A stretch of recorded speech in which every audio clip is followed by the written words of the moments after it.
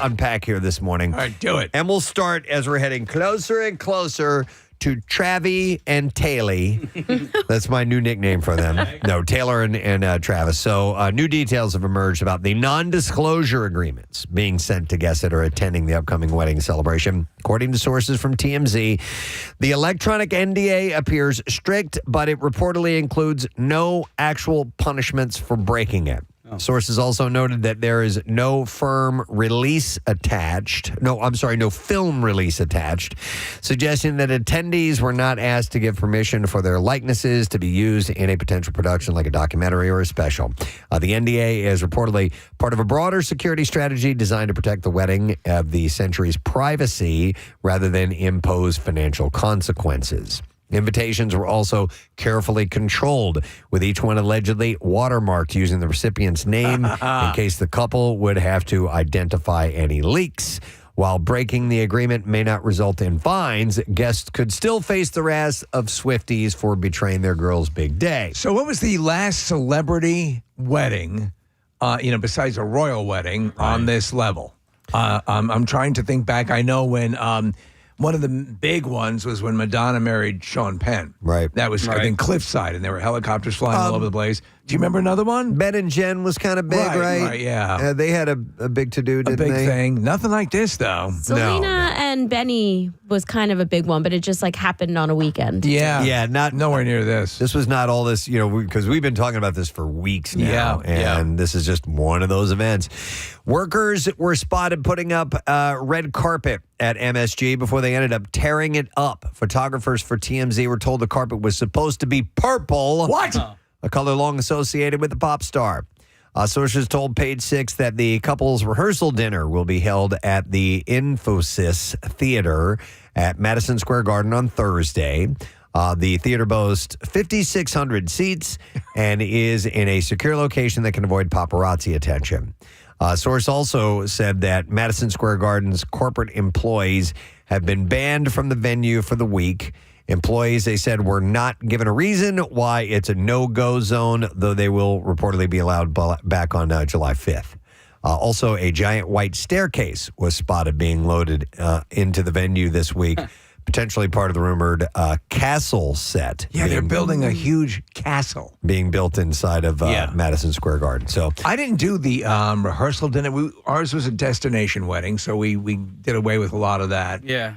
But I've always liked the rehearsal dinners that I've gone to. They're always sort of casual and Well, and that's the intimate part. So the wedding, you don't get to see the couple as much. When the rehearssul dinner, when you make the list for the rehearsal dinner, you're in the inner circle. These are the people you want to hang with. Yeah. So it's getting closer. It's this weekend, so we're going to find out post. Whether there will be photos, if they're taking pictures and releasing them, I don't know. We'll have to wait and see. All right, Blake Lively is seeking just over $8 million from Justin Baldoni. He doesn't stand for baloney. And Wayfarer Studios to cover legal fees after his $400 million countersuit was dismissed. Her filing requests $7.5 million in attorney's fees and about $540,000 in additional costs. Lively's lawyers accused Baldoni's team of using scorched earth litigation tactics to drain her resources through the case. How rude. They also said that the ruling puts anyone using lawsuits as intimidation on notice that there are consequences. Baldoni's team has until July 13th to respond to this request. These tendrils just go on and on and on. We thought it was over. I thought it was over. Now this is this $8 million settlement thing. Nothing's over. Too much. Nothing's over! Yeah, it's... Are you having legal problems? I wonder... Remember, nothing is over! Big suits like this, I wonder how long, like you call them the tendrils, how long these little loose ends hang out there. I would imagine for years. Well, yes, that's why you see that elation when a couple that a divorcing couple who wasn't fond of each other gets that final moment where they can sign off conclusively on wrapping it up, because it can go on. And look at Brad Pitt and Angelina Jolie. Yeah. They're still fighting over that goddamn vineyard. Sure. It's crazy. Yeah, we'll see how long. It's crazy! Yep. Elliot Page gave fans a glimpse of his impressive boxing physique in a new Instagram post, sharing photos and videos from a training session with New York-based coach Nolan Hansen. Dude is cut up, man. The shirtless actor posed after a workout and showcased his skills in the ring, later praising Hansen in the caption by writing that he has been incredibly fortunate to train with him. Page described his coach as a brilliant teacher, not just in the way that he breaks down complex movements, but also in his strategic understanding of boxing and his thoughtful approach to the psychological side of the sport. I'm going to have you chase a chicken. He also revealed that working with Hansen has become an essential part, quote, an essential part of my life, highlighting the impact that boxing has had on his routine. Encouraging others to give the sport a try, Page added, just be warned, you may end up getting as hooked as I am. Fans quickly reacted to his transformation with comments including, bro is ripped, and joking that you could grate cheese on his crazy abs. So somebody's been working out a lot. Looks that way. Yep, so good on him. Ruby Rose has revealed that she broke multiple ribs after slipping into her pool and crashing into the edge before falling into the water. Oh. She shared the accident video on social media saying, R.I.P. to my ribs and to the rest of my summer, joking that she went straight to the hospital and did not pass go or collect $200. She later explained on Threads that she broke her bottom 2 ribs and now has to use a breathing device during recovery. Well, that's painful. Yeah. The actress, Have you ever broken a rib? No. I have a I don't have a fear where I'm like terrified of something like that, but my fear is if that ever happened to me, just how painful breathing or just laying would be for how long, I don't know. But yeah, Claire fractured a rib when she was just slipping down the steps. She was kind of petting one of our cats and went to get up and the rib caught her on her side. That was painful. One rib, not even broken. The actress compared the injury to her painful experience filming Batwoman when she returned to work despite a broken rib and serious spinal injuries. She said, I'm sorry, but what in the F disassociation did I do to return to work on Batwoman the day after breaking my rib and neck? She said, I've just broken 2 ribs falling into my own pool backwards, and you couldn't pay me to put a bra on, let alone stand up.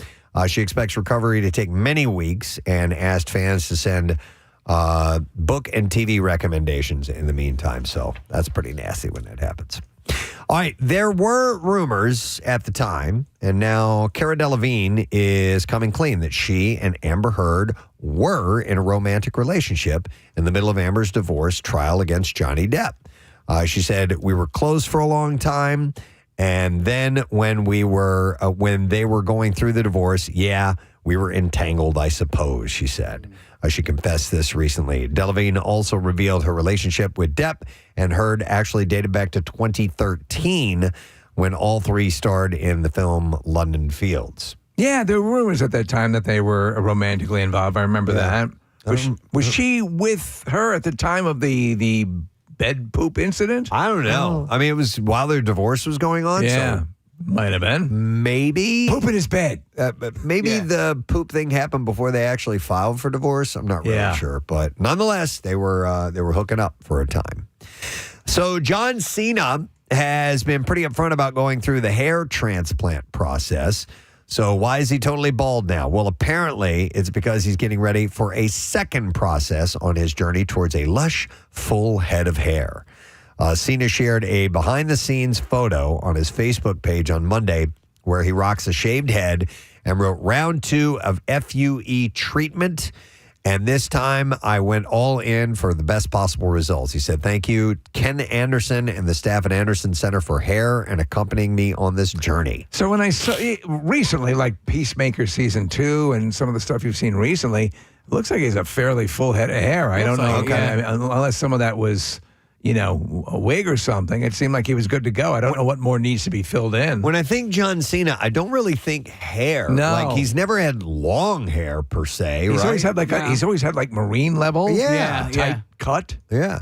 The former wrestler and actor previously underwent a hair transplant with Dr. Anderson in November 2024. So for whatever reason, it's important to him, and he wants a head o' hair. The joke is like that he pretty much got bullied into it.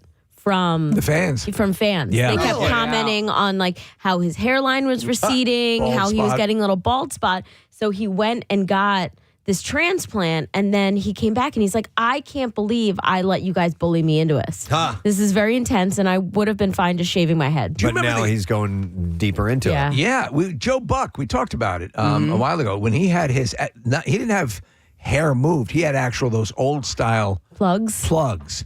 And they caused him to hallucinate. Oh, yeah. There was a bad reaction to having those put in his head. Some of the hair transplants they do nowadays look great. I mean, like Elton John. Yeah. Who was balding a long, long time ago. His hair looks real. Joel McHale. Yeah. John Marks down the hall. He had a procedure done. Really? And I mean, yeah. So the hair on his head is his hair. It looks really good. Yeah. All right. As Taylor Swift readies for the walk down the aisle, her ex has other things and other people on his mind. Us Magazine reports that a source close to the actor says that he has a new woman, fellow actor Sarah Pigeon. They met at an industry event and were introduced around award season this year. They're casually dating and are really into each other, a source said. You'd imagine. Rumors started bubbling when the two were seen on an outing in Brooklyn earlier this month, followed by some PDA a few days later. So, yeah. While Pigeon's dating life has mostly been off the radar, Allwyn famously Who wants some crumbs? Dated Taylor from 2016 to 2023. So they had a fairly decent length of a relationship. Did you crap on my car? Yeah. Poor pigeons. Yeah. They're beautiful birds, but they get a bad rap? Yeah, They they're do. like sky rats. Yeah. Yeah, definitely. I agree. All right, so we have some audio to play along with this. A trailer is out for Netflix's new Willy Wonka-inspired reality competition series. It's called The Golden Ticket. The series sees 12 contestants, 12 contestant pairs taking on physical, mental, and moral challenges as they compete for a life-changing prize. And the show is going to use AI to recreate the voice of Gene Wilder, who, of course, played Wonka in the beloved 1971 film. And they've done it with permission from his estate. In a statement, Wilder's wife, Karen B. Wilder, said that she is delighted that the series will introduce his magic to a new generation. And we have a clip to play, a sample from the trailer. Here we go. A whole new generation of real-life golden ticket holders will compete for a life-changing prize. Or say a most unfortunate goodbye. All right. So listening to that doesn't jump out as Gene Wilder to me. And I don't know if it's, what process they used or what age they culled from to get that, but it doesn't scream Gene Wilder. I hear it, but it sounds just a smidge off, just a tiny bit. But how do you guys feel about stuff like that?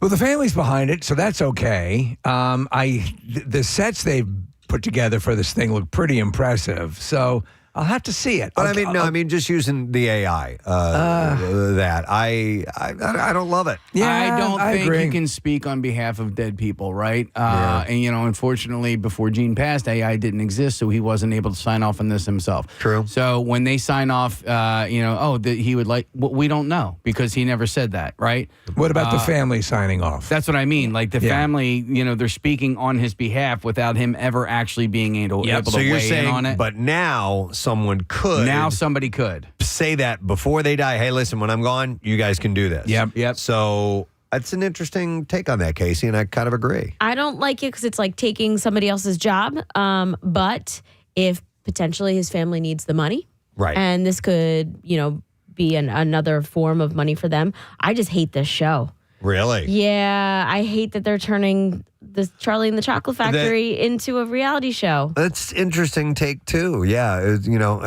it's the movie lends itself to really cool sets, that's what they've really done. cool visuals, obviously. But you're right, Marissa.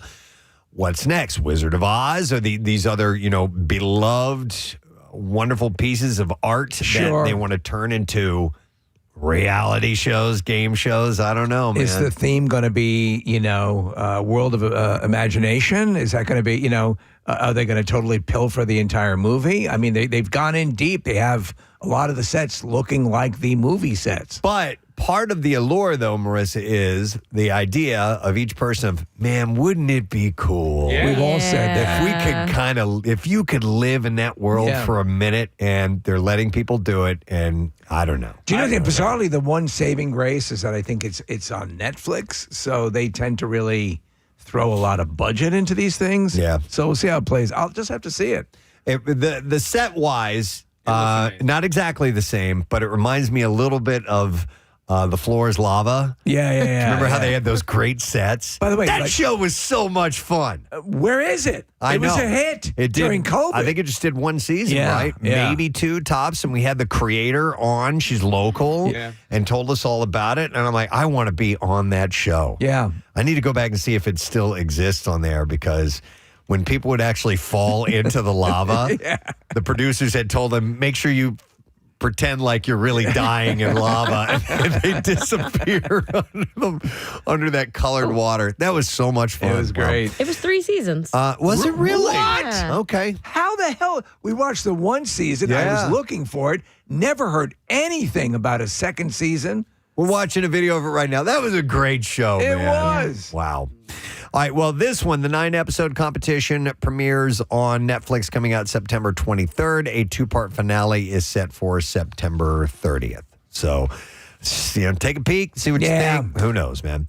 All right, Prime Video has announced that Season 4 of Reacher, starring Alan Ritchson, will premiere on August 12th. And by the way, that takes place a large part in Philadelphia. Yeah, in fact, they were in and around the area, and some of those episodes were in Atlantic City, if you remember. I love that. But yeah, they shot here in Philly.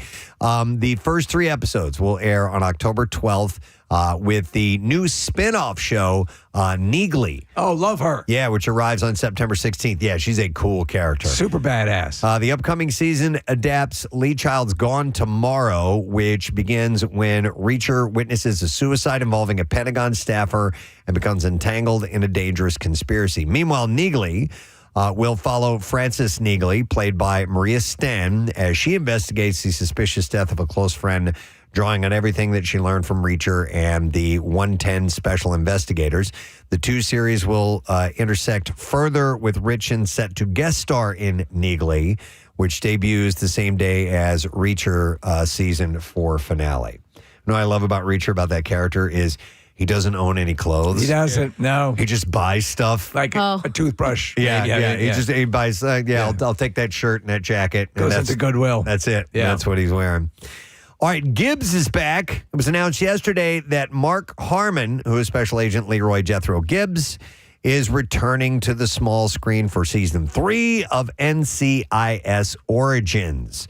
He will, the Harmon guest starred on the show last season as part of a crossover with NCIS that spanned the prequel's 1990s setting and the present day world of the original series. He'll also appear in the series premiere he did appear in the series premiere back in 2024. God, he's been playing this character for decades. I know. He will not only narrate Season 3, as he has for the first 2 seasons, but will appear on screen in every episode.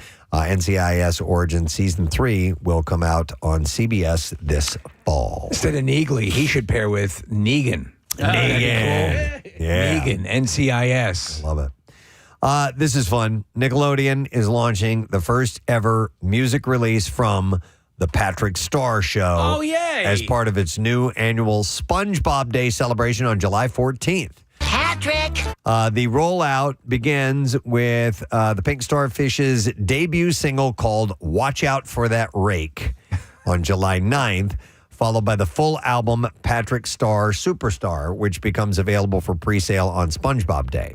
The music project is one of several events planned for the franchise's franchise-wide celebration, which will also include special programming, gaming activations, live fan experiences, and previews of upcoming content such as Merry Christmas, Mr. Plankton, and Scary Tales.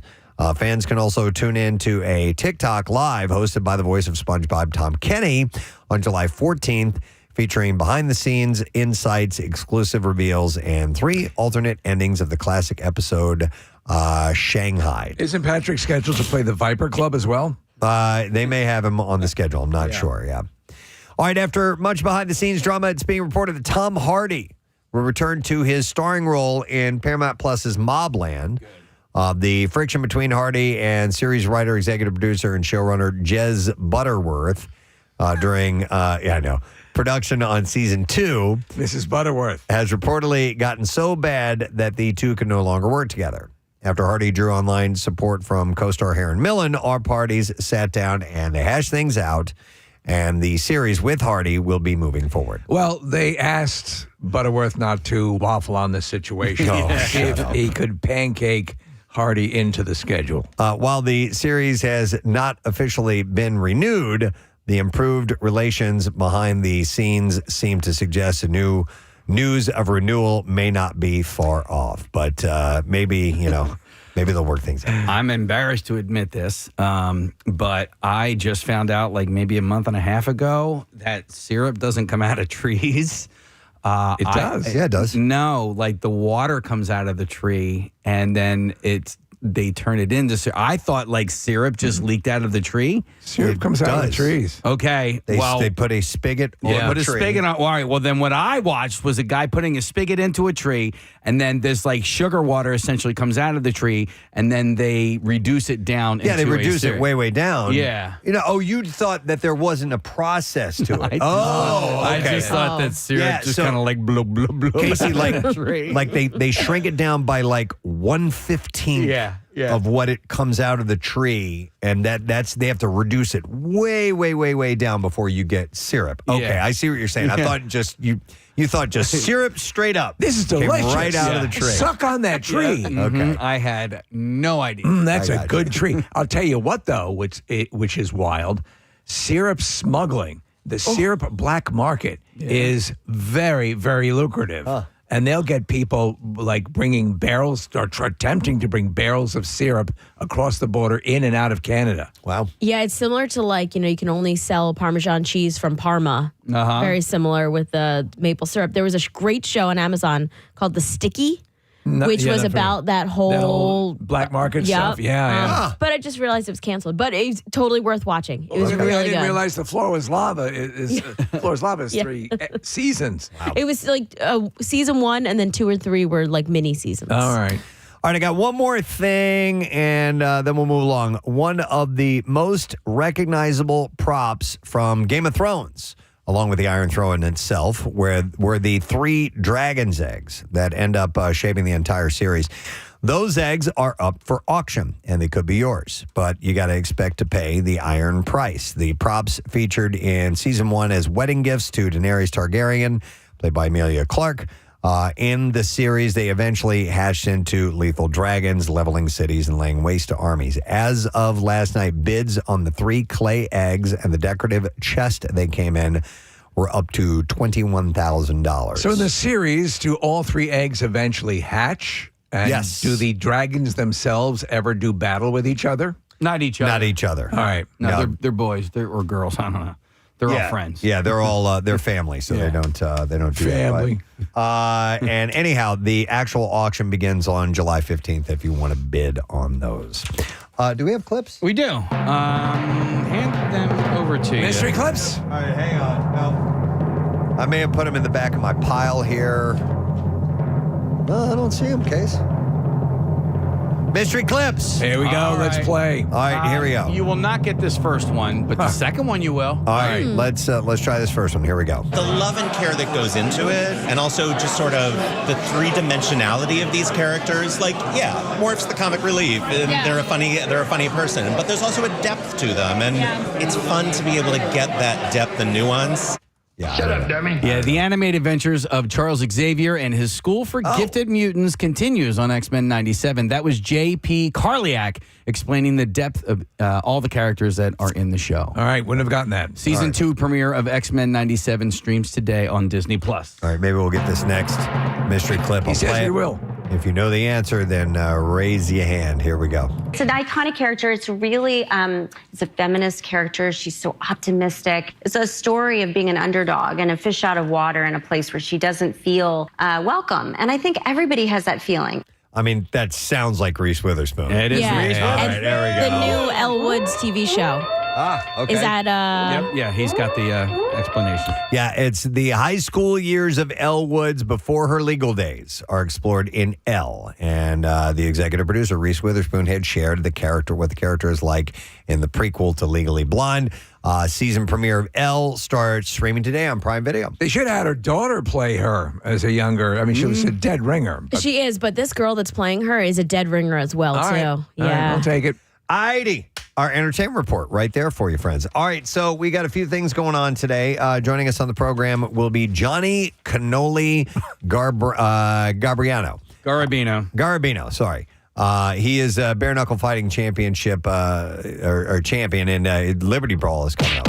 It's Friday at Xfinity Mobile Arena, so he's stopping in this morning. And we also have a group called the Second Time Arounders coming by this morning. Marissa stumbled across this group in Tampa when you went there. What was going on at the time? It was a parade. It was the St. Patty's Day parade Okay. when we were down for spring training. And so these are older adults who are musicians or performers, and they essentially have a marching band for people, it says, ranging in age from 18 to 80 who share a common background in high school, college, or military marching band. So this is taking a second dip at it. If you loved marching band back in the day, in the heyday, when it was part of a scholastic program, and you miss it so much, this is what they do. They all Is this you? Maybe. I don't know if I'd ever do it again. I don't think I could because of my hearing issue. Those snare drums are just way too loud. Well, then just use the sticks and don't hit anything. But it was fun, and if I could, I think I would do that. I think it'd be a really cool time. That's fun. So we have some members of the Second Time Arounders because they're in town for the parades this weekend. Maybe we'll see because of the heat. Things have been shortened. They haven't been outright canceled. But they're going to be stopping by and they're bringing their instruments this morning. So yes. We'll have some fun Pretty with that. wild. All right, we're going to take a quick break. We'll come back in just a moment. So make sure you stay close and make sure you stay cool as well. Temps going way up today. We'll be right back. Maybe like the MMRBQ or something like that. You never know. We'll have to see. But check them out when you get a chance. Thanks, Nick. We appreciate it. My pleasure. All right, let's hear it for Nick, everybody. Great night. I would tell you to go get tickets to our next guest show, but they're all sold out. Yeah. You waited too long, didn't ya? Unless, of course, you already got them, then good on you. Ladies and gentlemen, appearing at Helium Comedy Club this week, and our friend Mark Norman. Hey. Back in Philadelphia. Good to be back. Well, that Lincoln Park makes me want to have a Mountain Dew Code Red and cut myself. It's good to be back. Philly, I missed you. I love it here. It's like Boston with minorities. That's true, yeah. Like our kindred spirit city. I'm trying to put my mind to work and figure out when you were last in studio. It was probably pre-COVID, right? Yeah, I guess so. It was a while ago. Biden was in office, and Ali Sadiq was here. I remember. There we go. There was some kind of poisonous food. You guys always had something crazy out in the lobby. I Polish, whatever. I just watched a set from Ali Sadiq talking about when he first got to prison. What a crazy, crazy ass story. What a crazy life that guy's lived. Oh, yeah. Unreal. Tough dude. Yeah. How many times you been in prison? Just for the sex. You have been mugged before. You mentioned that off air real quick. Yeah, I moved to Brooklyn, got mugged 3 times in a year. Whoa. When I started comedy. New York just tries to spit you out, It's like, not like my wife. You're the pantheon, though, of, I think, currently, and kudos on all your runaway success, which has been tremendous, but of wild stories for comedians. Besides the mugging, I had no idea that at one point your family had been tied up during a home invasion. This is back in New Orleans, correct? Yes. Explain what happened. Were you part of that incident, or did you happen upon it? Wow, you know more about me than my father, which is, I appreciate. Yeah, I grew up in New Orleans, which is a rough city. People always like, oh, good luck with New York. I'm like, New York's nothing compared to New Orleans. But, we had a bunch of break-ins growing up. We lived in a mansion in a poor black neighborhood. So everybody thought we were rich because we were the white family, but crackheads would break in and be like, you got to get your act together. Like it was dilapidated. Yeah, right? It was dilapidated house. Yeah, it was like the Munsters house, right? Exactly. And so one time I was at a Mardi Gras parade. And I was like 14, and 2 guys broke in with guns, tied my parents up, took all the car keys, the credit cards, the jewelry. Jesus. And I came home to like 50 cops at the house, and I was like, my parents are dead. This is it. And I had survivor's guilt or whatever. And but it's the only way my dad can finish now. Oh, my God. Sorry. Oh, my God. It happens. Yeah. It happens. Yeah. Traumatic experiences can cause that. We were Shit, talking about what kind of boner was it? It was emotional boner. Yeah. Whoa. That's an Apparently actual that's a thing. Yeah. It's almost like flight or fight or Fight or flight flight. or bone. Yeah. It's Right. like three options. Something that's legit. I don't know. Can we get a service hooker? When is that coming? You know, if you got a service dog, what about the hooker? Did you bring her on the plane? Yeah. I love that idea. Do you have to buy her a seat? Unfortunately. Yeah. You put her on your lap, then you get an emotional boner. Right. Yes, it happens. What I wanted to ask was, growing up in New Orleans, when you're a kid or a lot of people have their first beer or whatever, you're in friggin' New Orleans. You're in Mardi Gras Central. What was that like for you? I mean, it's a wild town. I grew up in the 90s, too. It was lawless. I lost my virginity to a prostitute on Bourbon Street. Wow. You can drink outside there. Yeah. So I got my merit badge in drunk driving early. I'm the best drunk driver in America. Suck it, Tiger Woods. Do you, in fact, have to take the test drunk to pass down there? Well, you hear about these enhanced games. I was doing that with booze and a car 20 years ago. Yeah. But, you still have family there? Or? Oh, yeah, my parents still there. It's a wild time. I always say New Orleans it's like having Charlie Sheen for a dad. That's what it's like growing up there, where your friends are like, this is so cool. I'm like, I could use a hug and a vegetable. All right? I'm dying here. It's like the preacher's kids always wanted to be the reckless ones. You wanted some normals. Yes, exactly. My friends all lived in the burbs, and that felt like heaven to me. Wow. Do you play any instruments or anything like that? No. It's such a musical city. No, it almost feels like you have to. Just the skin flute. But comedy is not a thing there. So that's why you have to leave. It's not a real comedy town. It's Is all that the music. case? Yeah, because obviously, and we've all been, and there are people just on the corner who are playing like, world-class level. Completely. Yeah, and but the comedy scene not so robust. No, I think everybody there is funny. Everybody there is like up against it financially, it seems. So they're like, I can't pay to hear a guy tell jokes. What? Right. Yeah. So there's no comedy club or anything, so you gotta leave. Oh, never knew that about New Orleans. Yeah, it's like that Miami, same way. It's just not a great comedy town. Oh, okay. They're all coked up and hot and sexy and fake Steamy. boobs. Yeah, they don't care about your anxiety. So here you are living a completely different life, and you're a father now. How many kids you have? Is it just one child? How old? 16 months. Wow. Yeah, so I'm right in the thick of it, and he's cute and black, so I don't know who he is. But, cute kid. Your wife is a comedian? Yeah. You don't know these days, so yeah. But I wrote her name down, and is it May Planet? Hey, there you go. There we go. So this is very, it breaks two ways. It's a liability to be involved with someone in the same industry, or it's a blessing. I think in comedy, it's probably a bit of a blessing because you need to be understood, a comedic mind. Sure. And is that work? Is that how it's working for you? I would completely agree, and they get the lifestyle. They Like get the gone lifestyle. every weekend, the working nights. Because women, women like nighttime. They like dinner and a show and all that stuff. And comedy just kills all that because we're out every night. You're working, yeah. Yeah. Well, yeah, and you're hanging out with like-minded people, and you're just constantly on the scene. So you want somebody who's comfortable in the scene and can kind of hold their own. Exactly. And, ideas pop in your head. Like the other night I made a move on the wife and she said, I can't have sex tonight. The house is dirty. And I remember thinking like, hold on. Let me write that down. That's funny. And she gets that. She's not like, what the hell? Where are you going? All right. Would you battle for concepts if something happens to arise organically in a conversation? We're pretty different styles, so that way it works out too. We don't fight over a premise or anything. Is the worst nightmare for you two to have your child grow up and not be funny? Oh, That's what I was wondering too, Yeah. because you should have the perfect storm of comedy right You there. alone That's are true. bringing, nuclear level comedic capabilities. So Good point. Yeah. Yeah, that is worrisome. He's going to be some kind of nerd twink school shooter or something. wow, you picked a troika there. Well, I don't even need him to be funny. I need him to get comedy. Yeah. He's got to have a sense of humor. He's got to laugh. That's going to be tough. That's funny because my youngest doesn't get it. Like, she doesn't like, and we all, like, my wife and I love sitting down and watching a brand new comedy special. We watched your special on Netflix. Thank you. But my youngest, she's a funny girl,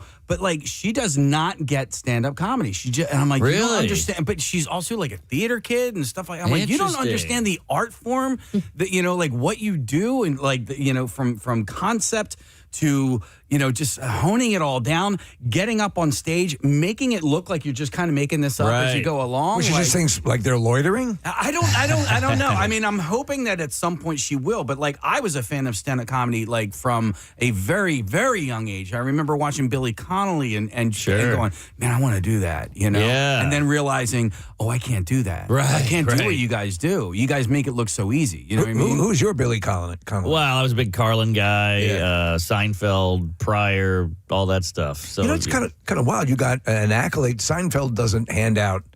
It always pops up in any bio of you. That Seinfeld is a big fan of your capability. And have you spoken with him? Have you ever?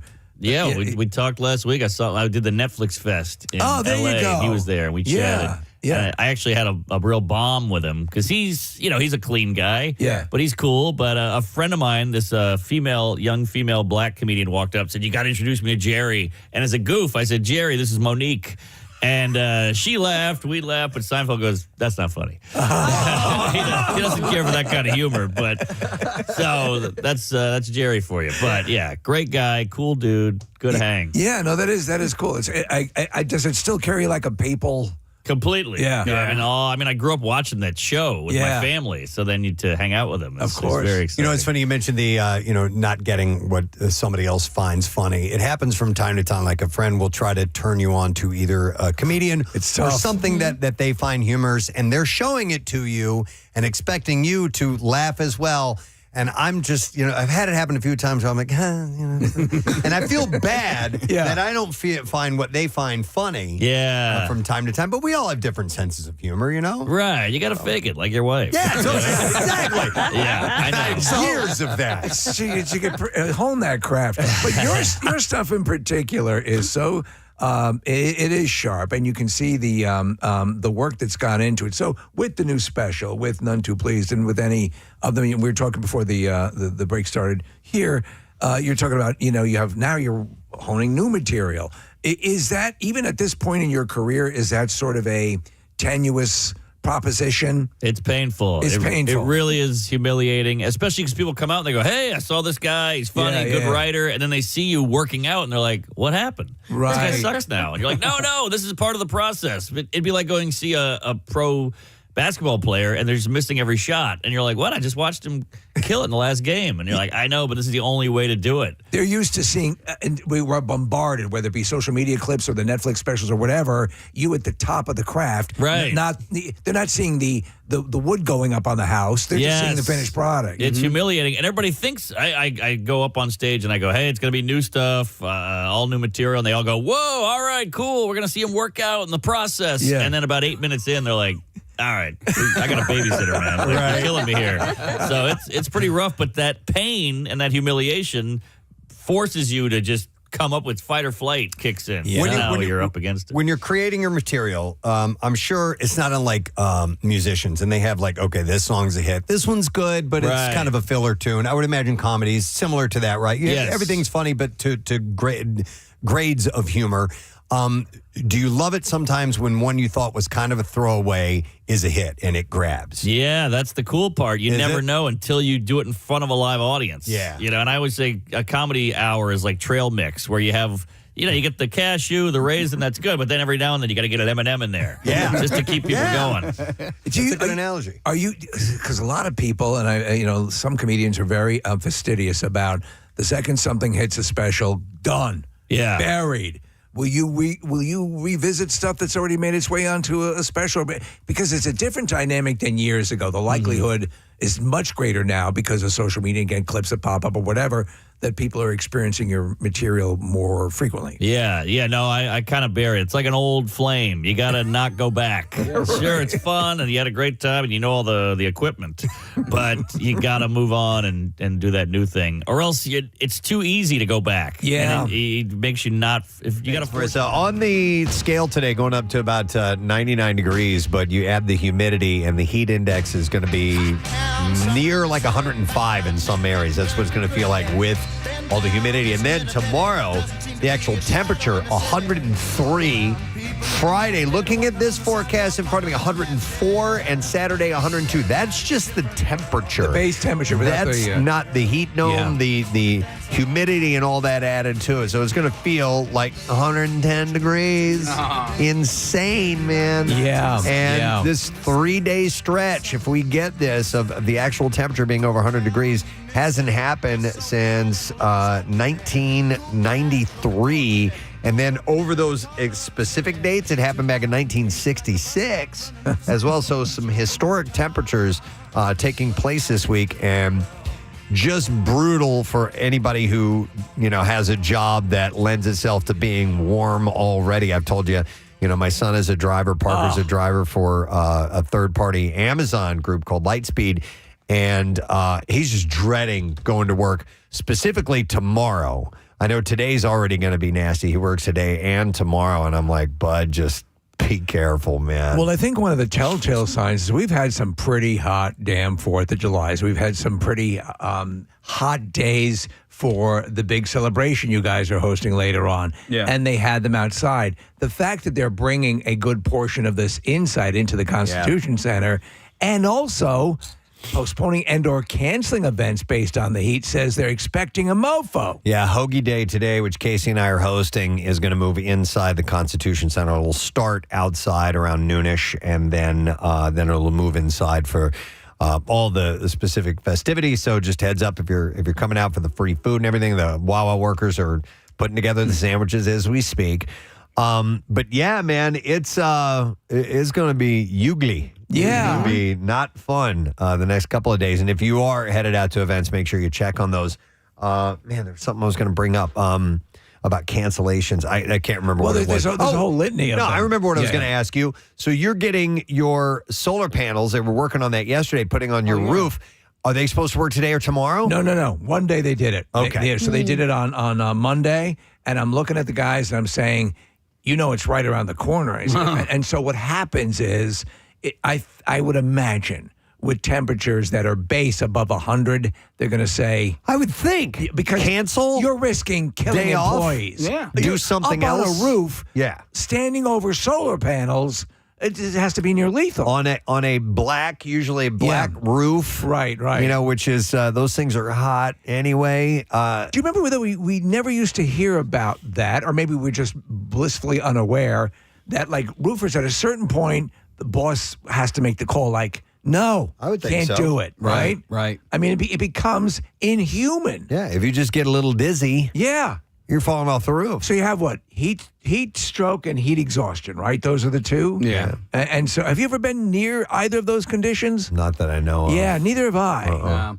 So, I mean, listen, I was a lifeguard, and you would be on the stand for, it just depended on how crowded the pool was, right? Like, if Did you have a lame, tiny little umbrella over you, or no? Yeah, I never did. But if there weren't a lot of people in the pool, it was usually like one guard on the stand for a half hour, right? And then if it was two guards in the stand, it was you would rotate from stands. So you'd be on one stand for 20 minutes, and then you go over to the other stand. And the hotter the day, you would swim from stand to stand. Yeah. And if it wasn't that bad, you would walk around or whatever. But I think the most you would ever be on the stand would be like an hour. So I think the most guards we ever had was like 4, and you would do 4 15-minute intervals on the stands. Rochelle had one time, and I don't know if it was heat stroke or heat exhaustion or what it was, but we were at a beach, and it was at the beginning. We went down to Florida. Okay, so it was warm here, it was cold back home, and we laid out. We went out on the beach and stayed out there for like 3 hours. She got wickedly sunburned, and on the way back up to the hotel room,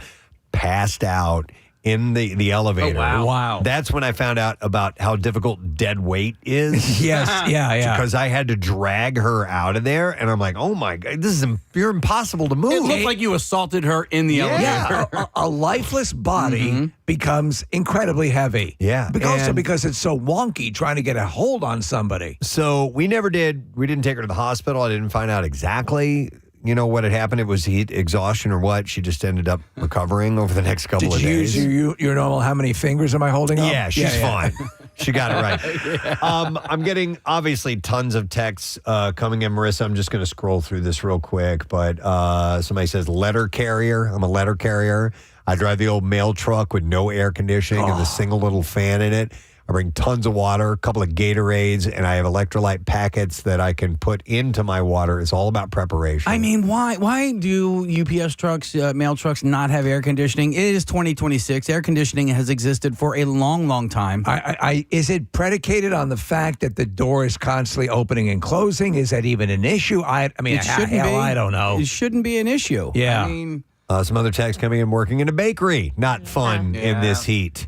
Somebody also wrote in, I am in a welding shop and then they wrote, it sucks. I wonder, so, you'd get away. I remember one time, this was working in the back room at B. Dalton's bookstore, and the HVAC system shut down. It was in a mall, and it was a heat wave.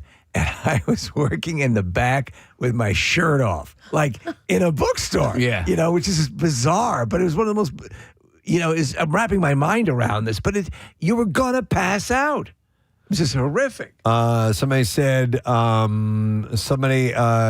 put on my welding jacket for 5 minutes. The thing was soaking wet. I'll take the flash burns at this point. Jeez. Hey, I'm driving this Outback right now, the 2026, and it's got air-conditioned seats. Yes, they're awesome. You guys have those? Yes. Tell me about them. Dude, so you do, sometimes you don't even notice that your bum is being cooled off, and then you're like, hey, hang on a second. Like, what is this? It keeps your ass from sticking to the seat, too, which is another great advantage. We just bought a new van the other day, and I was driving it home for the first time, and I turned to Rochelle, and I'm like, are these seats cool? Because my balls are cold. Literally, I felt like the boys started getting chilly. I'm like, is something wrong with me? She's like, no, I turned on a little seat. Absolutely, man. So it's in some godsend. in some of the new vehicles nowadays. But feel free to call about how nasty it is for you work-wise. 610-660-9333. By the way, is the number. I went out for a bike ride on Monday. I did a nice little. I was out for a couple of hours, and it wasn't overly hot or anything like that, but I didn't even think two things about it. And then when I was getting out of the shower the other day, so that was on Monday, it had to have been Monday night. I had no idea. Preston, look at this. You ready? Look at that tan line. Oh, yeah. Yeah, I had no idea that I didn't put any sunblock on. You always have to put on sunblock. Now I have to even this thing out. This is ridiculous looking. Somebody texted and said, you guys sound like you have comfy office jobs. Really? That's a shock to you? You didn't know that we worked inside in a studio? No, we work around a kiln. Soundproof? Yeah. I'm blowing glass right now. Yeah, did not know that. Loads of people texting in. So there are a lot of people that this is going to affect. And I don't know if you will have a chance to take extra breaks or precautions are put in. There's got to be something if you are outside for all hours on end. And listen, I know you have to get the work done, and there are people that are paying for services, but you do have to. You got to live. Yes, and the employer can't risk killing you. The fact that we're buttressed up against the 4th of July weekend, I think probably a lot of people will have Friday off, hopefully. Yeah. And that'll make it a little less of an issue. But there are a lot of the things, as you said earlier, if you have events planned for the next couple of days, make sure they're still on or haven't been moved later into the evening. I'm going to go to Kathy. Hi, Kathy. You are on the air. Good morning. Good morning, guys. Hey, what's up, How Kathy? are we? Good. Not much. Have a day off. Finally. You have a day off. All right. What do you do, Kath? Yes, I'm a flagger. Okay. Traffic control. So you stand out and and exposed to the elements for hours at a time. And are you going to be working any over the next couple of days? Absolutely. Oh, what day are you working? Yep. Hopefully I'll be working the rest of the week. Today's my one day off. I started a new flagging job, but yeah, it's pretty much, if you get a break, there's no sense in sitting in air conditioning because you just get right back out in the heat. So you just kind of try to stay in some shade and stay hydrated. Have you ever gotten woozy? Somewhat, but never to where I felt like I was going to pass out or anything. No. Man, so what do you? I love it. So a lot of people you love it. Sounds fun. A lot of people subscribe to the notion of wearing like layers, and they say that Well, that's what I was going to ask too, because I see. Yes, Thank you, Kathy. By the way, work. layers work. Okay. Yes, layers work, but you can put hot feet in the wintertime to keep your feet warm, but they eventually going to get cold. In the summertime, your feet get hot, you just take them socks off. All right. Thanks, Kath.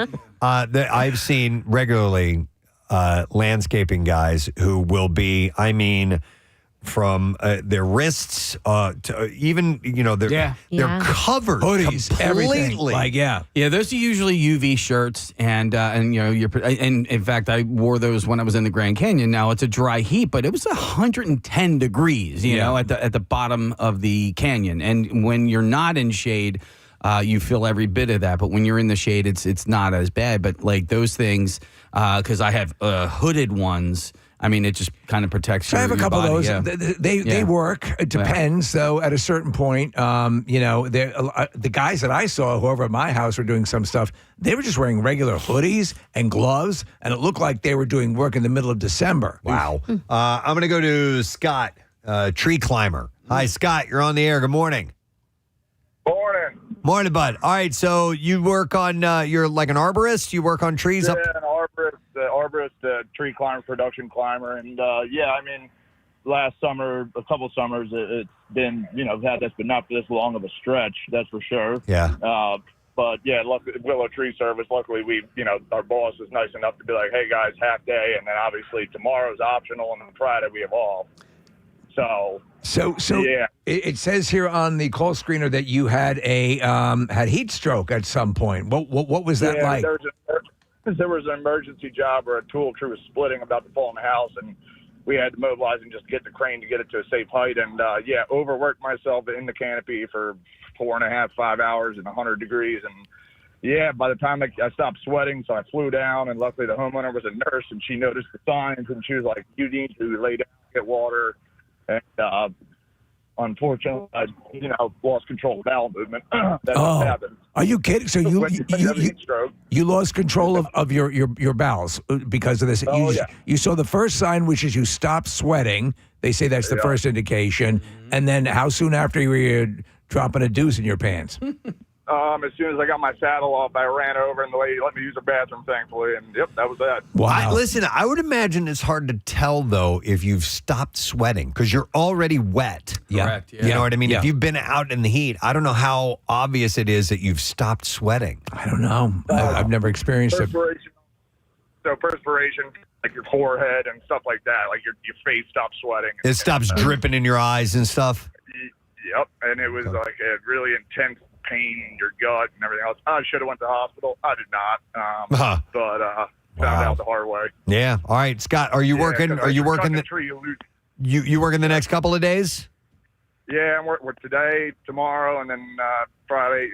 We're off Friday, so it's optional for some people, but I'll be working. I need the money.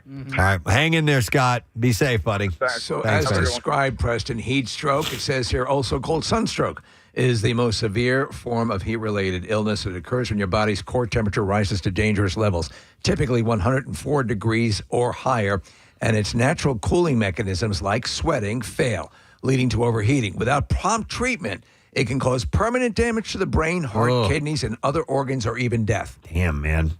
By the way, some people are texting in, Steve, we need to reinstitute the heat line. The heat hotline. Yeah. If we could give that a call real quick and see what kind of advice we get. Hello? Yeah. Yeah.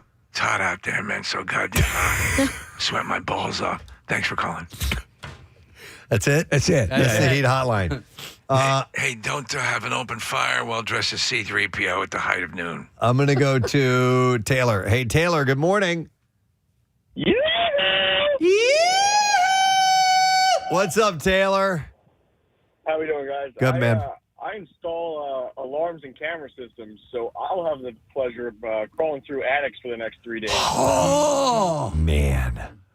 Attics are hot enough. It is ungodly hot. Yeah. You like dangerous so that when you climb up into an attic, Taylor, does it become difficult to breathe? Oh, absolutely. And, you've got like blown in insulation and whatnot. So we're wearing masks and stuff. Oh. So between breathing through a wet mask, it feels like you just crawl into an oven. So you're sweating, you're getting that insulation. Any exposed skin is going to itch like a son of a bitch.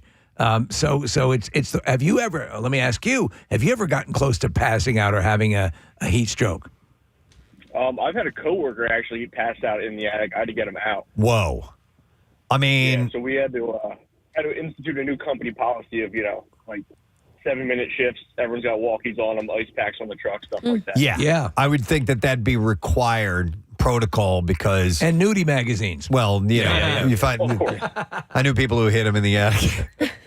But no, I would imagine that's required because you could be up there and your coworker has no idea that all of a sudden you were just overcome and you're out. And, that's it. And you only have a limited amount of time that you can survive in heat like that. Wow. All right, be careful, Taylor. Thanks for checking in, man. We appreciate it. Let me go to Ryan. Hey, Ryan, good morning, buddy. Hey, morning, guys. Gadzooks. Gadzooks to you. All right, you've worked in a gnarly hot job before, right? Yeah, so I worked as a flight medic down in southwest Arizona, so a couple hours southwest of Phoenix. Oh, man. And I started right when COVID first started peaking, so back in 2020. And summers down there were already 110, 115 degrees on a good day.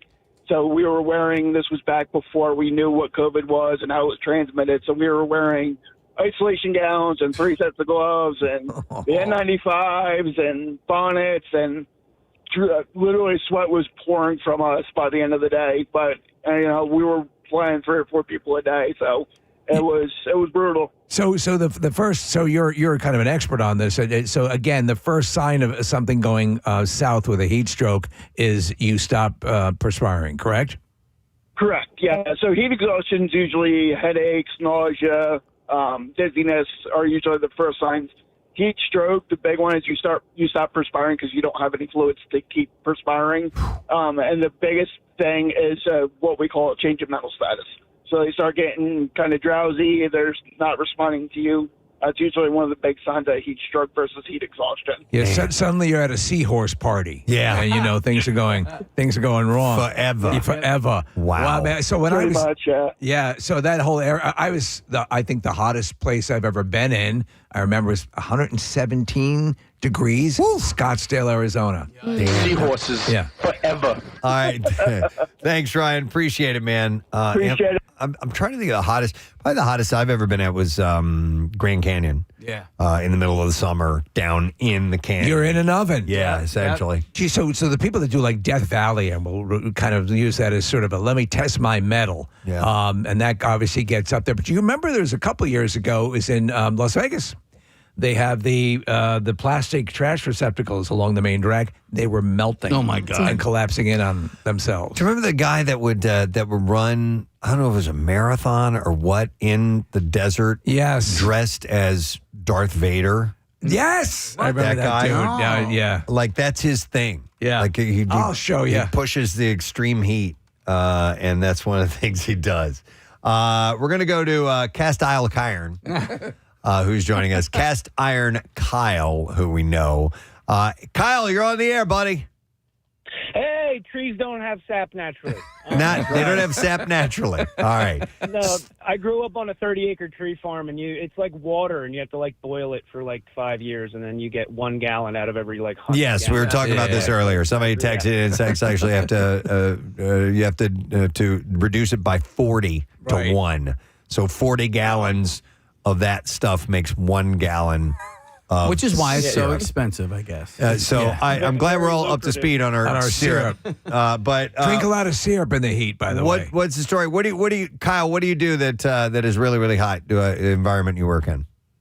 So I work in a tank welding shop, not like Abrams tanks, but vessels, tanks, containers and processing equipment. The guys have got to crawl in there and weld in full long sleeves, cotton. It's a hot job.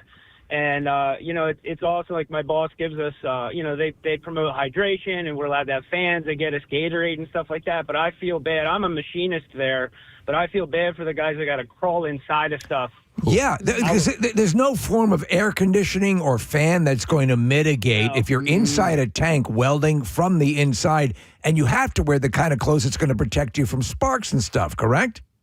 Yeah, you absolutely have to. I would take working outside, like I said, I grew up on a farm. I would take working out in the direct heat any day rather than being enclosed in like a metal depth charge. Yeah. Up like a hot water heater. Or just go out, if you could get a job where you're welding maple trees. There you go. Right? Yeah, maple syrup tanks, yeah.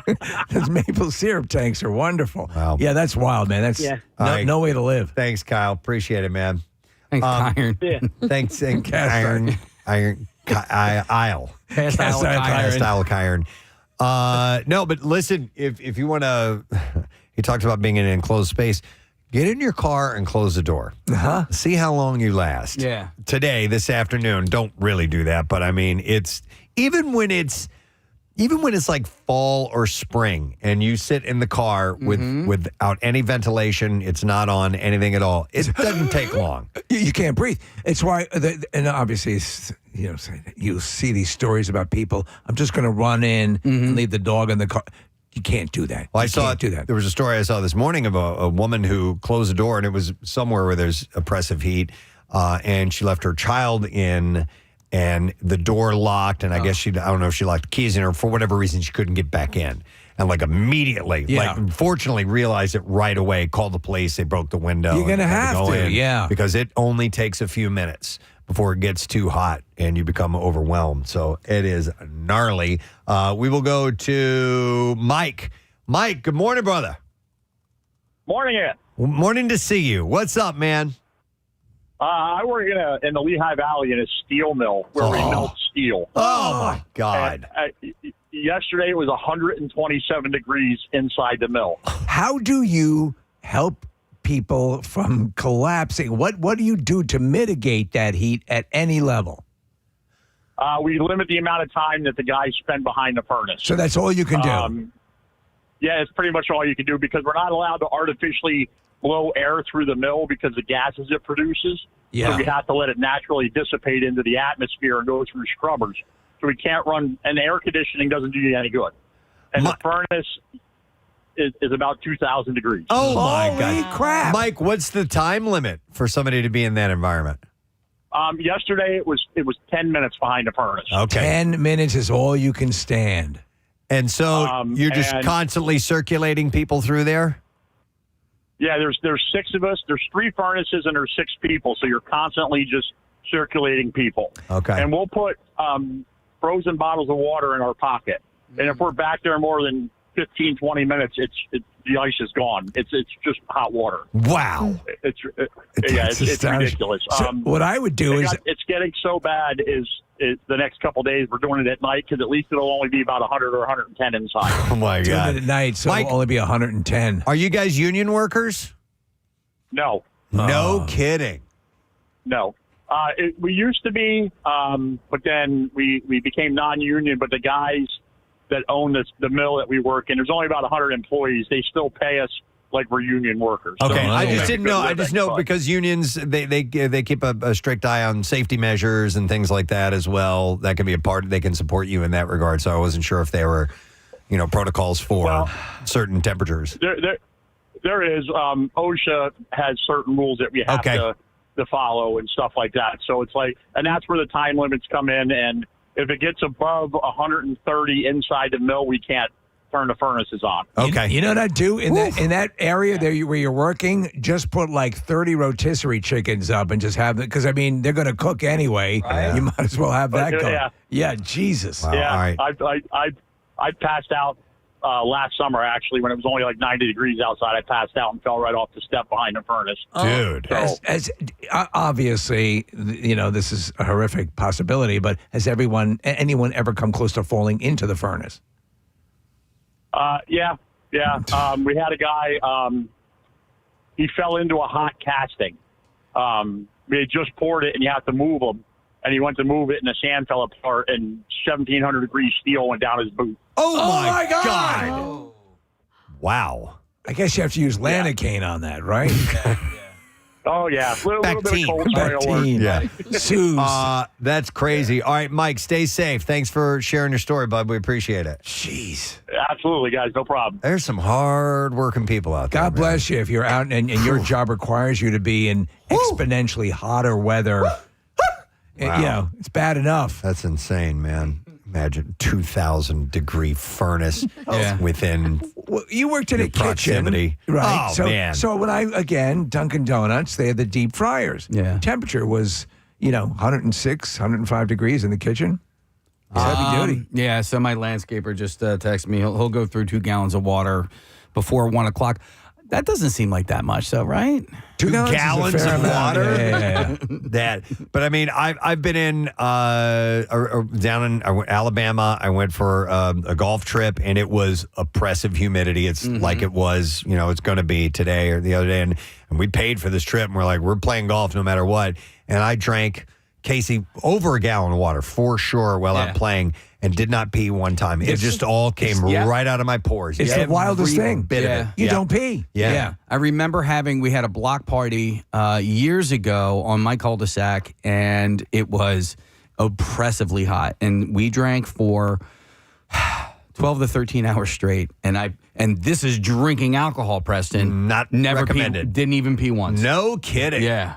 Wow, man. That's pretty wild. All right, I want to go to this call. We got a break in just a second here, but I have Bruce as a landscaper, but he's doing some special jobs. Hi, Bruce. You're on the air. Good morning, buddy. Gadzooks, how's it going, Brudskis? Gadzooks, brother. We're doing well. All right, so you're landscaping, but you're working with FIFA, right?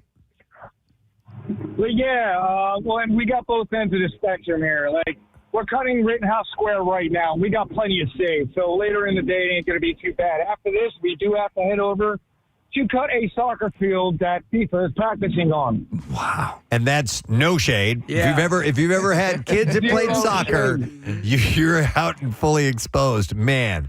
Yeah, big time. That machine gets a little bit high, especially when you're turning around down and you got to drive backwards. You got the heat from the engine blowing on you. That really sucks. And then the sun beating down on you. Bruce, we got a flappy hat. Do you wear the long sleeves and long pants and all that? I was just about to mention that, Preston. No, I do not, but all the guys on my crew do, and they all swear by it. Everybody else does as well. They say it keeps the sun off you, it makes you sweat more, and it keeps you cooler. Okay. But you mentioned the flappy hats. Have you seen the hats now that are the big flappy hats that actually have fans built into them to point down towards you? No. Have you seen these damn things? I've not seen them. Yeah. Maybe Yeah, I'm going to have to invest in one of them. all right. Upgrade your flappy hat. All right, Bruce, thanks. Swing by Pierre's bench while you're in Rittenhouse Square there, brother, all right? I do every time, brother. All right, we'll see you, man. Thanks for checking in. All right, well, it's going to be bad next few days. And for those of you who work in that environment, if you've dealt with it before, then you probably know what to do. Just be on your game. Be set. Hydrate, obviously. I think that the electrolytes and all of those required things are worth looking into. Yeah. Check in on the heat line again. Oh, yeah. Call the heat line, please. Oh, it's a heat line. God damn, it's hot out there, right? Sweating my balls off. Thanks for calling. All right, with that, we are going to take a break and come back in just a moment, and we're going to chat with our friends at Fox 29, Mike and Alex. We'll see what they're up to. B-File coming up. We got guests and stuff like that. We'll be back in a moment. Stay put. To pull something out of you. Years ago, when I had my run at stand-up, you would see comedians, and that was one thing that I found it was strangling, and that's why improv was, an avenue that I took as well, was that the people that do it and do it right and do it the way you do it, they hone it. You have to go back and revisit it. Yeah. You got to polish it. And it's are you by nature a shy person? Are you by nature someone who did you have to work your way up to get a stage presence? Because you don't seem like you're not wildly egotistical. You're not, you know what I'm saying? You're like a regular guy. Oh, I think most comics are kind of normal. Like I always say, a barroom guitar player is probably never going to meet Mick Jagger. Right. But I've met Louis C.K. and Bill Burr. You can hang out normally because we're all peers at the end of the day. Right. That's the cool thing about comedy. It's pretty even keeled. I think I wouldn't say I'm an introvert probably, but you hang out with like a 22-year-old kid now, and they're like squirrely and weird, and you're like, oh, you guys never learned to socialize. Yeah. So I can still socialize. It's true. It's true. Listen, I love your social media. I'm an Instagram guy because I'm 50, but I'm an OnlyFans guy. But what I like about I could go a couple of different places here. I've learned things about you on your Instagram. You're fit. At one point, I don't remember which video it was, but your shirt came off. I was like, hang on a second. Like, what? Mark Norman's got a good body. Like, he's actually got muscle definition and abs. I was like, what is that all about? I thought you said Instagram, not Grindr. But then also, you're a good skateboarder. I used to be pretty good. Yeah, that was my whole life before comedy was skateboarding. This is in New Orleans. You were skateboarding. Yeah. How's New Orleans as a skateboard city? Great. It's just a bunch of ledges. And also, my parents were just like, get out of here. Go. So we didn't have a phone. So you just skated from like 9 a.m. to 9 p.m. every day. But but you don't do that like just for fun, hobby anymore? I mean, I'm old and gay and I can't, my joints hurt. So like, it's not the same. Back in the day, we just get up and go. And now I'm 42. So, skateboarding, and plus one spill, and it's over. It hurts. It's wild. Yeah. You are. What is the most recent reminder of aging? Because we've had. I freely admit to having a.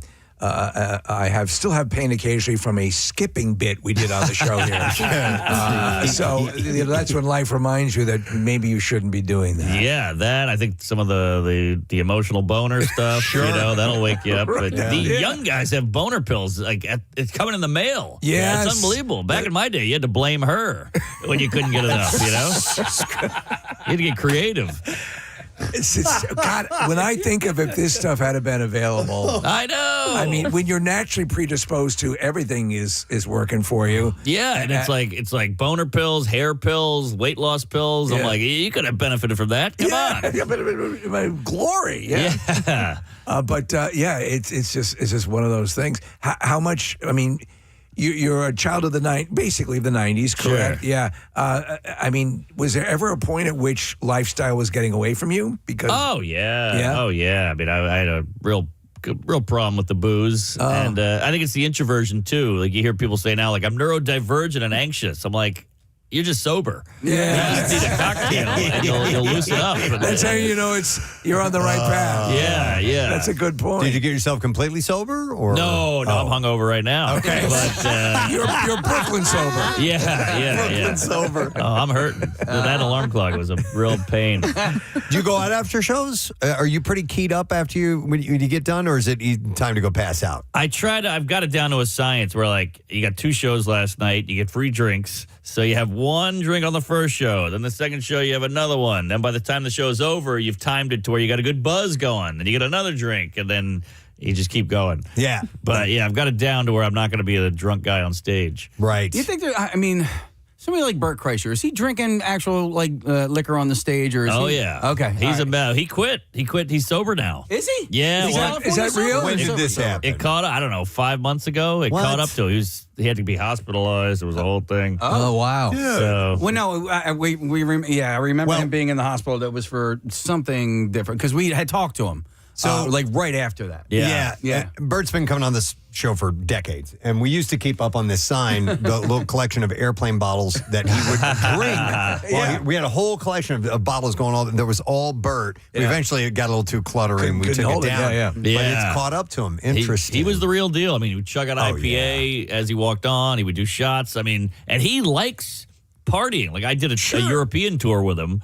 And, most comics, you have a couple of shots, and then you go back to the hotel, you go to a bar and rope off a section. Yeah. He would be like, we're all going to O'Flaherty's. And you go, all right, what are we going to?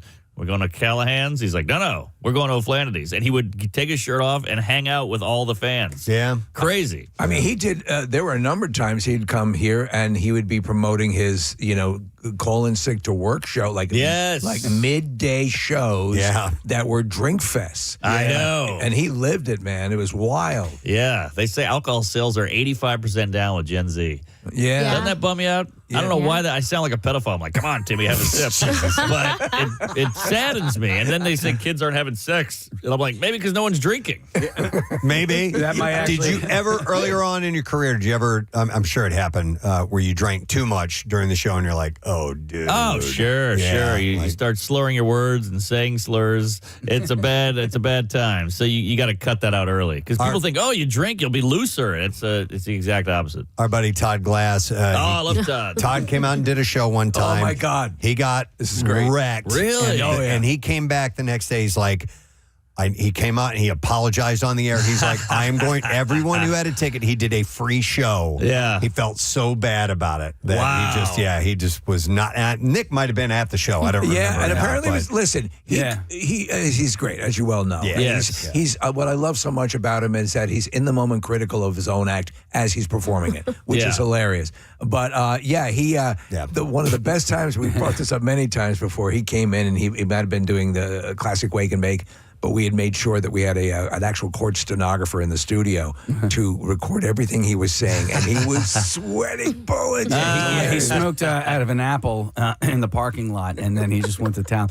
But alcohol, it's funny because it has that sweet spot, and if you play golf, if you throw darts or play pool, and so it probably has that same sweet spot in comedy as well, right? Yeah, I guess so. Well, Doug Stanhope is the king of that sweet spot, but it's so easy to go past it. So I think you're just better off hanging it up for a second. Yeah, drink after. Do you eat before your shows? I do. A lot of comments like, I can't eat, I can't do this, I can eat, I can do anything. Whenever we do appearances, whenever we do anything for the station or we're going somewhere, I can't. It's always afterwards, which sucks because you're having a hamburger at 1 o'clock in the morning or whatever.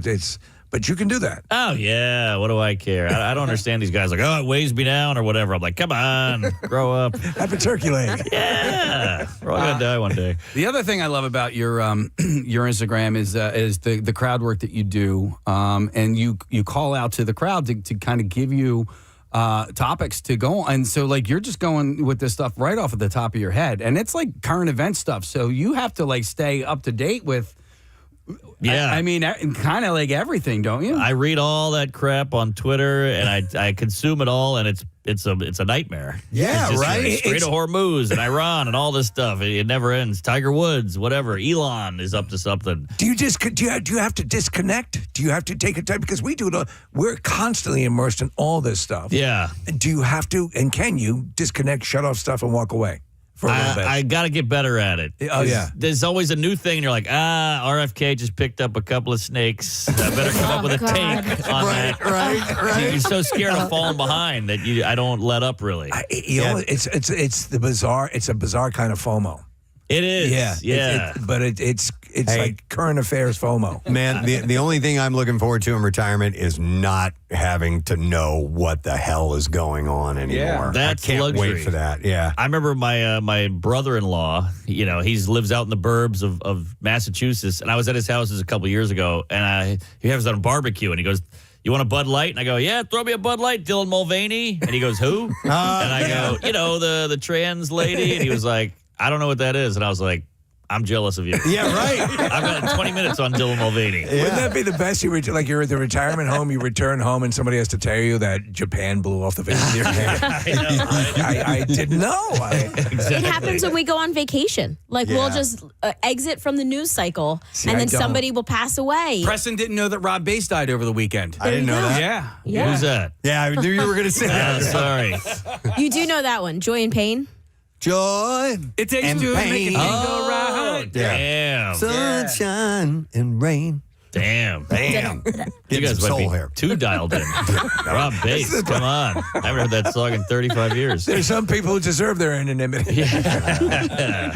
What else happened? Milli Vanilli got a colon cancer? Thank you very much, Marissa. We'll get to the B-File in a moment. Later on this morning, we will have Johnny Cannoli Garbarino joining us, bare knuckle brawler. We got about 10 seconds before we go on Fox Good Day, so I will turn this little fader up, and very soon we'll hear some music fading in, and that means they're coming to us, and there it is, right on time.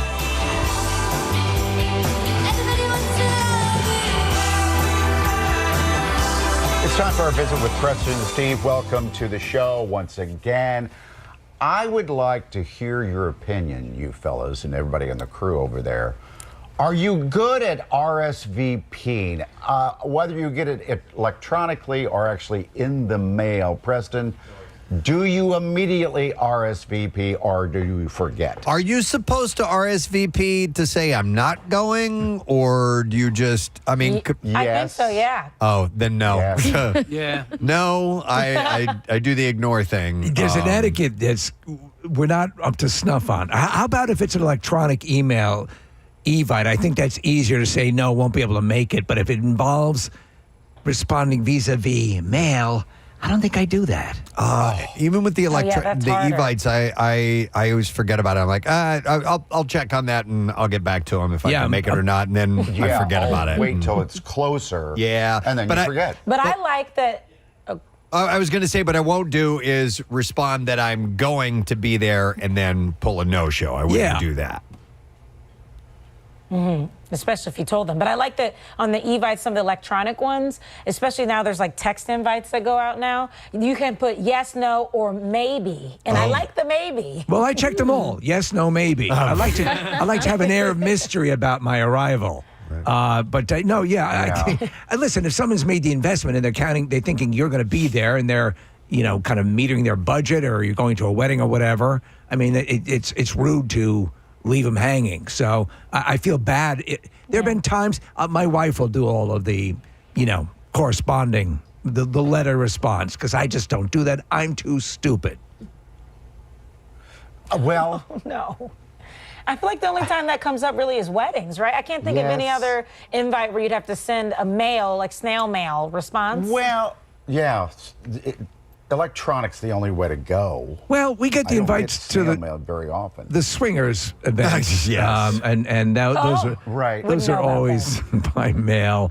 But did you ever go to Plato's Retreat in New York? I remember when it was fully fully up and running. No pun intended. And no, but I know of a friend of mine did years ago. Is that a swingers club? Oh, yeah, it was an everything club. Yeah, full blown sex club. Yeah. Oh my. Yeah. So, Mike, you went? Is that what you're saying? I did. We did a story there, and I actually got into the indoor swimming pool. It was for a story. Oh, my God. It was. Really? Joanna Boyski was the producer of the segment. I still remember. That pool was like a bacteria frappuccino. Yes, exactly. Their babies would just erupt out of the pool. Oh, my gosh. Oh, yeah. There used to be a swing club down in the 900 block of South Street here in Philadelphia. Really? Yeah. I think I remember that. We had talked about that years ago, Steve. Is it similar to Plato's Retreat, that kind of thing? I don't know. Yeah, I just remember it being a full-on sanctioned swingers club. Yeah. And that, you had to, there were very specific provisions on, requirements that had to be met before you could go. Became a 7-Eleven. Yeah. Well, what happened to it? Is it still there? No, it's gone. No. Well, I believe it's gone. I didn't check lately, but I believe it's gone. If you ever want to invest in one, we're up for it, Mike. Yeah. We're on board. A little piece of nostalgia. Yeah. I'll call you guys after the show. All right. Thanks, guys. Let's do a Deal, guys. Where should All we right. put our swing? We'll talk to you later. All right, now they're going to continue on. Where should we put our swingers club? Hey, before we get to the bizarre file, I have an announcement to make and a congratulations in the form of a shout out. You may not know this person by name, but we love her to death. We've been working with her for years here at WMR in our sales department. Account executive Lauren Henwood-Waitkus. She and her hubby have a new baby. They brought their beautiful son, Russell Brooks, into the world. And he was born yesterday at 1:14 p.m., weighed 7 pounds and 13 ounces. And we are very, very happy for them. And especially Lauren, who was, at this stage of the pregnancy, she was working here last week and just ready to pop, man. Oh, yeah. And here we are going into, 105 degrees. And all those ladies who are expecting right now, I know that some people actually will try to time it out so that they're not third trimester in the middle of the summer. It seems to be as oppressive as it can possibly get. But carrying around a bowling ball on your stomach. But it was time. Yeah. So congratulations, Lauren and Robbie. We're very, very happy for you guys. And, she's the best. Yeah, she's amazing. He's the best. Love them. All right, another shout out. This is from our buddy Jeremy Alcorn. Says, hey guys, my daughter's requested a birthday shout out. She shares her birthday with Casey. She discovered the spelling bee videos on YouTube and since teases me with made up words. By the way, we used to have Jeremy on for these spelling bees, and one year we created all these made up words and he couldn't spell them because they weren't real. She said, she says, Daddy, that seems Titlicia. And I get confused because I don't remember the made up word. And then she reminds me, and then she laughs because of that. She loves listening to you guys. She is turning 9 years old. Oh, that's adorable. So shout out for his daughter, and happy birthday to you. All right. Then there was a plug I wanted to mention. This is I got this from Sketchy Rufus.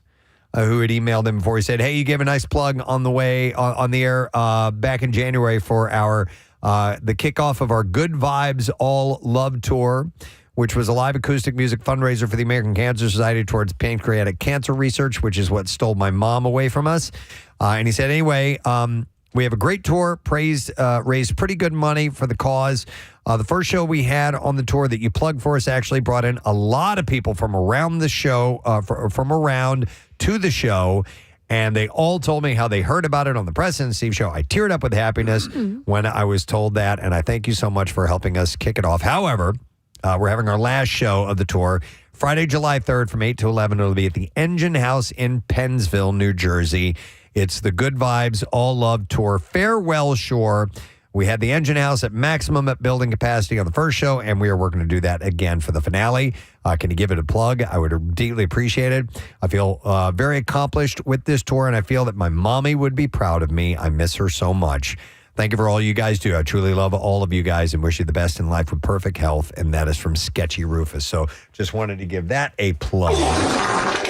And then here is another shout out. It says, hey, it's a bit late, but our fellow YTC member, Jawsome, that's our YouTube crew, Jawsome, had their birthday on Wednesday, June 24th. Please help us wish them the best birthday week ever to make up for That's it. awesome. So here's a shout out, our YouTube crew. And then one last one. This says, hey, guys, I want to request a shout out from my mom, Sherry. Unfortunately, she passed away at the end of May, which was a week before my wedding. And she was an amazing mother, taught me much, including my sense of humor. And she introduced me to your show when I was in elementary school during the Y100 days.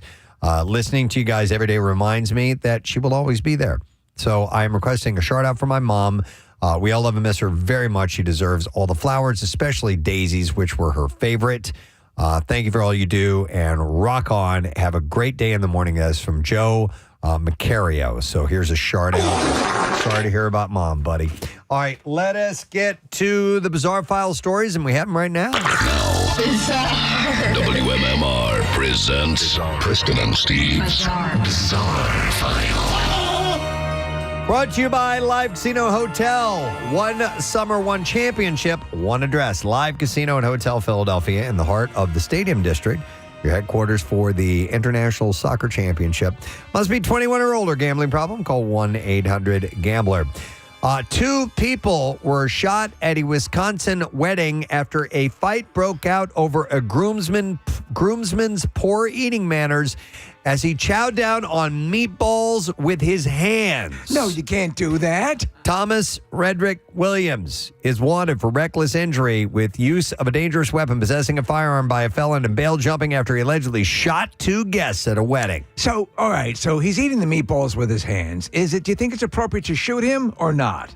Well, he was the one that did the shooting. He did the shooting? Yeah. Oh, man, he probably got sauce all over the trigger. Yeah. Police were called to the area business center in Milwaukee and found a man and a woman with gunshot wounds. The incident began when the woman, identified as the bride's cousin, confronted the groomsman for eating meatballs with his hands. It's like the old adage, let the guy with the gun eat the meatballs. The woman told police she saw Williams in the kitchen eating with his hands and told him to use a plate. Then he allegedly punched her.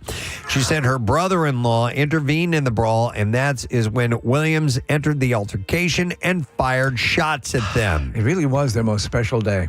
The woman was shot in the arm and leg. The man was shot in the back of the neck. Wow. Both were treated in a nearby hospital. Footage obtained appeared to show the distraught bride outside of the venue. According to prosecutors, the bride witnessed the shooting, followed Williams outside after he shot 2 people.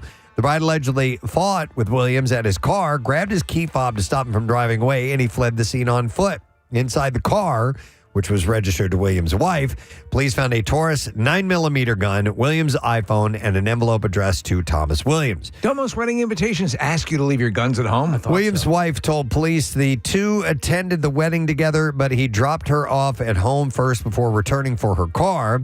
And a warrant has been issued for Williams. He was out on bond the day of the wedding for a separate case. I got to get out. I have to go to a wedding. As of Monday, jail records indicate that he has not been arrested. And residents near the wedding venue told the local news stations that the shooting was ridiculous. That's right. Tim Robbins was escaping Shawshank. He had to make a wedding. A couple in Indian Trail, North Carolina, was arrested after they allegedly drove through a golf course in what has been described as a very unorthodox date night. Furthermore, the vehicle driver, according to the authorities, refused to stop once deputies attempted to bring the chaotic joyride to an end. Driver, once around the golf course. So during the night, deputies came across a very unusual sight at Charlotte National Golf Course. Allegedly, they observed a pickup truck driving on the golf cart paths in an effort to prevent an accident and, of course, damage the golf course property. A deputy attempted to conduct a traffic stop. The driver, however, did not comply, continue with the late-night joyride. Instead, the pickup truck allegedly returned to the golf course. And during the post-traffic stop eluding attempt, multiple golf course benches were damaged. Not only that, but as the pickup traveled through various greens, tire marks were left, significant property damage was reported, but the exact amount has yet to be disclosed. Shortly after, deputies made contact with the vehicle's registered owner, Nicholas Moore. He would then shed some light on what actually occurred during his alleged illegal golf course pickup truck tour. Moore told deputies that he had been in the pickup truck with his girlfriend, Whitney Mask. He then identified her as the driver. Law enforcement agents instructed the couple to return to the clubhouse. They agreed. They were both arrested. Whitney is charged with fleeing to elude and second-degree trespassing, and Nicholas is charged with second-degree trespassing. I wonder if there were gentle golf applause when they were arrested. Yeah, just very kind. Yeah. All right, a stunt at a conveyor belt sushi restaurant has cost a Japanese social media influencer 500,000 yen. The 43-year-old thought squirting liquid dish soap on a piece of tuna nigiri would be a hoot for his online fan base. Oh, it's going to be a scream. The restaurant, however, didn't see the whimsy, and after management at Hamasushi showed the post video to police, it's safe to say that they weren't hitting the like icon. The man was arrested and charged, and the court fined him. That fine, however, isn't as impressive as it sounds because 500,000 yen equates to about $3,100 American, but he thought it would be funny. And no, that's like poisoning. Yes. All right. Recognizing that the 12.5% proof was in the pudding, a Michigan woman pleaded guilty to trying to smuggle into jail wine that was hidden inside her body. Oh, man. Before its discovery, the unopened bottle of Cupcake Vineyards Pinot Grigio was stored inside her nanny hoo-hoo. Wow. This is Monique Megciani. I calls this cooter juice. Who was arrested last month for trespassing at a CVS pharmacy. Now, appearing in court, Megciani had copped to a felony contraband count that carries a maximum 5-year prison sentence. In return for her guilty plea, prosecutors have agreed to drop several of the charges. Don't tell anyone, but there's cheese and crackers up my ass. Following her bust, Megciani was handcuffed, checked for weapons, put into a squad car, and during this time, a cop reported that Megciani advised that she was not able to get into the vehicle. Preston, you could actually have a charcuterie board. Listen to this. After some convincing, she was able to slowly maneuver herself into the back seat. Oh, my God. The defendant's limited range of motion was apparently caused by the 12-inch, 2.5-pound bottle inside of her body. Sorry, fellas. I have a bottle of wine in my vagina. While Megciani was being booked into jail, Corrections officer Melissa Manchevitz conducted a final check of her person and discovered the inmate had concealed a bottle of Cupcake Vineyards Pinot Grigio inside her person. I'll have the sommelier waddle out and offer a wine to you. Wow. She complied with the jailer's order to extricate the screw top container, which had been swiped from the CVS. The intact bottle, an investigator noted, was subsequently destroyed due to biohazard concerns. Yeah, I would imagine. And that is what I have in your bizarre file. It defies, though it's simultaneously horrific and impressive that the human body could accept such a large thing. You would assume it goes in through the ass. No. Like top first, right? I would imagine. Okay. I do not know. Yeah. That is a We good should question. try. Yeah. All right. As I said, that's your bizarre file. That means we're taking a break. We're going to come back in just a second, so make sure you stay with us. Yeah, they were just in the news, were they not? Were they? One of them is dead. He passed away a while ago. Sorry, But now I feel bad. One's playing a show. Yeah, that's it. Yeah, so something like you gotta that. be tied in. I was watching. It was a clip of you on your podcast. We Might Be Drunk with Sam, and you were talking, and I had to bring this up to you because you're talking about Al Franken, and I'm sitting there going, I was laughing because the basically the gist of it is that it was like your worst podcast with him. Yeah, it was tough. So, and I tell these guys that years ago when I was doing orientation comedy shows, I happened to get on a string of shows.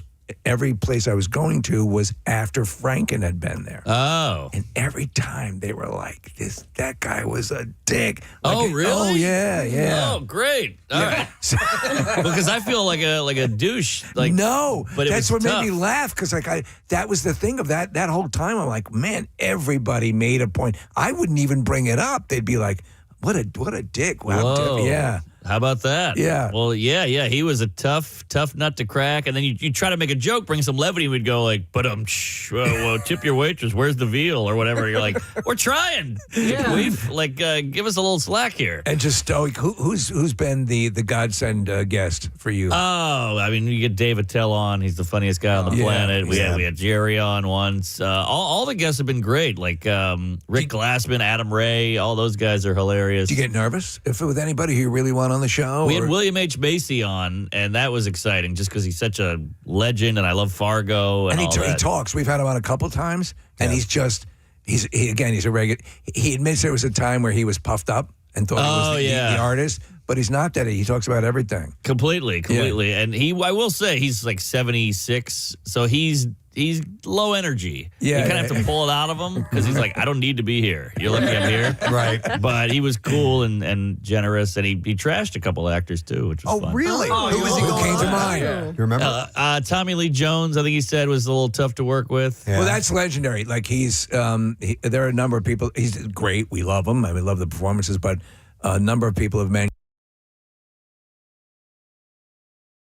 over the years that he can be a handful. Yeah, exactly. He had from what I understand, I don't know if this is a fact, he had a booze issue. Oh, really? And that apparently led him to be this cantankerous co-star. Sure. Yeah. Boy, wouldn't you love to get drunk with some of these old, like Mel Gibson, Hasselhoff, O'Brien? Yeah, I'd love to eat a hamburger with Hasselhoff on the kitchen floor somewhere. That would be a treat. You know, the stories that would come out would be amazing. I know. Kelsey Grammer, I heard, was a real animal. Oh, he's right here in the Jersey Shore these days. No way. Yeah, he's got a brewery or something down there. Yeah. In his days of partying, he wrecked the NBC had given him like a Cobra, like for the success of Frasier. Yeah. And he talks about this. And he like instantly wrecked it, wrapped it around a tree. Yeah. So you ever think what a crazy leap that was? He had this weird ancillary role on Cheers. Yeah. And then they're like, we're going to give that guy a show who says 3 words every episode. Right. Not Norm, not Mailman. Yeah. Right. This guy.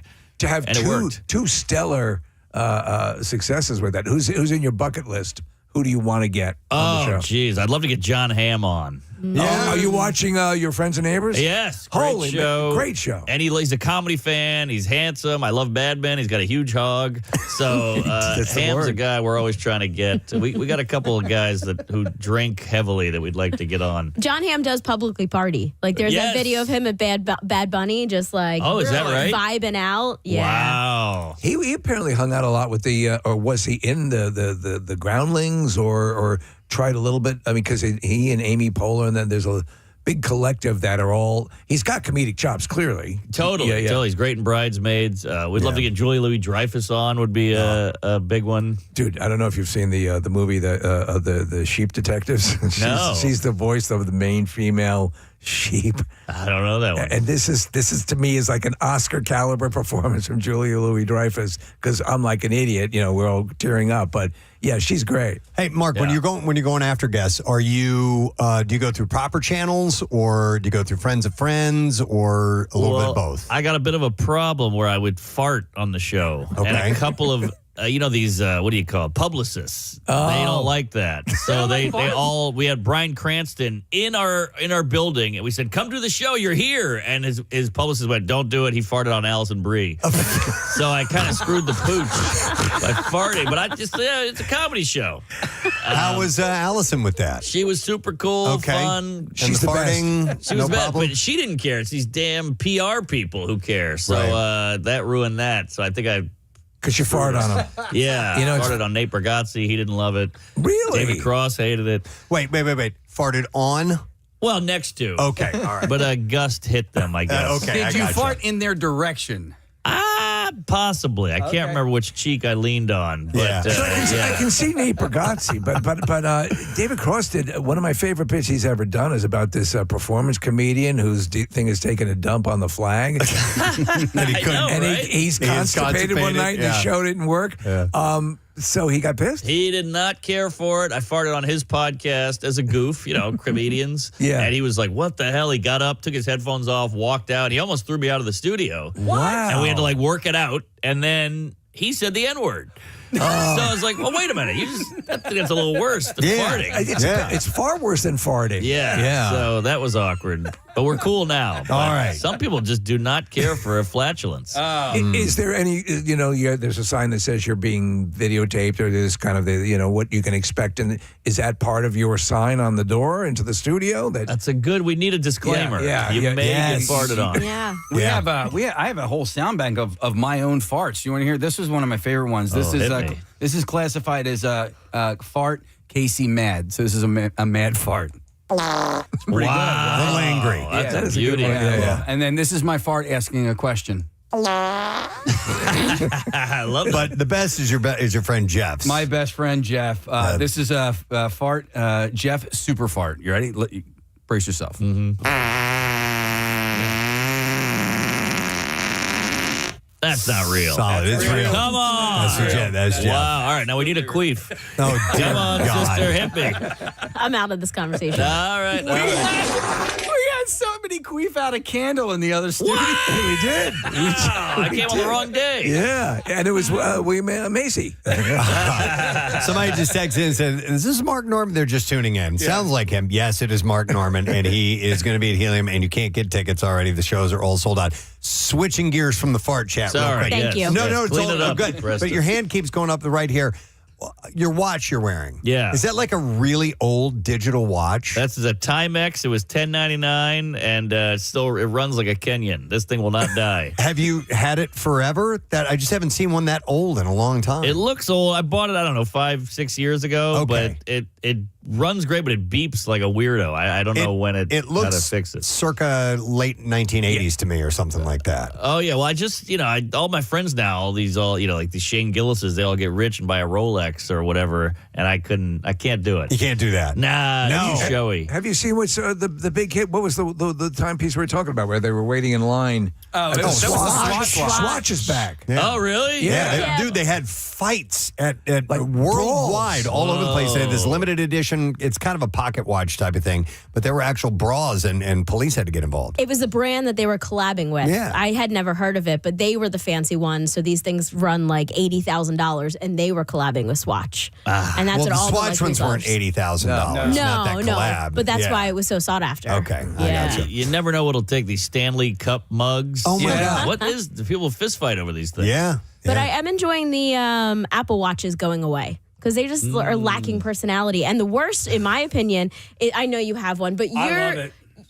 Yes, but for me, when I'm at like live shows or concerts, I was at a comedy show and this woman had it at full brightness and kept moving her arm and like flailing. So it was just bright in my face the entire time. I almost wanted to lean over and be like, "Can I change the settings on your watch?" Security, that woman's watch is really ruining the evening for me. Well, we're too dialed in. How many steps am I on? How much sleep? What's my sleep score? Yeah, right. Just live your life. What are you doing? When you see somebody in the audience and they've got something, not unlike Marissa's bright watch or whatever, is that can that be distracting to you, or do you use that as maybe a little crowd work or something? Well, a lot of times you just see that phone go up, just boom, we're filming you, and I got 12 minutes on the Jews, so I'm like, hey, can you lower that, you psycho? So that's the scary stuff, is seeing that video go up. Really? Yeah, because they'll throw that thing on YouTube, That's and then the thing. people attack you. Out of context. Yeah. That's why, honestly, you talk about the painful process of working on new material. Yes. Well, there you go. Right. That's it. Something is unleashed before you're ready to consider it ready to go. And that sucks. And so, since you're being filmed, is that it's not a good idea to go, hey, dude, put that away? You know what I mean? Because then they've got that on film. Yeah. They just, because now everybody wants content. It used to just be performers. So now you do a crowd work thing with a guy in the front row, and then he goes, can I get that tape? And you're like, wait, that's my tape. The audience is asking you for the tape? Yeah, things have changed because they go, hey, I got a heckle moment here at the show I went to, I so never I want to thought post of it. that is a whole nother layer of absurdity. The content creators, and we talk about this. The moment I'm so sick and tired of seeing, I think, actionable, savable moments where people are actually in physical duress or having something happen, and someone is standing clearly filming it and not interceding or jumping. Like there's a wall of humanity that they can't get past. It's crazy. Well, that's why people do these yonder bags now, where they put their phone in a bag and you can't use it, and you can see people spaz out because they're like, they're not used to not having a phone for 6 minutes. Right. Yeah. Wait, so are influencers or anything like going to comedy shows and heckling, hoping to get I'm sure featured? it happens all the time. Yeah. They learn a hard lesson though if they're with someone. Thank you, Marissa. So we're going to do a short follow-up segment at this point from yesterday. We had a conversation about the Noah Kahan concert that took place at Citizens Bank Park. We didn't know who the dude was that was selling out this entire stadium, but extremely popular musician. We understand that in the music world, he's considered kind of a mild laxative. And, well, that's what the evidence showed at the show. There was a viral TikTok of somebody who took a dump at their seat. And we were kind of conjecturing as to what may have happened. There are many scenarios. But actually somebody had texted in and we had already wrapped up and moved on, and it was too late. But we were like, we still need to talk to this person because they were right there. Well, and we saw are this happen. Known as investigative reporters. That's what so we do. have to be thorough. So she was actually right there at the seats and saw the whole thing. So this is Marley Stempel, who's joining this morning via Zoom. Hey, Marley, how you doing? Hi. I'm good. How are you? Good, thank you. All right, so, where were you when this whole incident unfolded? It's funny. People keep thinking she was, like, in the pit. It was, like, seats, like, legit seats. I was in, like, the 16th row, and she was in the 17th row. She was right behind me, like, diagonally. Okay. And I became friends with the girl that was sitting behind her. Her name is Shannon. She posted, like, a story time, and, like, it was really funny. And then this girl next to me, it was so gross. She was standing up. It was like 4 songs in, which is kind of crazy. Like, you gone in the bathroom before. I don't know. Right. She pooped her pants. Like, she sat down. She pooped her pants. Stood up. Like, shook it out of her shorts. Oh my God. Like, reached her hand back in and like grabbed more poop. I guess, I don't know. Threw it on the floor and tried to like kick it under the seat in front of her. and it just like smeared everywhere. Oh. And like the smell was horrific. We smelled it first. And the first thing we did, like me and the girl next to me are just like blaming our husbands, saying like, "Oh, did you fart?" And they're like, "No, we didn't. Like we would tell you if we did." And then like we realized that there was poop on the floor. And it was so gross. There's a multitude of questions. Yeah. So she was actually, in fact, wearing shorts. Yes, Okay. athletic shorts. Athletic shorts. Okay. Age range of this person. She was about like 18 to 21. Okay. wow. Okay. And as you Yeah. pointed out, 4 songs into the concert, you very well could have gone to the bathroom prior. Yes. And we were like, where we had our seats, the bathroom was like really close. Like So do you think it was an emergency that? That's been speculated, but it was like solid poops. Okay. So see, she's drawing all the right conclusions. If it's solid, it doesn't really indicate an emergency. Yeah. So and she's sort of just nonchalantly reaching back and pulling out more poop. Yes. Wow. All right. Did anybody say anything to her? Did you notice that? So the girl Shannon, who was behind me, she was the one that got security, and she's like, "Hey, like someone pooped," and the guy was like, "What?" And I have this one picture that like went a little viral on like a TikTok comment, and it's a picture of like all of the like event staff standing around, and there's like a flashlight on the poop, and they all have like a face like, "What?" Dear and like Lord. this poor guy with a mop like came in the comments. He's like, "Yeah, they just told me it was a spill. They didn't tell me it was like human feces." So you're in an actual seated area. We Yes. were under the impression that Noah Kahan himself could see the general area where this happened. Do you think that's likely? I mean, probably. He came to like our side for one of the songs, and we were like pretty close, but it was like 17 rows back. So if he could really see, it would be kind of hard. And we were kind of like to the side a little bit. So and then you said rightfully. So you of course blame your husbands, which are standard protocol. Sure. But the smell was horrific. It was horrific, and it like lasted the whole concert because they cleaned it. They just threw kitty litter on it. Oh, okay. And I'm sorry. How many songs into the concert was this? Like 4 or 5. Oh my God! And did you indicate whether or not you thought she was inebriated? I don't think she was drunk. Like Okay. she seemed pretty sober. Wow. Could you determine what she might have had prior to food? What was there? Corn visible? Was No. okay. All right. I feel like I'm just trying to CSI this. I didn't want to get that close to it. Sure. But I did feel really bad. There was a pregnant girl who she was like 7 months pregnant. It was her seat that the poop got kicked under. And the event staff wanted her to sit back down. And she's like, "No. Like, Yes. poop under my seat. It's contaminated." Yeah. And I felt so bad for her. It was this girl, Chelsea's like sister. She was the one sitting next to me. And she made it the original like viral TikTok. It was just like a mess. Did the Marley, go ahead. Did they escort her out of there, or did she just leave on her own? She kind of left on her own. Okay. Why? Well, and then I found out later that it apparently wasn't even her seat. She like sat down because like the show started, I guess, and like it wasn't her seat. I don't know where her actual seat was. We have no clue. I'm in like a group chat now with the other 2 girls called Poopgate. So I don't know. Were people yelling at her or complaining or getting boisterous about what they had just witnessed? I think the only person that knew it happened at the time was the girl behind her, because she like witnessed her like shaking it out and like reaching her hand back, and then saw it on the ground and was like, "What the hell?" She's the one that got the security, and the security guard came over and just like tapped her, and the girl was like, "I know," and then just like left. And so she was by herself? Yeah. Okay. Well, it seems like she might have broken off from her friends or other people, That's picked what a it seat seemed to like. go take a dump, and yet you're saying there's a bathroom that was right close to the area.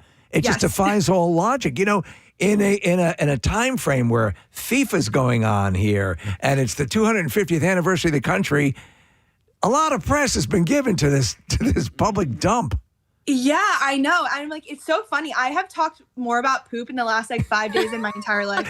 You know, It's totally desensitized to it at this point. It like brings back fond memories of the Delco pooper who crapped on the hood of the car. Yeah. Someone was like speculating that that's who this was. I was like, no, this girl's too young. Yeah. All right, Marley, I do not want to invade this girl's privacy, but Is she in any of your photos? Like, I know when a concert starts, I'll tend to raise a camera up and take a video. Yeah, is she in anyone's crowd shots? So the girl Shannon, who is in the row behind the pooper, she has a picture of the back of her head, but she was like, I don't feel comfortable sharing that. I don't want to No, totally respect that, but I just wasn't sure. I wouldn't want to be known as the person that pooped at a Noah Kahan concert. Marley, is it possible that we're misunderstanding the whole thing and she had actually ended up on the poop cam? The stadium poop cam, Is that and a was thing? simply, It is now. felt obliged to take a dump on her seat. Yeah. I mean, it's possible. I don't know. I know someone was maybe Noah Kahan paid her to poop for publicity. I'm like, I don't think so. He doesn't need it, but the fact could break the other way. He talked, he responded, he from the He stage. did a poop chant and made everyone do a pledge that they weren't going to poop their pants. So. That was at the next night or something. Okay. Yeah, right? Toronto, I think. Yeah. Okay. Wow. All right. Well, we wanted some of the details and we got them. That's what I'm here for. Excellent on the spot reporting. We appreciate it. Yeah. Thank you, Marley. Try to put yourself in other situations where people might be, crapping their pants, and you're the go-to. I've been to Warped Tour and no one pooped their pants there, but at a Noah Kahan concert, that's crazy. It seems completely crazy. Yeah. Yeah. All right. Well, thank you, Marley. We appreciate it. Thank you. All right. Take care of yourself. There you go. That's Marley Stempel who's checking in with the update on the girl that had a little accident, or maybe didn't. I don't know. Yeah, maybe I don't know. On purpose. Yeah. All right. Well, we knew we had to talk to her, and I'm glad we did, that we got the story. All right. You know what? I have a variety of things to talk about, so I think it's time for Totally Presbo this morning. Totally Presbo. Sure. Hi, Presbo. All right. So saw this story, wanted to get you guys' take on this. The city of Cambridge, Massachusetts is considering changes to its liquor laws for the first time in a decade. And there's some bar owners that don't think it's a good idea. The Board of License Commissioners recently published a preliminary working draft of the proposed changes. One of them would limit customers to one drink every 30 minutes, regardless of how intoxicated they seem. So a bar owner, Lauren Friel, owner of the wine bar Dear Annie on Mass Avenue, said it's kind of wild and it's pretty confusing. She called on her followers to contact the licensing board to express her opposition. She said, unless you want egg timers going off every 30 minutes in every bar and restaurant in Cambridge. That's what makes me think it seems like an overreach that's almost impossible to enforce. Yeah, I agree. Yeah, and then also, my first inclination was well, what about somebody who's trying to buy a round? 5 of you guys show up and I'm going to buy 5 drinks. Well, I don't know about purchasing. I think it's consuming. Or what if you take a shot and then you beer? Yeah, exactly. That's 2 drinks. Yeah, it would be. Most definitely. That would cancel the other out. The other proposals include banning the sale of shots of liquor and bottles of wine within 1 hour of closing. And the patrons are not too fond of the proposal, as you might imagine. Imagine heading down to the bar, you walk through the doors, and they hand you a rule book. Yeah. I mean, it's a little too much. Who's the nerd who proposed this? That is a good question, Casey. It doesn't say in the story. The Right Reverend. Yeah. Boston's liquor laws are already kind of annoying. I remember I was up there for New Year's Eve when the Flyers played the Bruins in Fenway. And it was 12:30. So I was at one bar for the ball drop. And I was I'll go over to another bar and catch up with some friends. It was 12:30 and they wouldn't let me into the bar. Last on call. New Year's? Yeah, on New Year's. Last call was maybe 12:45 or 1:15. It was earlier than Philadelphia. And they were nope, we're doing last call in 15 minutes. No one else is allowed in. So that was the bar electing to do that. Yeah, but that was all of the bars that we went to, because then we were stuck outside at 12:30 on New Year's. So I think it was probably a law. So when I went to college up there, my big 2 years of college in Boston, it was right when the Patriots were in their first Super Bowl in the early 2000s. And they still were not selling beer or alcohol on Sundays. They still had those blue laws. Yeah. And then because the Patriots were good, they were maybe between Thanksgiving and Christmas you can start buying alcohol. And they were just, fudging all the rules. On a basic business level, think of all the business that can be lost as people are getting confused and saying, I don't want to put up with this crap. Yeah. And obviously you're not saying, hey, just keep drinking until you're fall down drunk. Right. But as a non-imbiber, does that seem, given the parameters of your average pacing, You talked about your 4 or 5 cocktail deal. Are you socking away one every half hour? I'm about every 30 minutes. All right. Yeah, it's about, I kind of keep it roughly 30, 35 minutes, maybe a little less, depending on what kind of mood I'm in. Hypothetically, it's accurate, but I think it's just the road to all sorts of confusion. Yeah, I agree. But yeah, when I'm keeping an eye on the clock, and if I feel like I'm sipping on a beer and it's going down pretty quick, I'm like, slow down, P. Yeah. And I try to keep it at about 30 You're minutes. not shotgunning, just sitting there going, oh! Yeah. So this is just only in that one section of Boston, or It's what it says, Okay. Cambridge. Yeah, the city of Cambridge. So I'd never heard of anything like that before. But listen, there are strange liquor laws all around the country. Well, I remember the joke about the blue laws used to be some of the most absurd up in New York. You'd go into, there's a store called Genevieve's, which was kind of like a small little everything you want store. And there would be like yellow tape across certain aisles. Yeah. You could buy magazines, but you couldn't buy toilet paper. Yeah, so you could buy- wipe your ass with a magazine, but not toilet paper. You could buy 12 packs of beer in Pennsylvania. You just couldn't buy more, and it's like, well, I don't get this, right? I can buy 2 12 packs, but I can't buy 1 case, or I can buy 1 12 pack at a time. Go to my car, drop that, go back in, buy another 12 pack.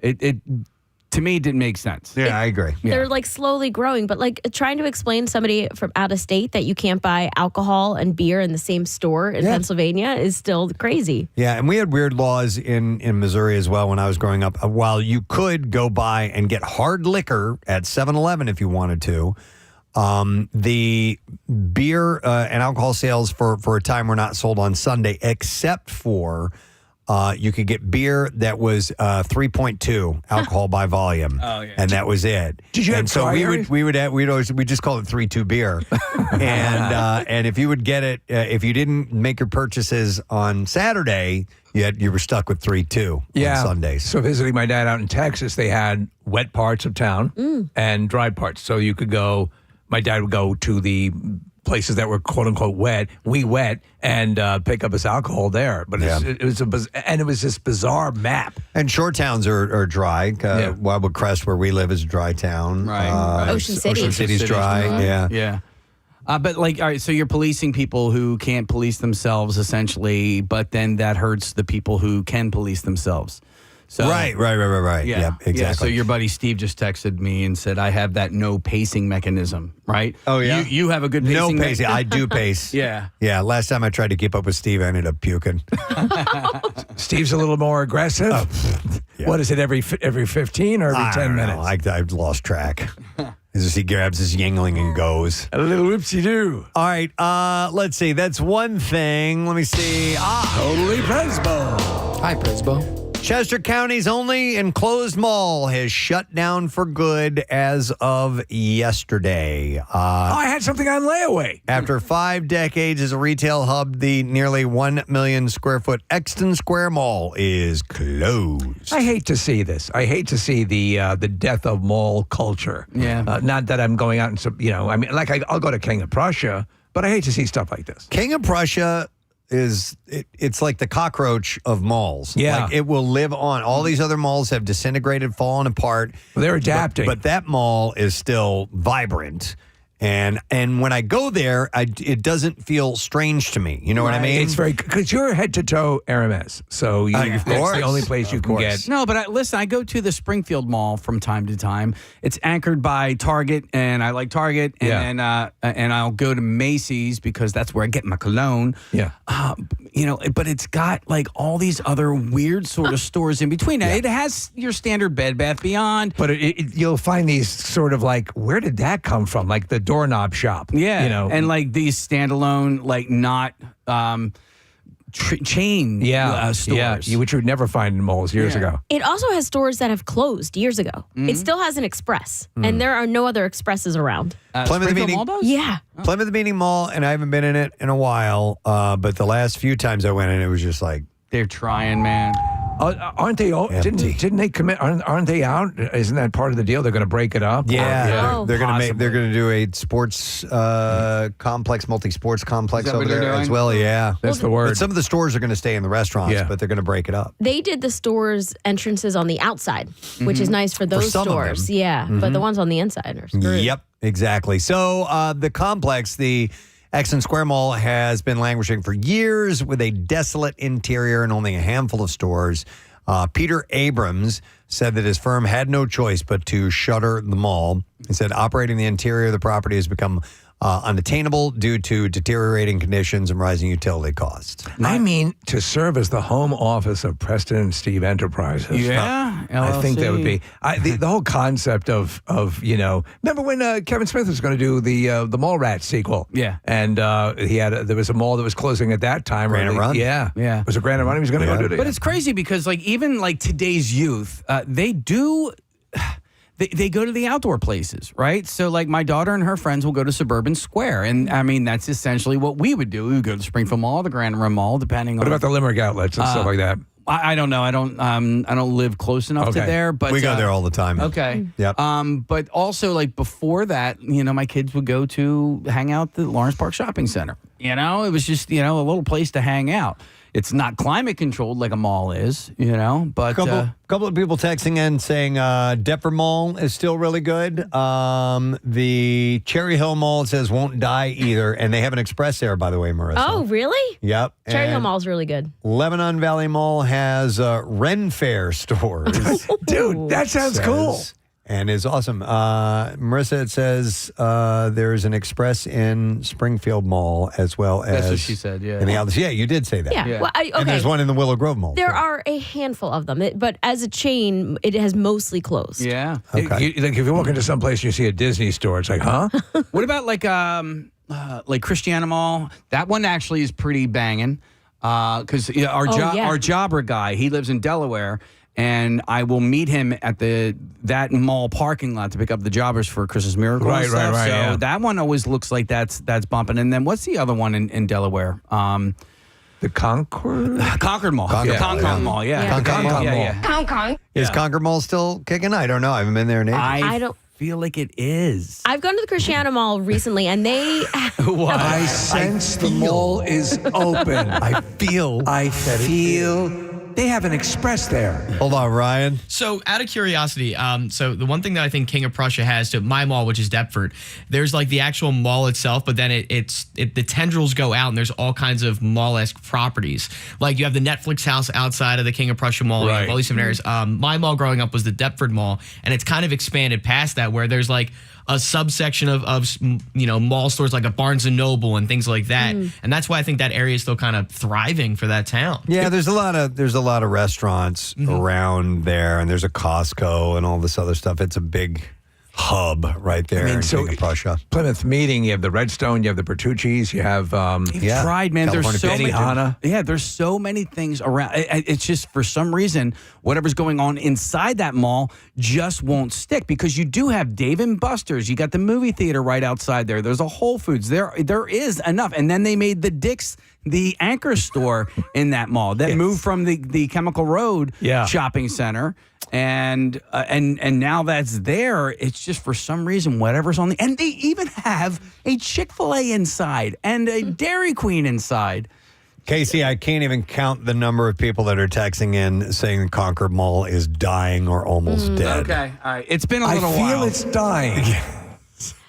But the fact that Christiana Mall has an Apple store and stores like, Anthropology and Urban Outfitters, and those seem to bring a lot of people in. More solid stores. Yeah. I mean, the fact that KOP has gotten aggressively eventish with the play, the adult play facility that's across apparently from the Netflix house. So I just got a text from our buddy Jeff Devlin. He said our wood shop in the Exton Mall is in the Exton Mall, or was. He said, we're here right now moving out. It's so funny you're talking about it. Oh, right wow. now. Well, yeah, it closed as of yesterday. Shut down. So everything's got to be moved out, unfortunately. By the way, Abrams, the Boscov's mainline health offices and Round One entertainment venue will remain open.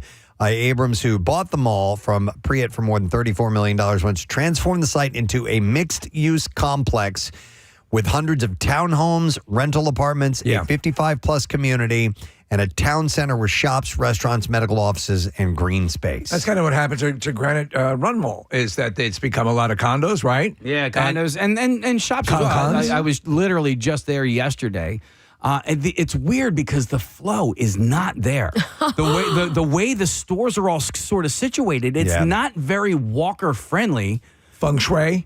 Not at all. Not at all. And I drove through. There's not many walking paths. I almost hit somebody who ran in front of my car, and I was like, I have the right of way here. Yeah. I don't know where you came from. Hey, behind kids. a tree. They also have a huge Hobby Lobby sign, but the Hobby Lobby's closed. It's weird how the stores also, that as they were tearing things down, that Sears is long gone, right? I mean, the building is still there. All right. Yeah. It's weird. It's weird how that stuff broke apart. Boscov's is still there, though. Boscov's. Yeah. You know what's trying to hold on so hard is the Fashion District, the gallery. Yeah. I actually really like it there. There's not many places in the city to go, and there's like an Aeropostale, and I can't think of all the other stores there. Wetzel's Pretzels. Wetzel's Pretzels, the movie theater, but it just can't thrive. Yeah.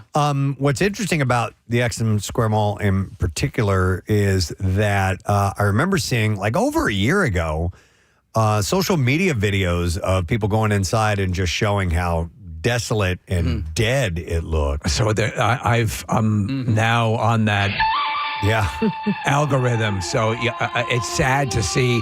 I'm nosy enough to say, what does it look like in these malls that you haven't been in a long time? But it's almost, you're expecting tumbleweeds to blow across the area. The mall in the 80s was my space. It was where we hung out. And I always had a fantasy, and I'm talking like I was in junior high, that I would be able to ride a go-kart inside of the Chesterfield Mall. Blues Brothers and just totally just tool around everywhere and have the run of the mall. Like, that would be my home. Why don't they give you that option? Yeah. You know, wouldn't that be great? Yeah. I should just drive around because it's just so much floor space. It was like roller skating around the convention center. Yeah, exactly. So, oh, man. But can we maybe try and get that done at the Exton Square Mall? What, have a roller skate or go-karts? Go-karts? Yeah. Yeah. I'm sure they wouldn't mind combustion engines in the inside of there. No, let's get electric ones. What could go wrong? Yeah. All right. Tragedy today at the Exton Mall. So anyhow, it's done, man. So if that was a part of your life, that part is over. Nothing's over. It's apparently Go to the mall,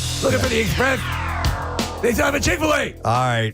Let me see. I got another thing or two here. Let's go with. All right. I saw this was kind of strange. A new study conducted by the New York Times shows that the increase in vehicle hood height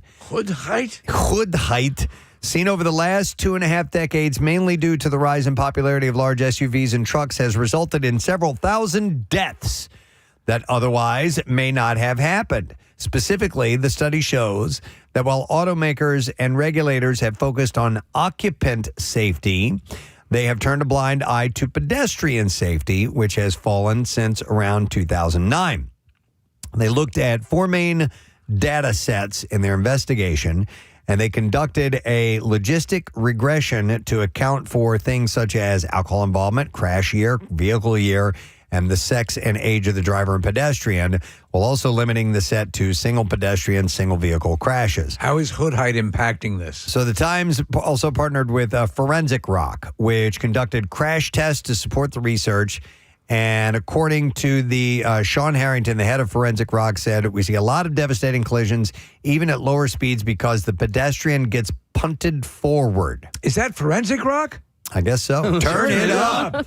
The researchers concluded that the increased danger to pedestrians is caused by 2 main culprits. First, large SUVs and trucks have taller hoods, raising the point of impact above most people's center of gravity and pushing them to the ground, typically hard asphalt, rather than up and onto the hood. That's true. Which is designed to absorb impacts. So you're saying jump when you're about to get hit. Yeah, right? Yeah. Exactly. Second, with larger A-pillars designed to protect occupants in rollover crashes, those are the edges on the corners, essentially. Yeah. Modern cars tend to have larger blind spots than cars sold at the turn of the century, so people aren't being seen. Preston, when you're hitting people in your car, they roll, same with me because I have a sedan, rolls right up over. Yeah. I can leave. No problem. Fairly certain that they're still alive. Yeah. Yep. Yeah. Can you guys see the edge of your hood when you're sitting and driving? The very front of it? Yep. Yeah.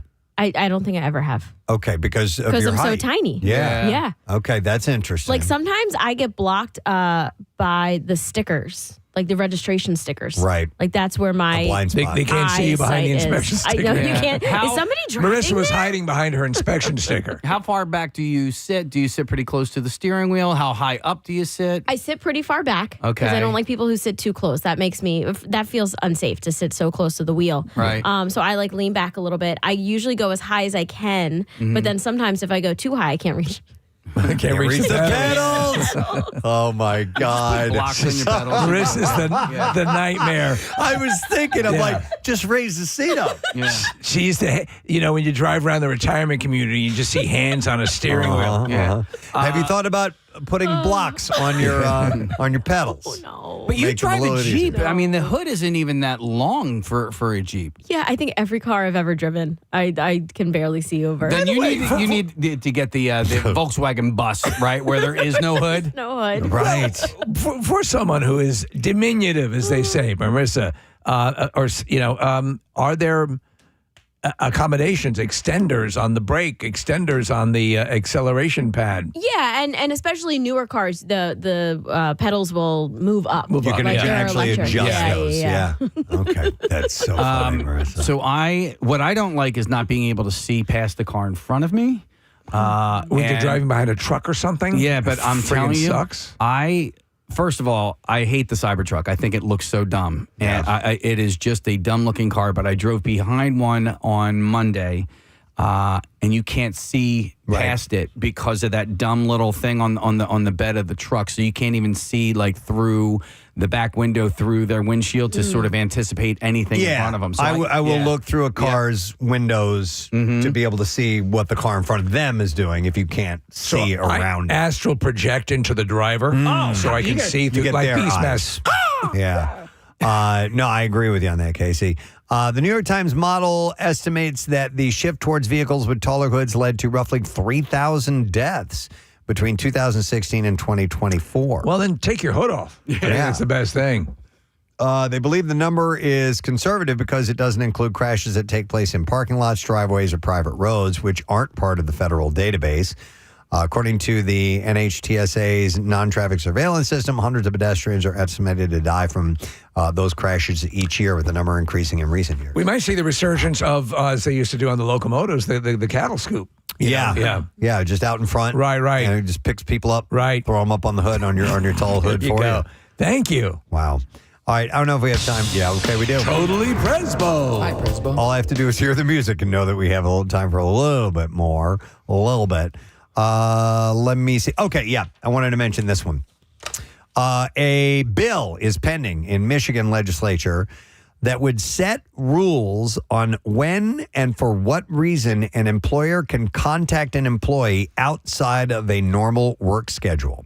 It's called Senate Bill 948, which was introduced by Senator Erica Geis and has been referred to the Labor Committee. The bill is also known as the Workplace Employees Boundaries Act. Also known as the What Are You Wearing Act. Geis said, introducing the bill, in an increasingly always on, always available economy, we must take action to protect workers and create stronger boundaries. Too many workers are expected to be constantly available, answering emails, messages, and calls long after the workday ends. Thinking of the Devil Wears Prada, right? Yeah, totally. Yeah. That pressure erodes well-being, undermines family life, and disproportionately impacts working parents and caregivers. It is a matter of fairness, dignity, and basic respect. I see this. I see, having some structure that puts restraints on stuff like, so that you don't feel you're at the constant beck and call. Now, mind you, if you get hired under those terms and you know that's going to be part of the thing, but in general, you can't have an employer who just automatically assumes that you're 24/7 available. Yeah, right? and I love and I am very, very envious of people who clock in and clock out. Because, and listen, this isn't me complaining, but the nature of our jobs is that it really doesn't have a clock out part. Yeah, because we have a conference call every evening at 6, and then around 2 o'clock we all call each other to see if we're watching the new Bowflex commercial. Yeah, but like it's always sort of going, and honestly, like my in my world, I'm literally doing something all the way up until I go to bed. So the last thing I do at the end we know of what you're doing right before bed. at the end of my work day is something work related, and that's fine. But because of that, I unapologetically take like 2 hours of my afternoon, and I'm like, I'm not doing crap today unless I have to do that. Unless I actually have to do something. Case, what are you doing there? Show prep. show prep. You just proved that it is part of our show program. Yeah, totally. We use that for work right now. Yep. Just did. I just pleasured myself for work. Can I write that off? Yeah. There's also a casual nature to texting. Like with our internship program, I try to reiterate to students, I'm like, guys, you can't, try not to text unless it's an emergency. Right. Like if something happened, you're on your way in or you're not feeling well, that's a text. But a text on Saturday that says, hey, I'm not going to be here next week, I'll take off, that should be an email. So there's kind of like a weird balance. I see what you're saying. I can understand that. Yeah, because I guess the immediacy of a text, you get an alert immediately and then kind of disturbs you. I have to remember it. If it's an email, you can be in your email and I'm in work mode. Mark it Do you know on what red, you can not do read too? it. Stand on the person's front lawn with the boombox. Yeah. And have the boombox playing when to me, That's even more personal. To me, everything is the same. A text, an email, a phone call, a direct message.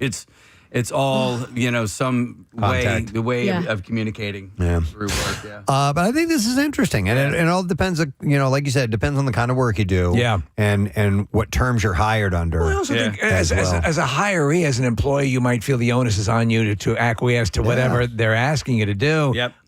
Like put on these skinny jeans. Yeah. No, I saw. It's something I saw on social media where somebody had requested to be able to work from home, and the job denied the request to work from home, and then they asked them to do something work related from their home, and they said, "I'm sorry, I'm not allowed to work from home." And I was like, "Ha ha!" Interesting. That's a good one. You're fired. One of the things I thought of when I saw this was, the boss calls you up, we need you to come do this, and my response is, I just smoked some weed. Preston, we need you in surgery now. Yeah. Scrub up. Yeah. I'm totally stoned. Now, this will be interesting to see if this passes or not. The bill dated June 18th explains that an employee could be compensated in their contract for on-call availability. Another option is that the employee could set hours of availability during which they would be able to access and respond to work-related matters. So we'll see which way this breaks. All right, thought that was interesting, and we got to wrap it up. Totally Presbo. Bye, Presbo. All right, thanks, Ged. All right, we're going to take a break. We do have a few guests who are going to be joining us, starting with a bare-knuckle brawler who's been here before, but he brings the sweetest treats in the world. Johnny Cannoli Garbarino will be here. We'll be back in just a moment. Stay with us.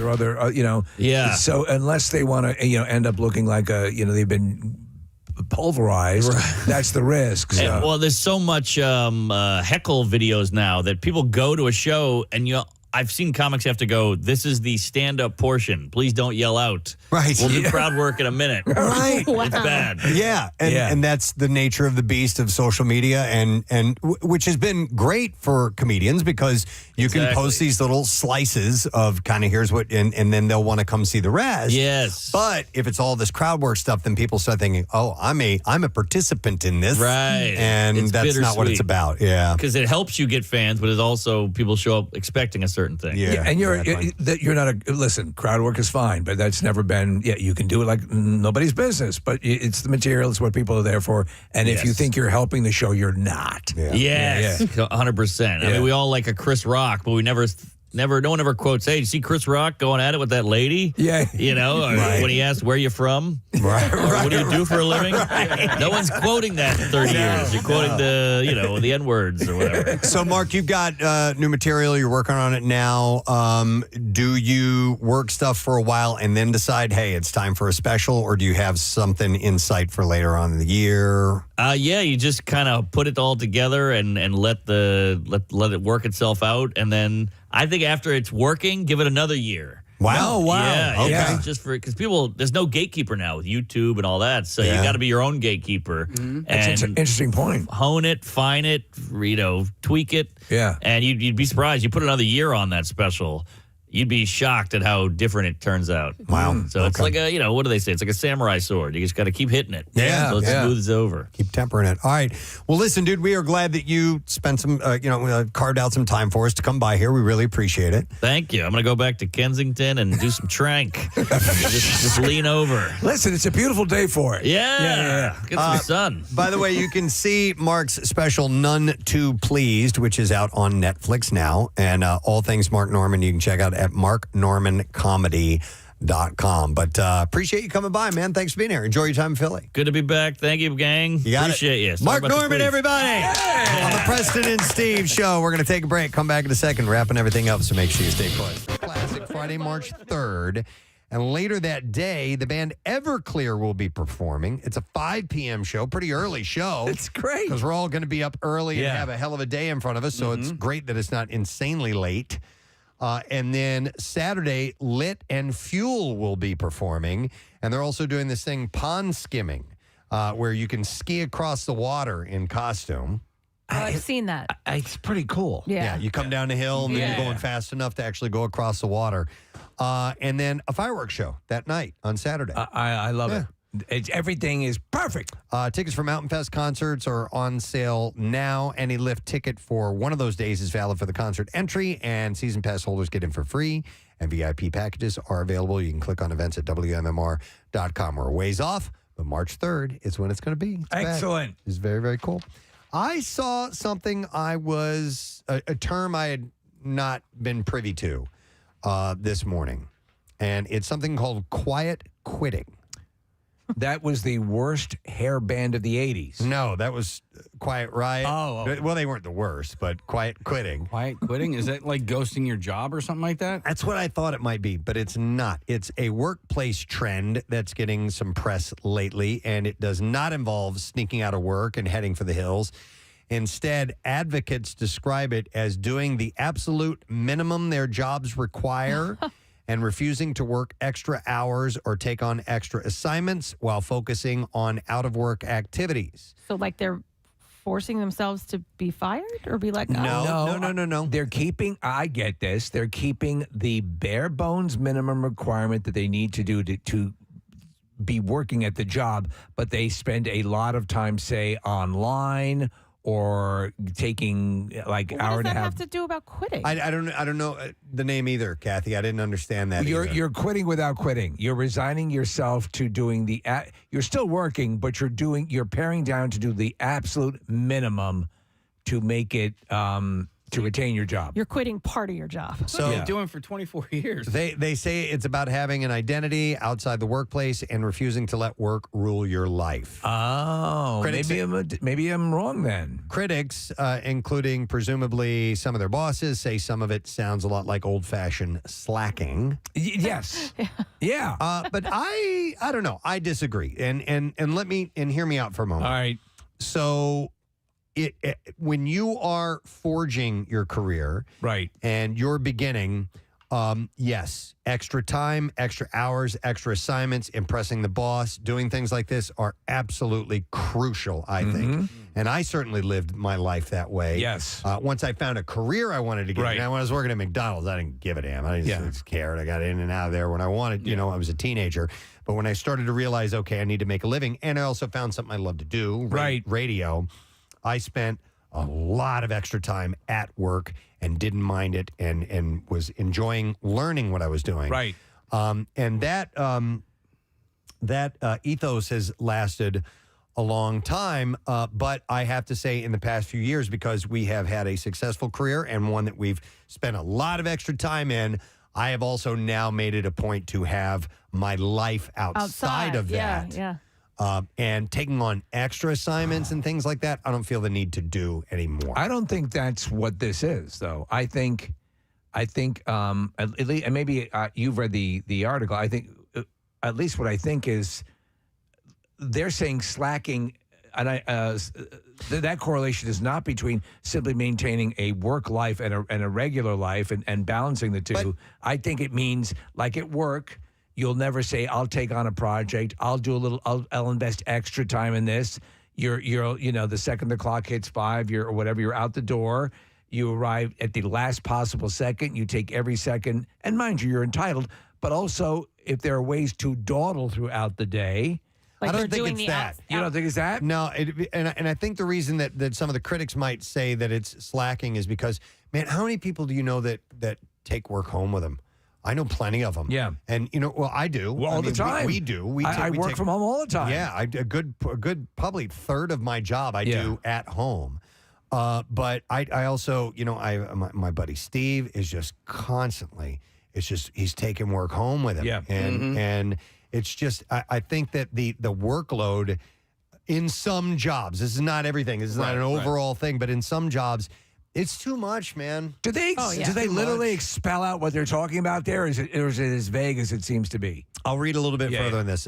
Gallup calls it not engaged. Jim Harder, chief scientist for Gallup's Workplace, a well-being research center, says survey data shows workers are less engaged, and quiet quitting sounds like what he refers to as not engaged, a group that includes 54% of survey respondents born after 1989. But while engagement is lowest among Gen Zers and younger millennials, it's been dropping across all age groups in recent years. So it's not... It still seems kind of vague. Yeah, and then on the other side, it says they're doing what they're getting paid for. Advocates say quiet quitting is all about maintaining a healthy work-life balance.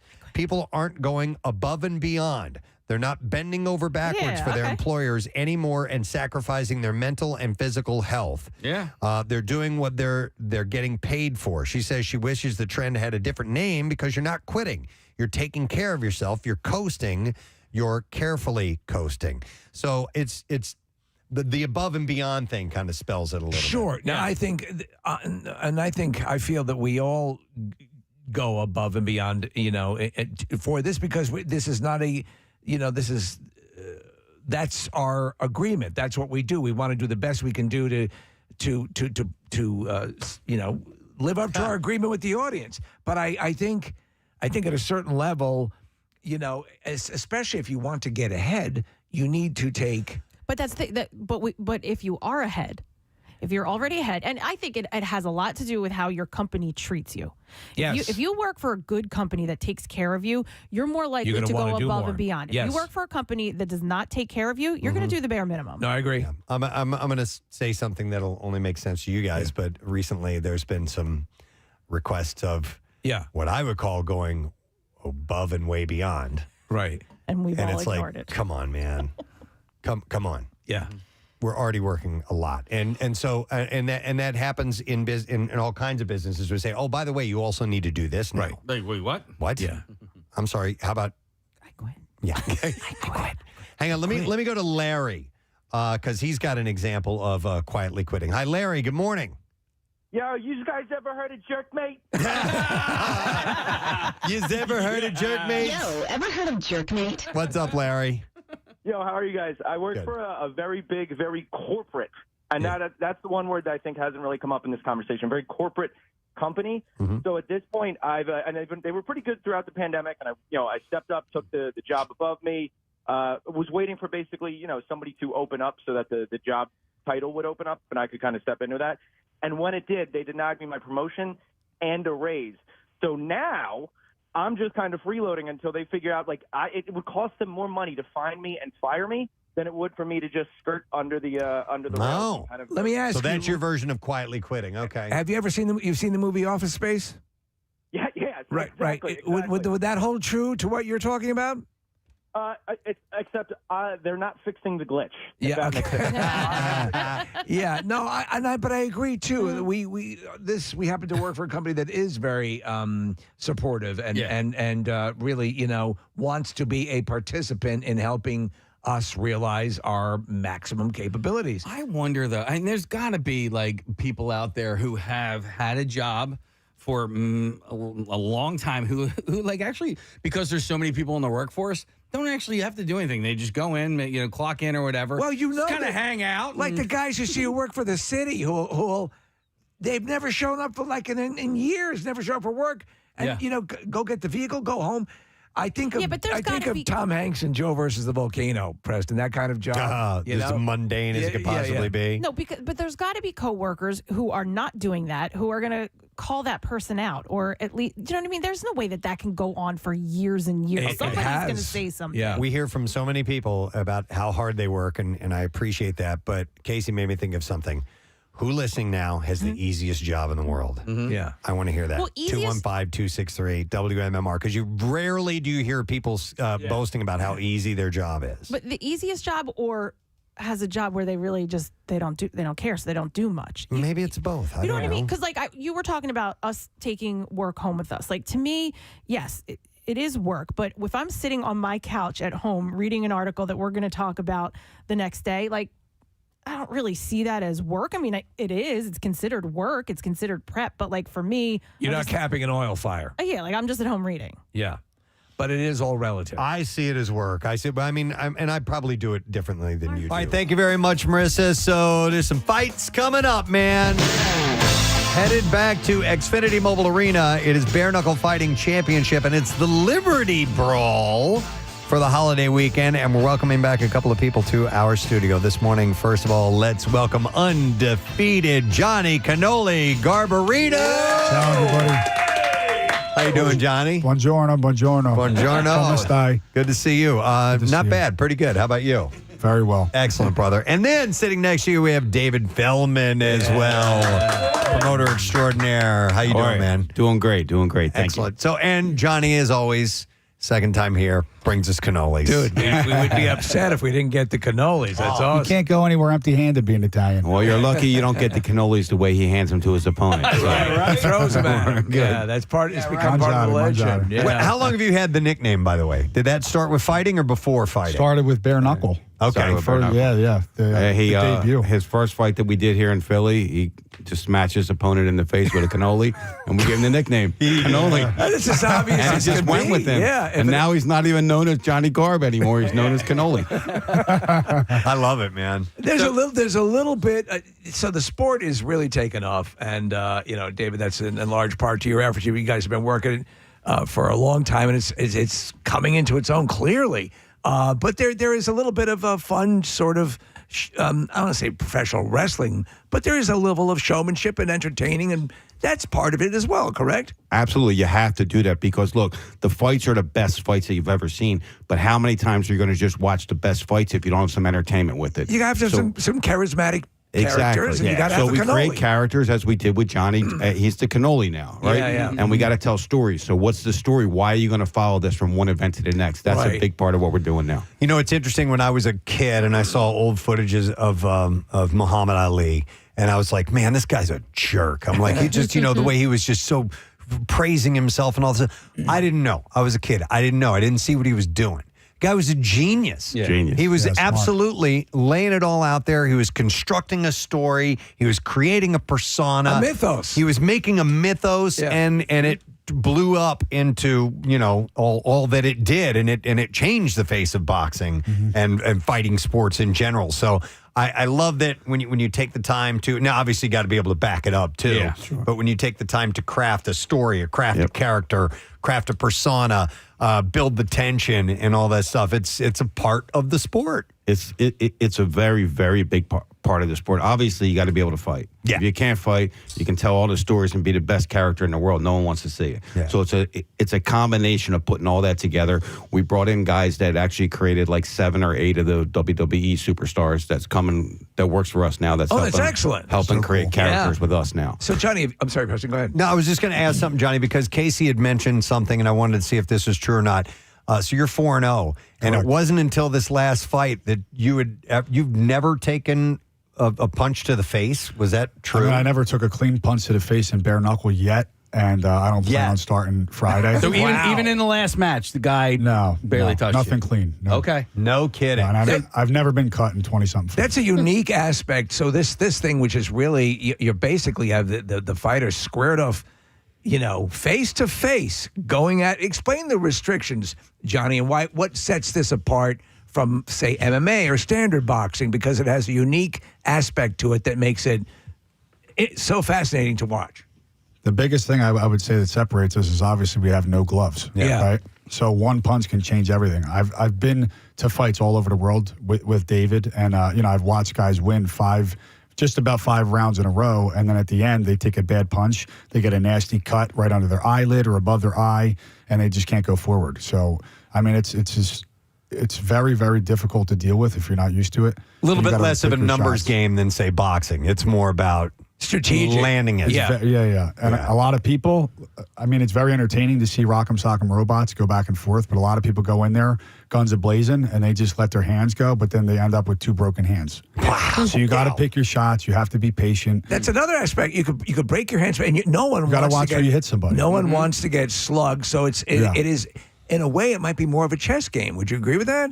It's a mixture between a street fight and a chess game. Yeah. You have very, very knowledgeable athletes in here from all walks of life. They're going to come in here and test their skills. Basically, how I do it, I treat it as a boxing match, but I still remember it's a fight. It's a fight at the end of the day.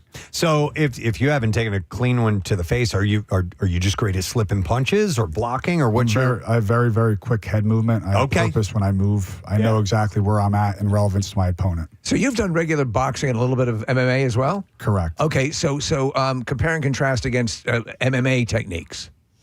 I mean, we're not allowed to use a lot of the techniques, but what we are allowed to use is like top clinch. Okay. So if you were to wrestle, you could whack a guy in the back of the neck, club him, and you could grab the back of his head. And in this, you could hold the back of their head and actually give them some more work. You could punch them into the face. Really? Yeah. Okay, so they don't break you up if you're holding on. No, they let you work out of it. Okay. And the biggest difference that I would say, besides the gloves, is the tempo of the fights. Okay. There's 2-minute rounds. Okay. In MMA, there's like a feel-out point, and it's a little bit slow to start with 5-minute rounds, as you probably noticed in a lot of UFC fights, and it gets a little boring. Right, but there's always action in these fights. There's no feel-out periods. We also start in the middle of the ring. They have this quote. It's called "toe the line." Yep. Okay, so you have to step onto the line, okay, before they start the round. Would you say it's more explosive? 100%. Yeah. It really is. And there's a lot more blood. It's wild, man. It's kind of crazy. It's like you talk about Rocky, obviously at the main, never had his nose broken in the first, movie, gets his nose broken. So, I mean, you're a good looking guy. I mean, you're trying to keep that going. Is that something when you walk in, whatever happens, what's your mindset? Because last time we talked, you talked about going in there to lay this guy out. And that's all you can focus in on. Is that still the case? As you get more and more wins behind you, do demons start to jump into your thought process, or are you good at demons are always going to come into your mind? Yeah. Okay, that's the devil working against you. So, I pray on it.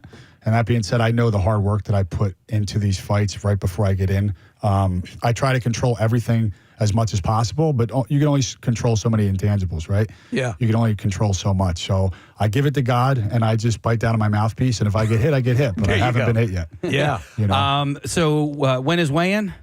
Weigh-in's Thursday.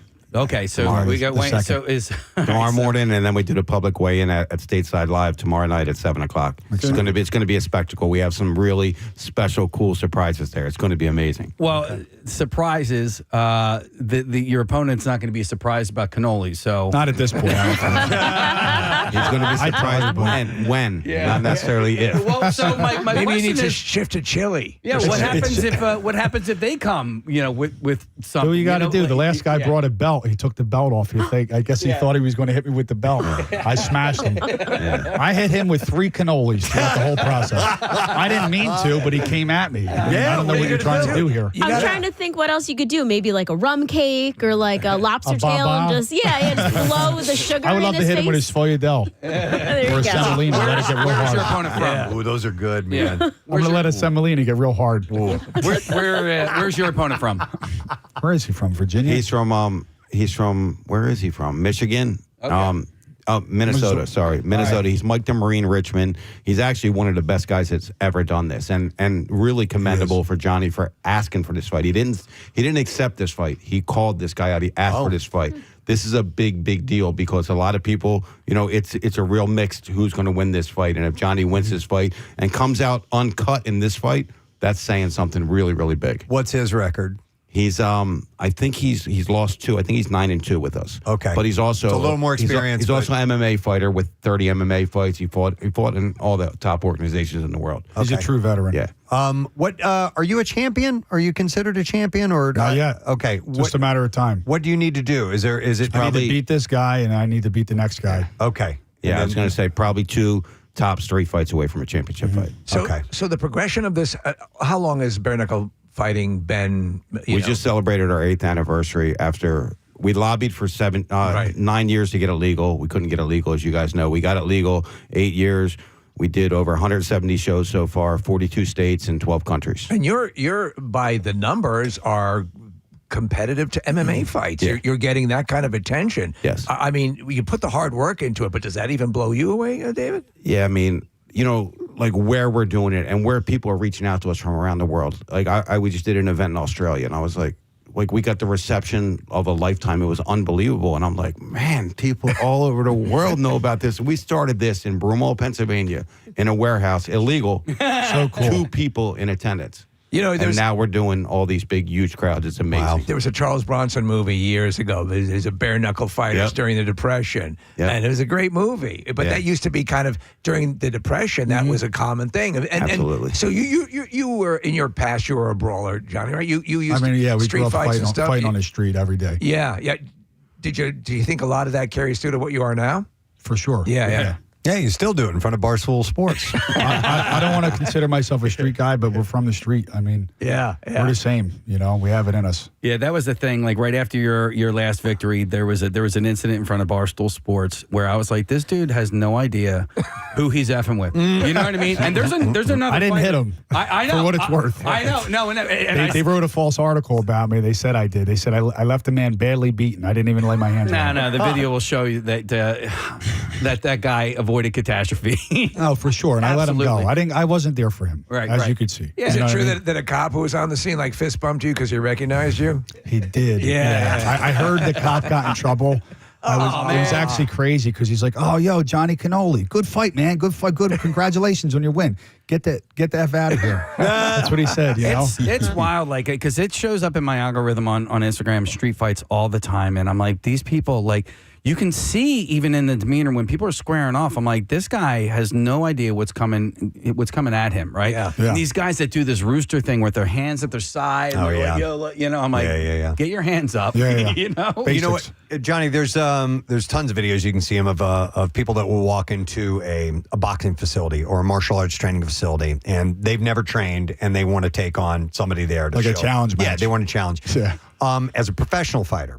If people recognize you and they may think they want to test your metal, it happens a lot more than you would think. You have to avoid that at all costs. Yeah. You know how many times I've been at the bar and it's either walk away and just tuck my tail between my legs. That's okay because I know there's really not going to be a winner. Yeah. It's either I'm going to beat the heck out of this guy and I'm not going to go home to my family. Yeah, you're going to get in trouble. Or I'm going to get sued. It's really not worth it. You could end up in jail. Being a professional has a lot of responsibility. You have to be able to control your emotions at all times.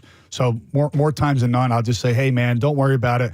I'll buy you and your crew a whole round of drinks. And I just leave. So you're saying just challenge Even you if to a they're fight wrong. or get free drinks? It's just not. It's not for me to spend $100 in a round or $50 in a round at a bar for me to walk away and not have to get a lawyer after. Johnny, just keep a tub full of cannolis. Here's a complimentary cannoli. So you're saying if you're at the bar and you're out of money, challenge you to a fight, you might get around. You know this, David? Yeah. They're trying to get me.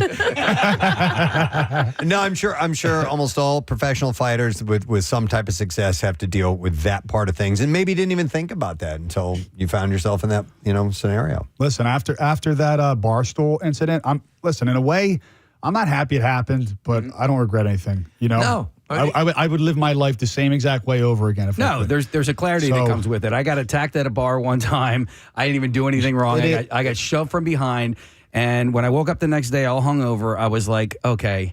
Now I know. I'm a little bit smarter. I'm a little bit wiser as a What'd you result learn of from that. that, though? Well, what I learned from it is I don't need to be hammered at a bar at midnight. And when something like that happens, just go home. So it's my fault that happened. Yeah. I have accountability. He finally got in touch with the kid, and it worked out. But listen, so there's another fighter in here. His name's Shane. You guys are both fighting on Cody Russell. Cody Russell. I don't know why I came Cody with Russell. Shane. Cody Russell. So he's fighting a guy. Are you fighting a guy named Shane? Jake. He's fighting Jake Bostic. All right, I took too many punches to the face this morning. So what I want to ask about, Cody and yourself is what you're trying to achieve is peak physical fitness on Friday night. So where are we at with our training? We're top notch. I mean, Yeah. I don't like leaving any stones unturned before a fight. So I basically just put the work in. I make my weight, and I do everything I can to get the W. Do you taper down a little bit leading up to fight day? A little bit. Training? You need to be able to recover. Yeah. And plus, I need to save energy. So right now we're both doing a weight cut. We both lose about 20 pounds before we make weight. Right. So we have to cut our weight down with water manipulation. That being said, you can't just start depleting your body, taking the carbs away, taking the salts, taking the sugars out of your body, and keep continuously doing the same workload. So I taper it around the workout if I have a carbohydrate to give me some energy. Right. And then we're water loading continuously, and I basically like to stop working out a couple days before. Okay. So how much do you reduce the Pornhub, or is that? Oh, a ton. My arms need a break. But you take like bodybuilders, and we've talked about this, where the bodybuilders are kind of like depleted from their energy when they get to the. They're at their worst. They're at their worst. weakest when they take the stage. Right. They are. You've got to make sure the engine is running top notch. Yep. Yeah. My question was they earlier, got 24 hours to refuel, so they'll weigh in tomorrow at 11 a.m. or 12 or noon, and then they fight obviously the next night. And obviously you want to be as close to the maximum as you can be, right? That's what you're we looking get a pound allowance. Yep. So if it's 175, they'll let you weigh 176. Wow. How much weight will you lose during? I mean, it's not a duration thing. Probably a but you're- total of 30 pounds. Jeez. A couple weeks out, I start to really get down. Man. Literally 30 pounds. That's So crazy. if I'm 207, I'll be 176. I mean, they both have about 15 pounds to lose for tomorrow. Shut up. Yeah. 15 pounds by tomorrow. Yep. Yeah, we get Yep. it done. That's how they do it. You don't want to cut weight and leave that weight low the whole time. You're weak and it's depleting you in your training. You want to only have to make weight once, so you want to make sure you make it once. What do you switch to? Sugar-free cannolis? No, it's killing me right now. If I can just give a shout out to Cody Russell, I want to just talk about one thing, if you guys don't mind. Yeah. Sure. There's a perception on fighters. And obviously the perception is what Johnny did at the Barstool Sports. That's the kind of perception that we have. But Cody is really, truly advocating for depression, because I don't think that people look at fighters as like someone that would want to seek therapy, that would want to talk about depression and be depressed, because they think they're these big, strong figures. But they go home and they got to look at themselves in the mirror and they see themselves being depressed. And Cody's really advocating, and he's going to start a foundation for depression and suicide and things like that. Man. So I just wanted to shoot that out, because that's actually why he came here today, to talk about that. And he's just a great kid. He's got a tough fight. And look, I'm not proposing this right now, but he's 175 and he's 175. And I think in the next 2 years, if they both do what they have to do, you could see that kind of fight here in Philly. Is Cody local? Yeah. Oh, Yes. really? Yeah. Get over here on this microphone, Cody. And by the way, last time you were here, you had two girls that were total buddy-buddy. I know. And we didn't even know that they were fighting each other. That was a weird fight. I actually let both of those girls go because they brought that into the ring and didn't really fight as hard as they should have. Really? Because they were having they were clearly good friends. I was like, what is going on here? Yeah. Right? Like, All right. save that for after the fight. Cody, where are you from, man? I'm from Westchester, Pennsylvania. No kidding. Yep. Okay, where'd you grow up? Did you train grew up around in, Westchester? No, I trained down in Philly. Me and Johnny started training down in Center City originally, and then we switched to Fishtown. Do you come from like an MMA background, or was this your first entree into fighting? MMA background as well, and then Okay. I've wrestled since kindergarten. Oh, man. And you prefer the stand-up stuff a little bit I now? do. It's a little bit more fun. Yeah. Private school kid turned Bareknuckle Fighter. How about that? So tell us about your encounters with depression and what you've dealt with, and Absolutely. how you got past that. I've dealt with some mental health struggles myself as well. This camp, we're linking up with Team Foster.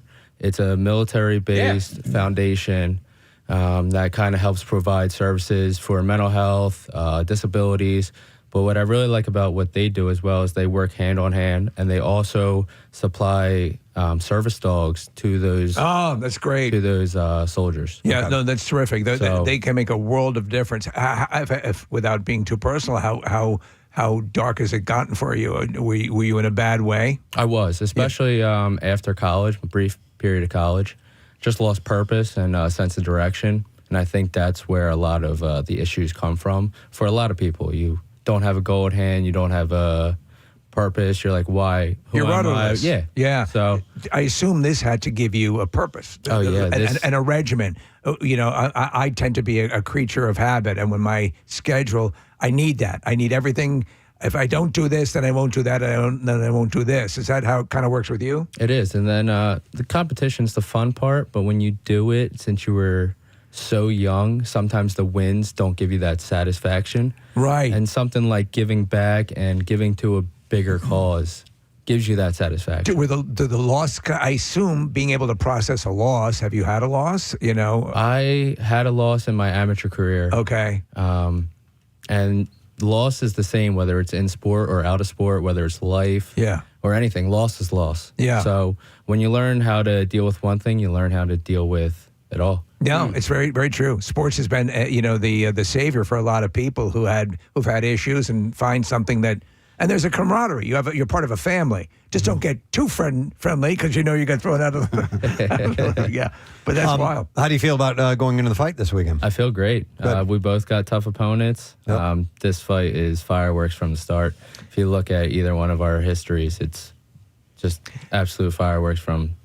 Yeah, you guys are all like scary looking. Like, I don't think we are scary looking. Yeah, I really don't. Yeah, well, I guess it's maybe because of what you do. And You're saying that ball guys are scary looking? I'm looking at Jake Bostwick. That's who you're. He's fighting. more scary looking. Yeah, he's a little bit scary That's looking. the head tats. Yeah, right. Maybe we need to work on some head tats for you. I'll get the Mike Tyson one. We'll put Cannoli on the end. Hey, David, how many fights are there going to be on Friday night? There's going to be 12 fights on Friday night. It's going to start at 8 p.m. Doors open at 7. It's going to probably last about 3.5 to 4 hours. Dude, it's electric, man. You know, when I went to the first one maybe a year and a half ago, something like that, like the production is fantastic. Yep, it's top-notch production. I mean, it same as anything else in the world. All the big guys that are doing combat sports, we're right up with them. We're par with anything else that's out there. I feel like our product is the most exciting combat sport in the world, hands down. Doesn't even compare to anything else. There's never a dull moment in bare-knuckle fighting. There can't be. You can have two guys off the street that can't fight at all, put them in the ring fighting bare-knuckle. It's exciting. Mm-hmm. You can't have a bad bare-knuckle fight. Casey said it moves quickly, which is something. And also, a lot has been made about the splatter pattern. That blood will fly, which is kind of wild. And it's a splash zone? Should you bring a smock? Yeah. So just don't wear white for the first 2 or 3 rows, and you're safe. And you're safe. Good tip. It's definitely a brutal sport, but we do have less injuries than boxing or MMA, less head trauma, less facial fractures, less hand breaks, even just more cuts. So you will see blood. You will see blood flying, and blood will fly. That's why. I'm jokingly saying that, but don't wear white in the first 3 rows. Okay. All right. So the fights are this Friday, Xfinity Mobile Arena, and you can get tickets at bkfc.com. Bare Knuckle Fighting. What does the C stand for? Championship.com. That's where you can get those tickets. So go and see them. We've talked to Casey's been, McCord's been. We've talked to people who have been there like, dude, it was crazy. Yeah. Mm-hmm. So it's definitely worth checking out. So, hey, we wish you guys luck. Thank you. Thanks for having us. You got it. Can I have one thing before we get off here? Yeah, what you need? Number one, David, I'd like to thank you for the platform and thank you both for having us on. I want to say something to my opponent as well. I do appreciate it because he's a veteran and we're fighting for the bicentennial of our country. Yeah. I appreciate all veterans. I just want to put that out there before he gets smacked with a cannoli. Okay, very good. Good to say. Glad you covered that, Johnny. Thanks to Johnny and Cody and David. Good luck, guys. Thanks for being here this morning. And like I said, the fights are Friday night, Xfinity Mobile Arena. We're going to take a break. We'll be right back. More guests on the way. Stay with us. All kinds of stuff. I'm printing things up. I edit. I you don't have a glass of wine and bonbons. No, I categorize. I try to. I've got. My feet are up. I'm like, I'm working. Now, listen, it's not hard work. It's not physical hard labor. It's time consuming and time consuming is what it is. Yeah, for sure. Do you at like your prep though?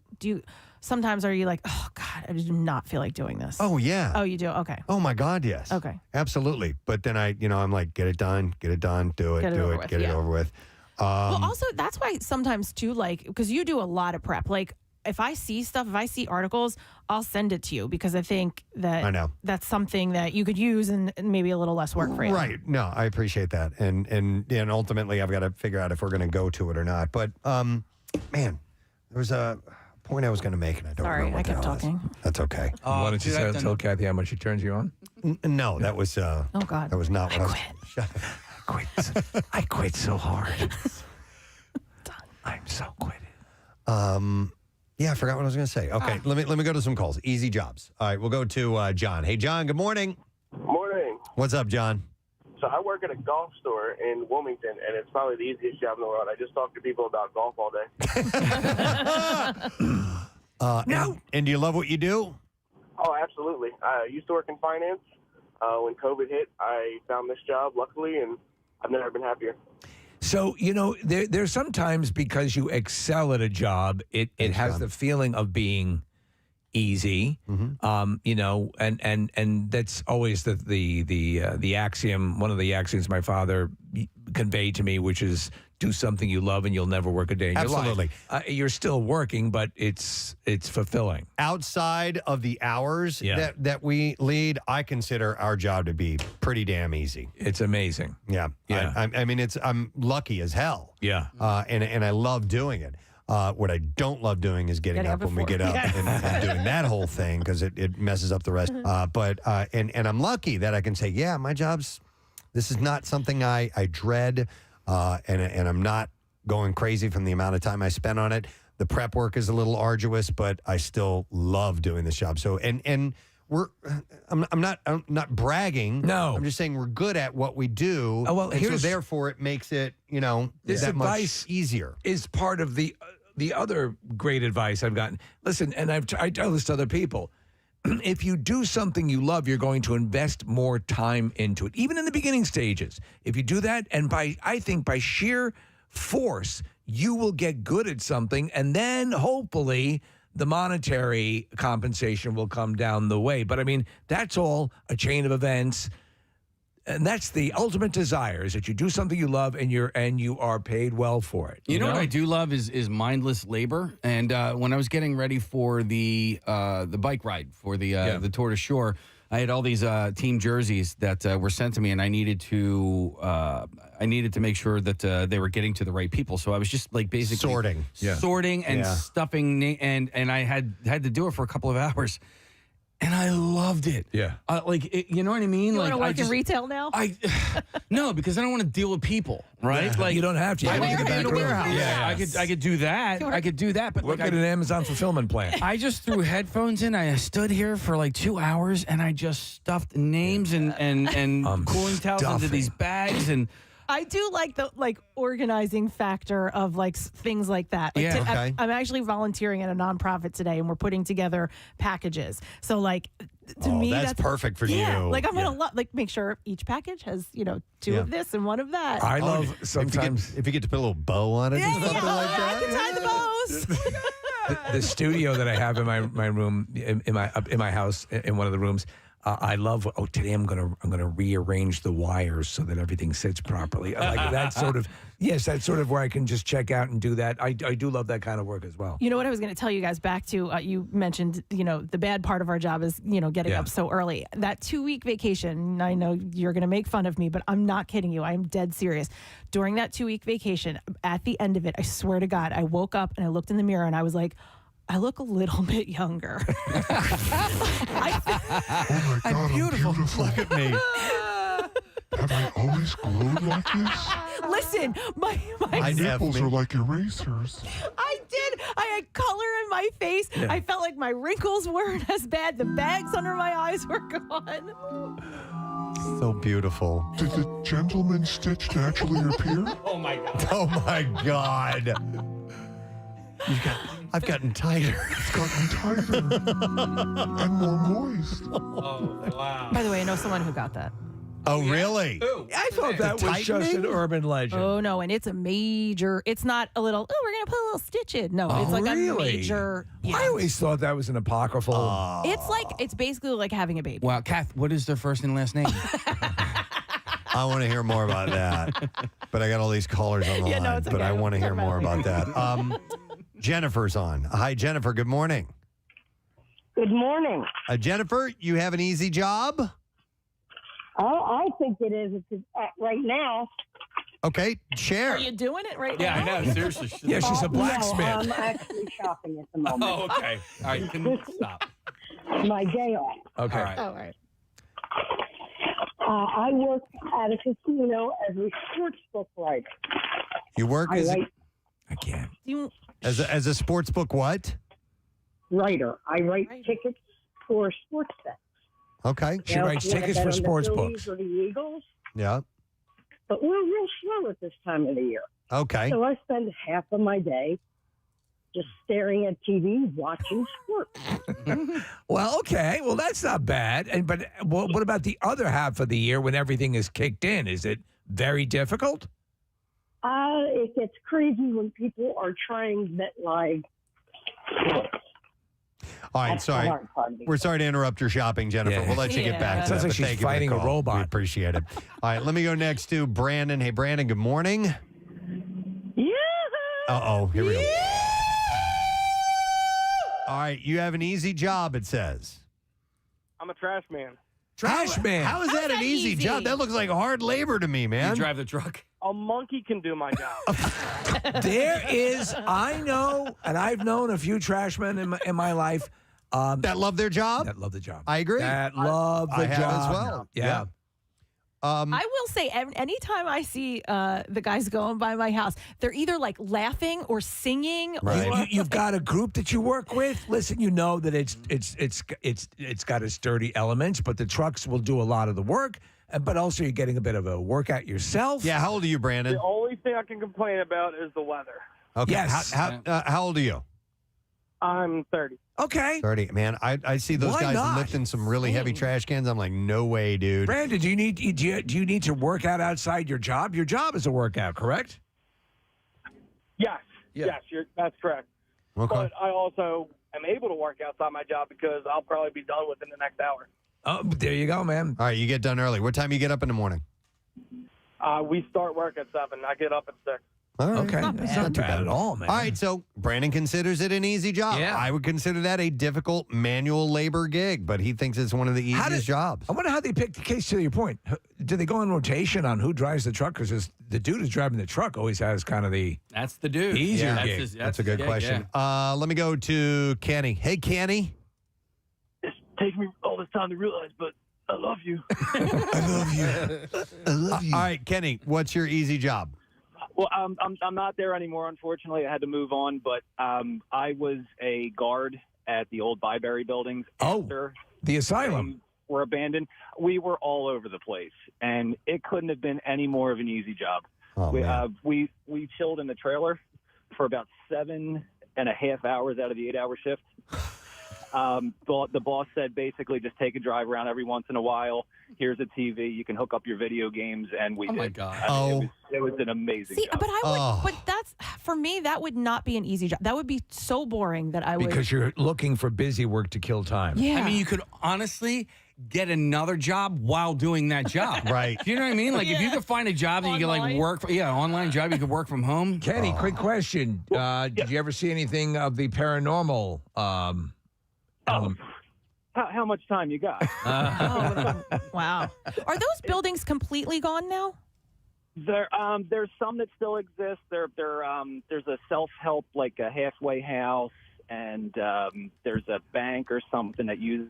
Okay. Do the tunnels still exist? They're flat. Do the tunnels still exist? No, they had to take them up too when they knocked it all down and All right. everything. Okay. All right. Thanks, Just wanted Kenny. to go there. What asylum was it? It was Byberry. Byberry. Where was it that? Northeast Philly. Okay. And they used to do like the haunted houses and stuff like that early in the day, and then I don't know if it was not safe like or the- whatever, but they completely shut it down. It's very similar to the one, and I'm having a brain. Penhurst. Penhurst, yeah. All right. Hang on. Let me go to Sam. We're talking about people who have the easiest job. Hi, Sam. Good morning. Hey, good morning. How you doing? Good. What's up? What's up, buddy? I mean, I really don't have an easy job, but I kind of find it easy because I like it a lot. Okay. I work at a auto detail shop in Westchester, Pennsylvania. Okay. See, I think Kathy, that would be a good like that would be cleaning something all day clearly long. getting something looking sharp, and it's sort of an expression for you, correct, Sam? I mean, you're right.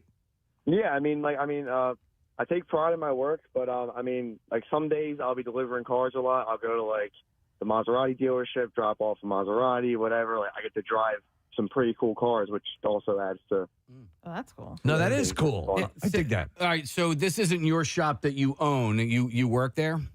No, yeah. I just work there. I'm also currently in college, so it's like kind of like a part-time kind of thing. I think that's great. Yeah, because I've talked to like Thanks, Sam. Chuck down the hall, and he's like, when I retire, he's like, he would love to open his own auto detailing, not shop, but like he would come to your house. And like you're like, dude, I could do like one car a day, and like that would be it. You know what I mean? Because you make a decent amount of money. There was a service that we had come, and then they asked. They were a client here at the station for a while. Yeah, and they did a pretty decent job. Yeah, you can make a couple $100. Yeah. Easily. Yeah. And knocking out one a day or every other day if you just wanted to keep yourself busy. Yeah, my wife has had this guy come to our house. I just How you doing, baby? I know, and he just sets up shop in the driveway and to clean your car. Yeah, not to clean Not to her clean your out. clock. But yeah, I mean, he Gonna buff your ass. probably does like one car a day. A couple of $100 a pop. Like it's a decent living. Yeah. Okay. I'll go to Joe next. Hey, Joe. Good morning. Hey, bitches. Hey, what? What's up, Joe? Hey, so I take care of dogs for a living. Are you like a dog walker? Yeah, Dog sitter? Thanks, Preston. We're going to do a short bizarre file. Then we have some people to welcome to our studio. WMMR presents Preston and Steve's Bizarre File.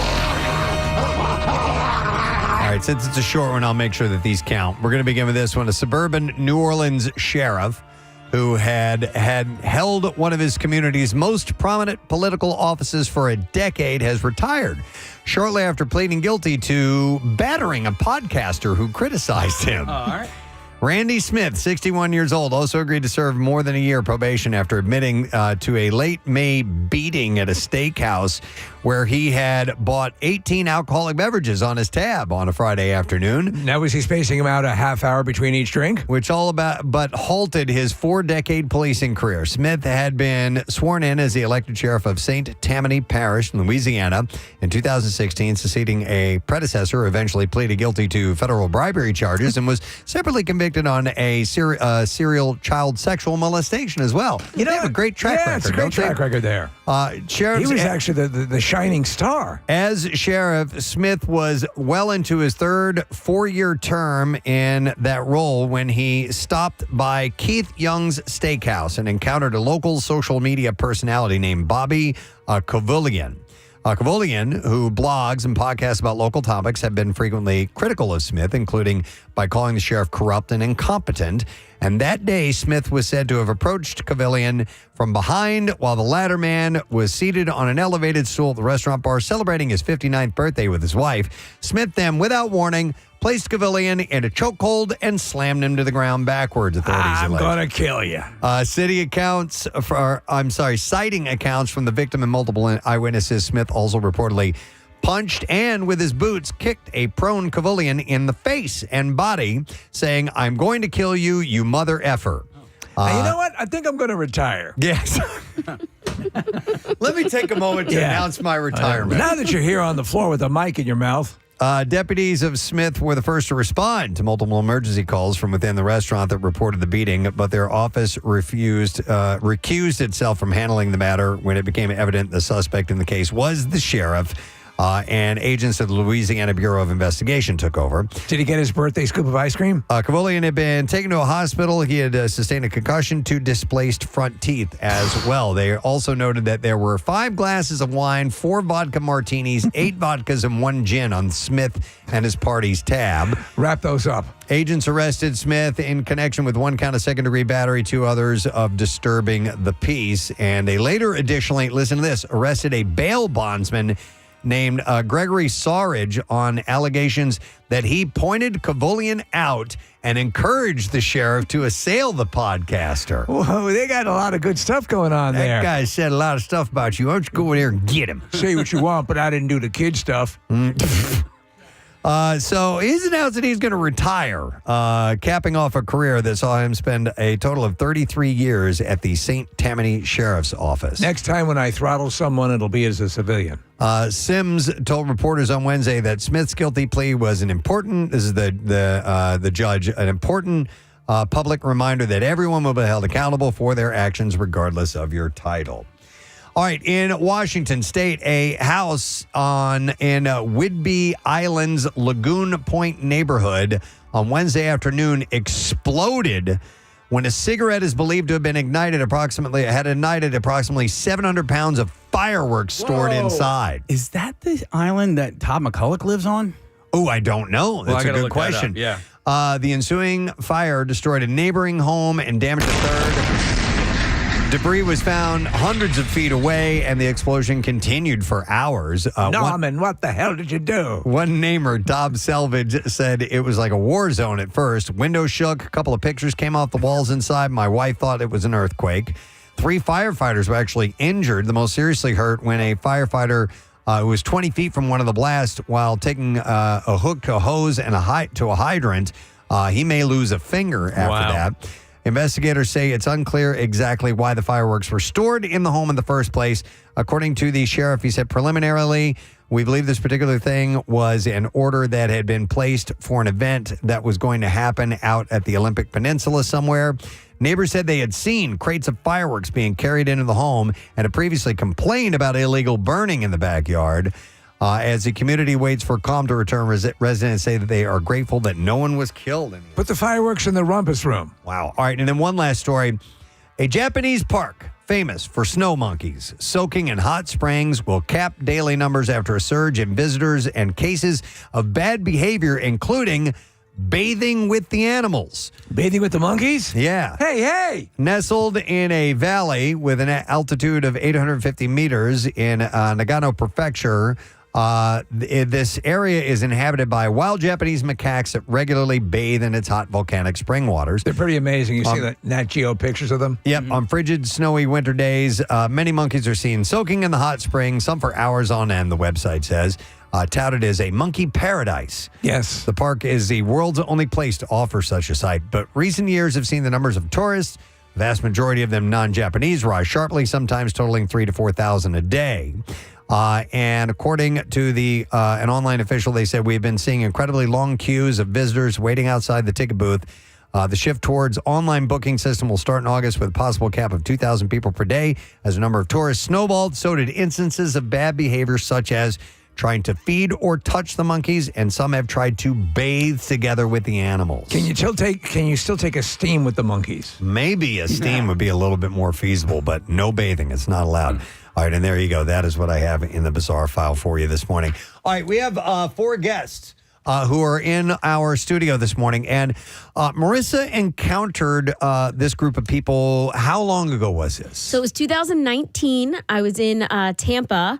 I was at a brewery called Cigar City. We were watching the St. Patrick's Day parade. Mm-hmm. And I mean, these parades are massive, probably I feel like 2 hours long, big floats, marching bands and such. And then suddenly I'm seeing these marching bands, but every group has what feels like 150 people. Okay. So, and I'm looking and then I see these signs that say second time arounders. And we start Googling and realizing what this group is all about. And it's a really great idea, and we are happy to welcome them this morning to our studio. We would like to welcome members of the Second Time Arounders. They're going to be playing a variety of shows. What is this? It's not the Second Time Arounders, I'll tell you what. But they're going to be playing the big Independence Day Parade this weekend, as well as others in our area. Please welcome Brett, Eileen, John, and Nancy. Yay! From the Second Time Arounders. Thank you, guys. And Brett, you are the president of the group? Yes, I am. And from what I understand, you have over 400 members at this point? It goes up and down. We've done Macy's twice. Yeah. And that's the peak of our, the largest we've ever been, 500 each time when we went to Macy's. Wow. Okay, so here's the great thing about your organization. Generally, marching bands are for high school and college age people. I was in marching band all through high school and absolutely loved it. But what if you still are a marching band member at heart and you've aged out of the regular marching bands? This is the service you guys provide, right? Absolutely, yes. So what are the age requirements for the second time around? There really aren't any. Okay. We have people all the way from high school all the way up into their 80s. So you currently have people who are in their 80s who participate? Yes, we do. Wow. Okay. That's excellent. Did you create this? No, this was created by two people, but the generating force, or the force that kept it going, is a guy named Bill Finn Dyson. Okay. And he recently passed away, so we're carrying on his legacy now. How long has the group been in existence? 43 years. Oh, that's 43 great. years. Formed in 1983, yes. That's a Wow. great concept. I love this idea. Do you come together because you have 500 people, right? Between 400 and 500 people at any given point. Is there one particular hall where you congregate for rehearsals, or is it sort of slapdash together? How does it manifest? Both. Yeah, we have, the musicians have to rehearse as musicians, and but we have auxiliaries, twirlers, baton twirlers, and she's a dancer, and flags. They have to rehearse, and finding a space that accommodates a band that size is still a challenge. Yeah. And with that many people to get together to rehearse, just timing-wise, it's got to be tough to find everybody to get together, because as a band, you need to play as a unit, so you need to rehearse together. But I would imagine some people, you can make some rehearsals and some you can't, right? The rule, going back in time since I joined the band, this is my 14th year, was that you can miss one rehearsal. You can miss just one. Yes, and if but, not, are you? There were only 5 rehersals, so you're missing missing 20% of the rehearsals. You got to practice at home. You got to work on the music on your own. And there were 4 for musicians, 4 where you sat and you played, and worked on the music, and then there was 1 for the whole band marching. Okay, and to the marching. This is street marching. Like, you guys aren't doing... We're not doing field shows. A show, No. Yep. which is hard. I tried to explain to people how difficult it is. Although Macy's was a show. Oh, really? you did? Yeah, well, what I learned about the Macy's parade, it's really not a parade. It's a hurry up and get to Herald Square. And that's where the whole parade happens, right there in Herald Square. Okay. So That's why the cameras stay fixed on that area. Yes, They're always there. Okay. And we had the whole band had to get up at like 2 o'clock in the morning to make a 4 o'clock or so in the morning call time, to actually go through our routine in front of the camera so they could get all the camera angles right and everything, and then go find something to do until it was actually time for the parade. I've tried to explain to these guys how difficult field marching is, in that it's not just taking standard steps. There are quarter steps, half steps, double length steps, depending on where you need to be and how much time you have to get there, and the spacing that you have between each people. And it's not... It flows. I mean, because you're making shapes. You're making rounded, oblong shapes and squared shapes and all these intersecting things. And it is incredibly hard while you're trying to play the proper way, and also not realizing that sound travels.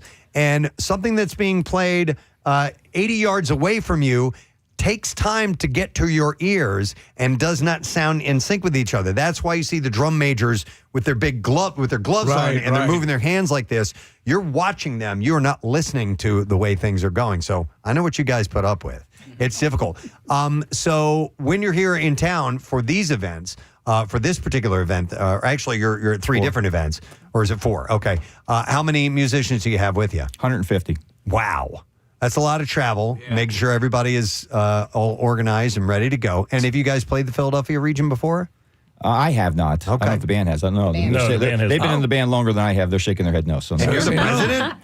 Yes, I'm the president. All right. No one else wanted the job, so somebody's got to do it. They said we need a president who's never been to Philly. So, you guys are going to play a little bit for us, but I'd like to hear a little bit of each instrument independently, if that's okay with you. Yeah, sure. Just to give people a little flavor. So, Brett, you've got your alto sax on right there. And can you just give us a little flavor of something, anything, a little flourish, if you will, and then we'll move down the line. Or if you're not ready, I can go to somebody else, Brett. Yeah, I got something. Okay, what you got for us? Let's hear this. Oh, sorry, his headphone cord's in the way. Little George Michael. All right.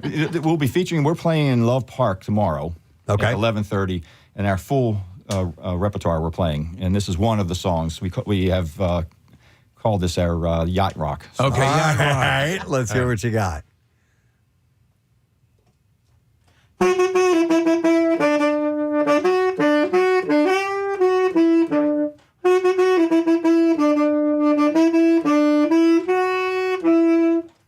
Anybody pick up that song? Careless Whispers, right? Yep. Oh, Yeah, that Careless was Whisper. That's George Michael. Careless Whisper. Yep. Ah, Careless Whisper. Nice. All right, and then we have Nancy who plays the piccolo, and so we were asked to hear I don't know what you want to play, but there's a solo you play in Stars and Stripes, right? Yes. Stars and Stripes Forever, which is very well known. It's a cool little part, and could you mind whipping that out for us? All right, here we go.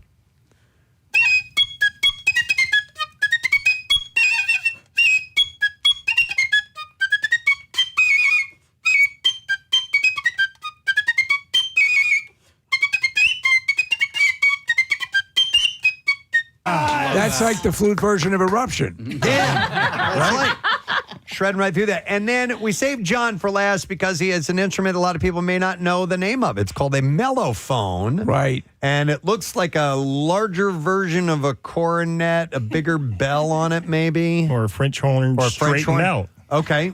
And a French horn straightened out. So it does have, I assume it has a nice warm tone like a French horn then. Yes. Okay. Well, why don't you fire that baby up for us? Then we're going to have you guys play This is together. another song we're playing in the part. Okay. Because it is hot, hot, hot. Oh, Yeah. excellent. Know where this is going. All right, this is John.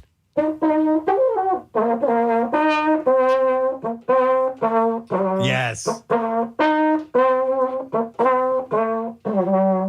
Yeah. Nice. How many different instruments? I mean, not each and every one, but I mean, what does it range from? So the piccolo at the smallest, and then do you have sousaphones and things like that? Oh, yeah. Big Really? sousaphones. Okay. So you have 500 separate instruments. What about percussion? Yeah, full percussion, basically. Yeah? So, yeah. Bass drums, snare Although we drums, could use another. Quads. You could use another one. yeah. We jump right in. Yeah. I would love to. Always do it again. I would love to. If people, do you have to live in the Tampa region? So when we go to Macy's, we had people from Dallas, and they would fly over to rehearse with us for the required rehearsals and go up there. We have people routinely coming from Ocala, which is, I'd say, a good hour and a half, 2 hour drive down to where we rehearse. So we And some we people do from the draw East people Coast from of all Florida, around. which is a couple Okay, hours. so that general area. Yeah. And question, are you the only organization of your kind in the country, or are there others? There are others, but there aren't that many. Okay. You won't, when we march in our area, you're not going to find any other adult marching bands. We'll be the only one in the parade. Okay.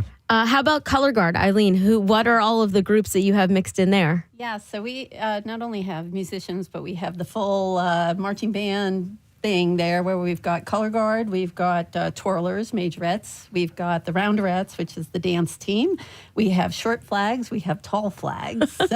so we've got the whole thing, marching band thing going on when we go down the street. My son was in color guard, and the whole thing was you couldn't call them twirlers because color guards spin, they don't twirl, right? Right. Yes. Right. So what do you do? Are you a rifle, or are you flags, or I'm what? actually a rounderette, which is a dancer. Oh, So okay. we're the pom-pom girls. For Okay. those, Do you have a signature move you could show us, or do you don't have any? Can you do a herky? How about a herky? Yeah. we don't twerk or anything like that. Try and keep it clean for our audience. A twerk. Oh, that's phenomenal. Oh, my goodness. So, yes, you guys are going to be performing. They're doing the Semi-Quincentennial Parade on the 3rd. And then you guys are doing Marple Newtown and Glenside Independence Day parades on July 4th. That's correct. And so 4 appearances in 2 days. Wow. Man, oh, man. And, I mean, you guys, you live in Florida, so...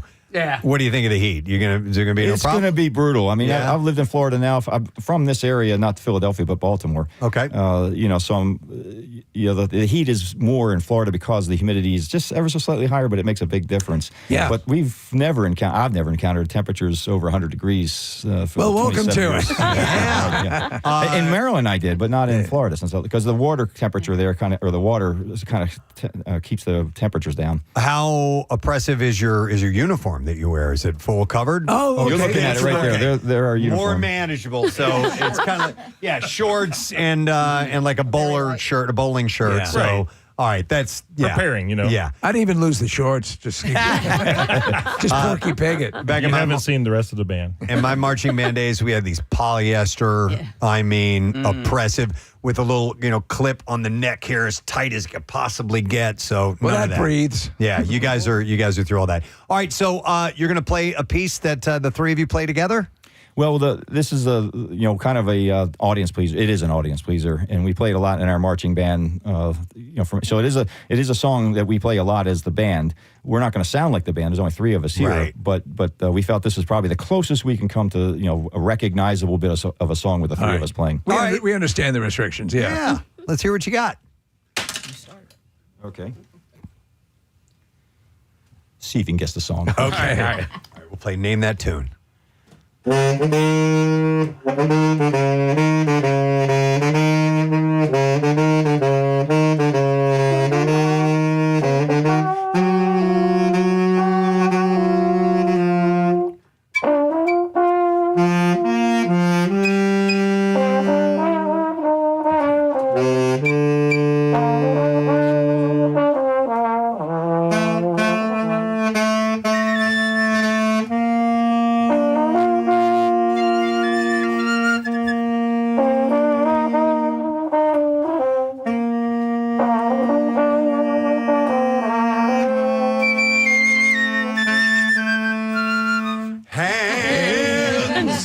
Touching hands, reaching out, touching me, touching you. Come on, sing along, everybody. Sweet Caroline. Ba, ba, ba. Oh, no real bump-buzz? The audience does that. That's why it's such a cloud. People on the street, you'll hear them. I mean, over everything else. Yeah, everybody's singing along. So they love it. I love it. Excellent. Well, if people would like to hire you, I mean, do you get paid to come out to do these events? Sometimes. Okay. Yeah, so a marching band is a big draw on a parade. Yeah. And we've had municipalities that are putting on parades around Florida offer to donate to us. Oh, that's great. We are a nonprofit, and so they offer to donate to us to actually come perform. Do you get hired for things like Bareknuckle small fighting? parties? Bareknuckle fighting for sure. So we have a smaller band that we call the Renegades, and the Renegades is a main fundraising operating group for the band. Do you have a Brisk division? That we'll start one soon. Whatever, man. It's a non-for-profit. You'll take what you can get. It makes money, yeah. So. All right, but secondtimearounders.org, I think, is the Correct. source. Okay, excellent. Well, listen, where is everybody from originally, by the way? You said Baltimore. Baltimore. How about you, Eileen? I'm from Long Island, New York. That's me. All right. Absolutely. Yeah. Nancy, how about you? Vienna, Virginia. And John? And I'm from Jacksonville, Florida. Yeah, you guys are from all over. I love it. It's a cool community that you guys have built. That's really awesome. Well, congratulations. Enjoy your time in Philadelphia. Stay hydrated. Be careful, okay, especially the 80-year-olds. Keep an eye out for them. But we thank you for taking the time out and coming by here this morning. Our pleasure. Appreciate it. Our pleasure. Thank you. Second time arounders, guys. Secondtimearounders.org. What a great group. And if you know somebody who was, back in the day a band geek and maybe they have retired and they're in the Florida area, this would be a great organization to get the involved guy with. who won't shut up about it. Totally. You have an option now. All right, we're going to take a break and we'll be right back. Make sure you stay with us. Preston and Steve on Bring them to my house, Yeah. and it's awesome. And you consider it to be an easy job? Yeah, well, I mean, all you're doing is taking the dogs for a walk here and there and just playing with them, and the kids help out. So. By the way, there's no reason to be embarrassed if you have an easy job. No. I think you win. You're lucky. I think it's a great job. Yeah. And so you're obviously an animal person to begin with, and so how would you make your own hours? Well, yeah, basically, but I mean, technically, I work 24/7. I mean, I'm always. Oh, yeah. So. Okay, yeah, that makes sense. Yeah. All right. Like right now, I have a puppy with me. I asked the owner if it was okay if I brought him to the beach and the in Ocean City, and the beach is paying for itself basically right now. Oh, that's cool. Having puppies wouldn't be too bad. Thanks, Joe. Appreciate it. Hang on, I want to go to Mark, who's been a trash man for 28 years. He's got a different take on it. Hi, Mark. Good morning. Hey, guys, let me tell you something. I'm going to debunk that guy's theory right off the bat. I guarantee he doesn't work for a major trash corporation because front-end guys, which I've been doing for 20 years now, go in at about 2:30 to 3. I'm fortunate enough that I can come in at 5, and that's considered banker's hours in the trash industry. He's going in at 7 o'clock in the morning and only working till 11. He probably works for a county that's picking up parks and recreations. I did residential for 7 years. It is one of the toughest jobs there is. I'm in front end now. I'm in an air-conditioned, high-tech truck. I work for one of the most major trash corporations in the world. Our trucks are high-tech. They're nice. They're comfortable. They're ergonomic for the driver. I have AC. I get out about 20 times to open gate, pull a couple cans out. Mine is probably the easiest in the industry, but maybe takes the most driving skill. I back up over 130 times a day. Let me tell you something. I stink when I go home, and my wife won't let me near her until I take a shower. She won't let me near her anyway. But married 30 years, that's a different story. Bottom line is, one of the worst jobs as far as fatalities and one of the most difficult jobs physically and, believe it or not, mentally, because you are not done until you pick up that last can. The good news is you can eat all you want out of the hopper. If that's Oh, my God. I love this guy. Wow, man. Mark. Well, you paid your he dues. hung up. I wanted to get more from Mark. Oh, he's the best. Wow. Okay. There is something, though, bizarrely, at least from our angle, Casey, like fraternal and romantic about that. You're out, you're different locations. You know what I'm saying? What is it? Is it working in trash? Yeah. As a sanitary? I don't know. As a sanitary napkin. God, but the smell. I know. The stuff those guys smell, and I know they're immune to it by now, but it's just disgusting. Just the smell alone makes your job not easy. I was walking down the street in Cape May a couple of weeks ago, and it was singing "Do What Diddy." I was not. I was holding my breath, Steve, because it smelled so bad because there was some rotten trash. Really? So behind one of the houses, but it permeated for like at least a half of a block. And then when I was walking back, I'm like, well, I'm going to walk on the other side of the street, and it was just as bad on the other side of the street. It made it across the street. Let's see who's been on hold for a long time because we got to wrap this up in just a second. Let me go to Kristen. Hi, Kristen. Good morning. Hi. Good morning, guys. Hey, what's up, Kristen? So I don't have an easy job. I'm a dog groomer. I get mauled on a daily basis. But I love it to death. My husband, on the other hand, he works in the IT department in a library. Yeah. This man spends 90% of the time watching YouTube, sending me memes. He rings. He's like, oh, I'm watching Terminator. I'm like, you found it online? No, I brought it from home. He's bringing his own movies. I knew I would need something to watch. I didn't do anything here. So he's got it. So what does he basically update the library's website or just make sure everything's running? So he helps with that, but he's in the computer lab, so he's got to help anyone who needs help with like any computer assistance. And he's like, from 10 to 3, I have people. Before that and after that, I don't. And he works 9 to 5. Mondays he does 1 to 9, but the best part is twice a month they then pay him to shut down the computer lab to play Dungeons and Dragons. Oh man, that's an easy job. Yeah. I'm like, what? Don't come home and tired. Like, you have a 5-month-old. Help. Help. Please. You're helping. Thank you, Kristen. We went whitewater rafting earlier this summer, and we were talking to some of the guides that were with us, and they were all college kids, which I didn't know. This was in Jim Thorpe. They're college kids, but from all over the country, not just in our area. And they travel here. And she was basically telling us that they like camp out for the summer. Wow. And she said it's one of the, for them, it's one of the greatest, easiest jobs. I'll never forget this gal in Maine. She was our whitewater raft guide. Her name was Wiggy. She was awesome. And same thing. Loved her job. Travels all over the place. Goes to different, depending on the season. You know, she'll head out west when it's warmer, and then head east. And just loved the job. One of Jace's surf instructors, too. She goes to Hawaii for the winters and then comes to Ocean City for the summers. A guy who would teach surfing in Costa Rica in the winter. He would be a snowboard instructor in Colorado in the wintertime. And in the summertime, he would go to Costa Rica and teach surfing. I'm like, damn, man. Didn't he die in a big wave off Australia? Or is that that was boating. That was after the bank robbery, and we don't talk about that. Yeah, I mean, it's a legit career. The guy who ran our thing in the Grand Canyon, like, that's what he does from May to September, and he majored in that. He found a college and basically majored in like adventure activities. That's cool. All right, one last call, then we got to take a break. It is Jeremy we're going to go to. Hi, Jeremy. Good morning. You guys rock. Jeremy, it says here you got an easy job. What is it? Dude, I coalesce the vapors of IT security maybe 3 hours a week, and I work 40 hours a week.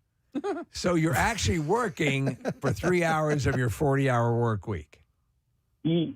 Not even working. I'm literally just talking to somebody else in a meeting about an issue and tell them what to do and how to do it.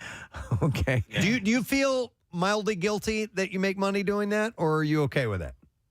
Completely. I honestly Netflix and spreadsheets. Netflix and spreadsheets. Dude, well, you listen to for what you. Preston said earlier. You win. Yeah. You know? That's it. You got a job, and you're obviously providing what your bosses need you to provide, or else you wouldn't be there. Yeah, so there you exactly. I was talking to my friend Joey Lee the other day in the parking lot of Wawa, and I said, if I ever complain about my job, just slap me in the face, because this is what I do for a living. Yeah. I push buttons like that. Yeah. You know? Yeah. All right. Well, anyhow, thank you guys. And quietly quitting. I was not familiar with that term. No. And it essentially means just doing what needs to be done and only that, and not going above and beyond.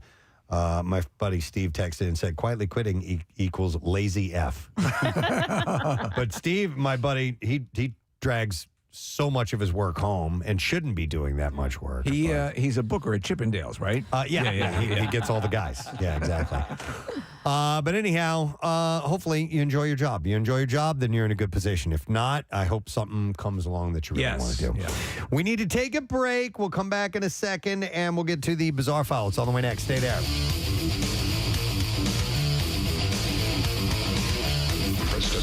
I'm starting to feel the buzz of excitement in the studio. Oh, yeah. This morning, and the excitement that I have is that something will probably go wrong. So Yes, absolutely. I was And it's getting probably excited about something. that. It's probably an exposed wire. Is what's feeling that buzz. That's what Yeah, it yeah, is.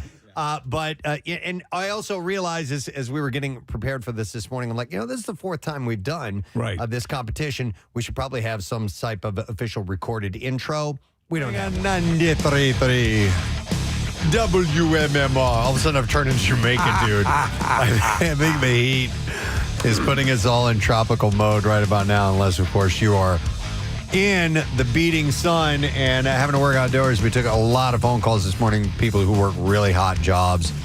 Something to take seriously, especially hydrating when we're moving into days like this. So just get yourself prepared. Call the heat hotline if you need to. They're always at the ready. So they'll tell you exactly what's going on. Eat any time at all, day or night. Hello, it's the heat hotline. My balls are swimming. It's hot out there. Have a good one.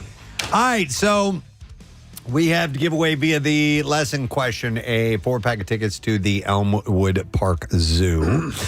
And the question that we will pose to you, this was a fun one. And it was just every now and then I'll do something that was just a few minutes ago, and we're going to do that now. The second time around, our marching band won't do what dance move when they play.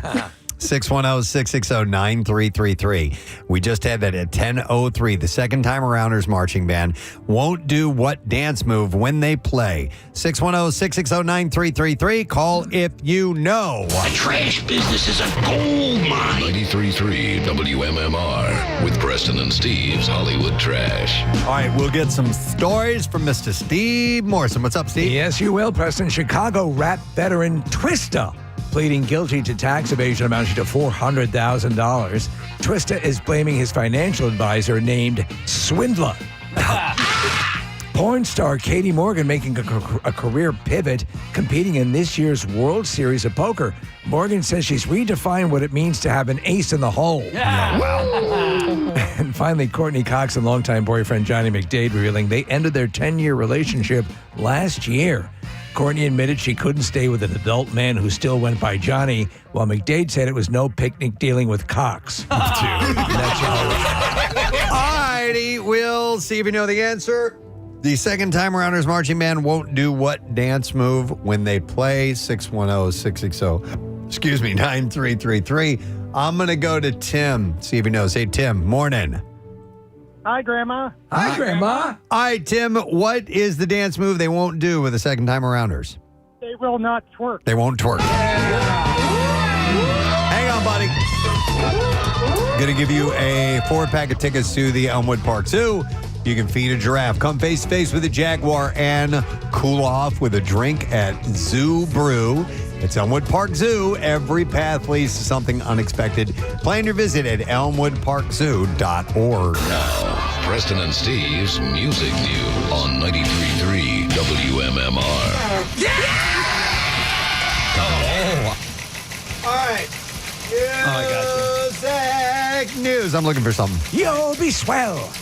So Evanescence has earned another major milestone. Their breakout 2003 hit, Bring Me to Life, has been certified diamond by the RIAA, meaning that it is past 10 million units sold in the United States, with sales now topping 11 million. Amazing. It's the band's second Diamond Award following their debut album, Fallen, which hit the same mark in 2022. Fallen also produced singles My Immortal, Going Under, and Everybody's Fool, and got a deluxe 20th anniversary reissue in 2023. The song remains a giant with more than 1 billion streams on Spotify and over 1 billion views for its music video on YouTube.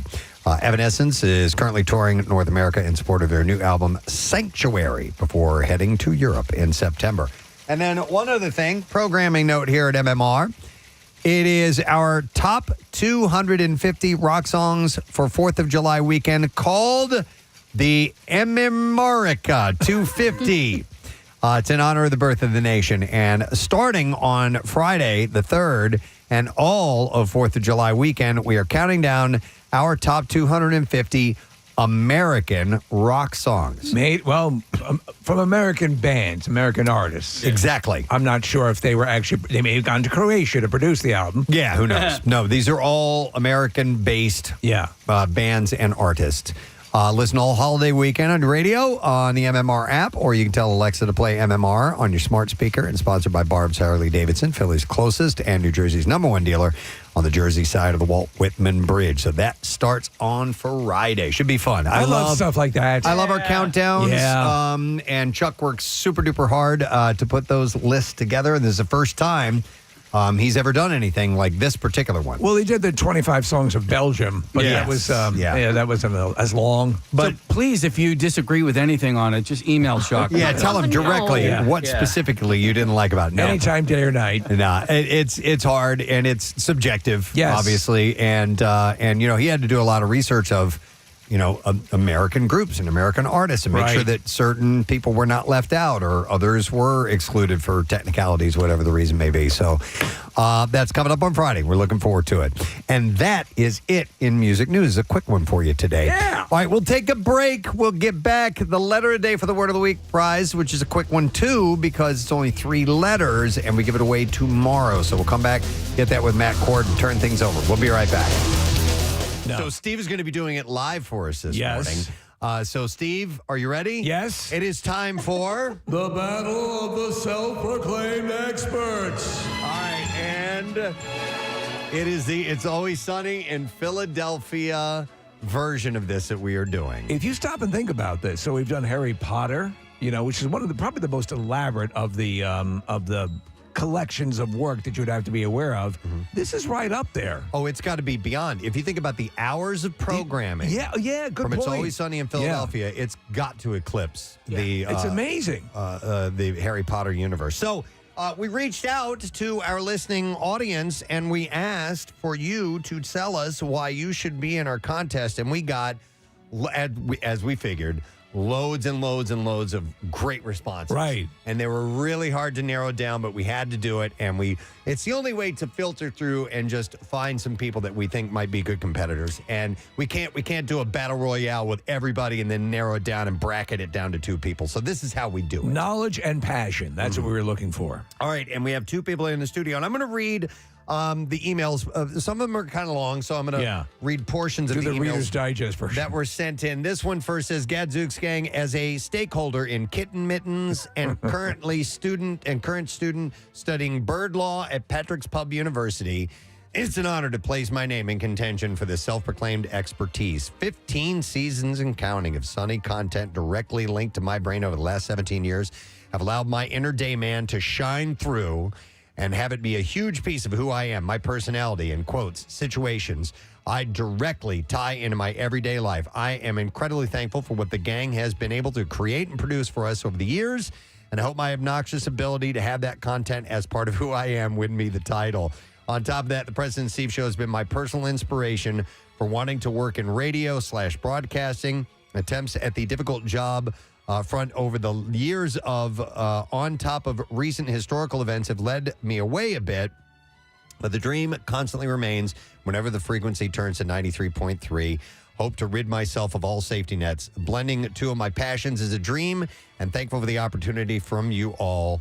But anyway, see you later, jabronis. Cool word. Signed, the Golden God, who is currently untethered and whose rage has no bounds at all, James Bailey. Is here this morning.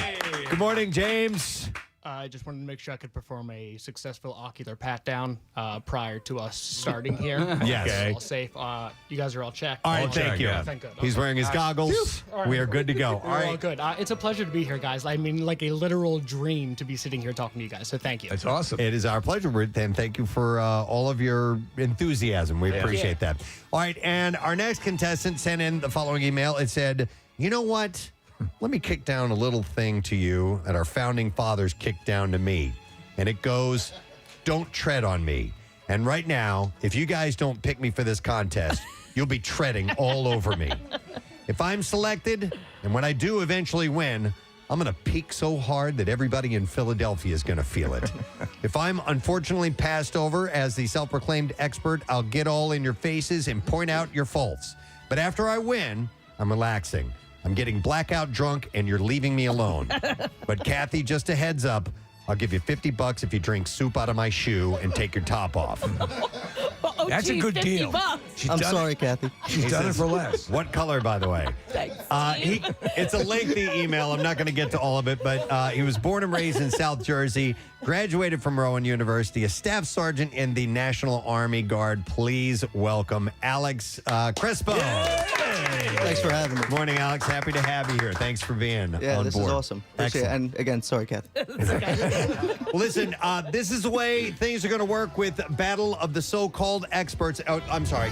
With Battle of the Self-Proclaimed Experts. All right, this is the way it's going to work. We're going to have 3 rounds of questions. Each round is going to be a different level of difficulty. Obviously, we'll start with the easier questions, move on to medium, and then we will get to the hard questions. The first round, questions are worth 1 point each. 1 point. The second round, questions are worth 2 points each. 2 points. And in the third round, where the scores can really change, it's 5 points. 5 points. Now, if we find ourselves in the event event of a tie. A tie. Oh my God, make it stop. We do have a tiebreaker question that will determine our winner. And I know I'm forgetting something. Oh, yes. Sarah Marshall. What? Oh, forgetting Sarah Marshall. Oh, forgetting Sarah Marshall. So, as I ask the question, either one of you can buzz in at any time. Now, if you buzz in before I finish with the question, I'm going to stop where I am. You'll have to answer the question at that point. There may be more to it that you miss out on, but if you're feeling strong, you can go for it. Now, if you do get it incorrect when you interrupt me, I will pose the rest of the question to your competitor, and they will get to hear the entire clue and then give us an answer. Yes. So they might have an advantage. That's up to you. That's where a little strategy comes into play. We need to test out our buzzers to see what they sound like. So let's go. Alex, if you could hit your button. Oh! That will mean that Alex has buzzed in first. That's great. And James, could you hit yours? Hey! All right. When you hear that, that's James, and he will get to answer the question. And that's how things work. We have our podiums set up here in the studio. If you're streaming on YouTube, you'll be able to see all of this live. Nick is going to be our scorekeeper. Nick, you all set? Yes, sir. All right. I don't have your mic on. This one? There we go. There you are. Mike wasn't on. All right. So we're going to get this underway. Let's begin with round number 1. Gentlemen, grab your signaling buttons. And by the way, I need to compliment them on their T-shirts. They are wearing It's Always Sunny centric shirts. Oh, yeah. We have the Bird Law shirt and the implication shirt as well. You had to call them to say, at least to alert them to the fact that while we are fans and watch the show, these are the encyclopedic knowledge of the whole show. So we may not be aware of everything. And in fact, I need Connor in here because Connor is going to be our judge should we need to go to a ruling. Connor's another super fan. Connor's a super fan, and he helped out with all of the questions. So, Connor, I may go to you for a thumbs up or thumbs down. Like the gladiators. All right, here we go. Starting with 1-point questions. These are the easier questions of the lot. Let's begin. Here we go. In what year did It's Always Sunny debut? James. August 4th, 2005. He knew the date. Oh, my God, that is correct. Absolutely. 1 point for James. Like I said, these are the easier questions. Question number 2, and there are 5 questions per round. I forgot to mention that. Which Pennsylvania bridge is seen? Alex. I'm going to go with Strawberry Mansion Bridge, but I think I jumped the gun. That is incorrect. Which Pennsylvania bridge is seen in the opening credits? George Washington Bridge, correct? Or no? That is incorrect. That is incorrect. Both of them wrong. It's the Ben Franklin Bridge. George Washington Bridge is in New York, James. Round up. No, that's very different. Very different. All right. Is it the Verrazano Narrows Bridge?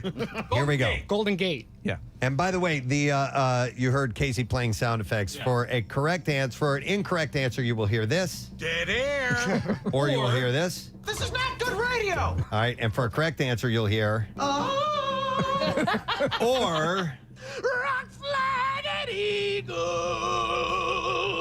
See, it all looks professional. It does. Yeah. All right, third question of the first round, and there are 5 per round. Here we go. What is Dee's nickname that was... Hey! All right, James? Shut up, bird. Incorrect. Ooh, this is not good radio. What is Dee's nickname that was given to her in high school?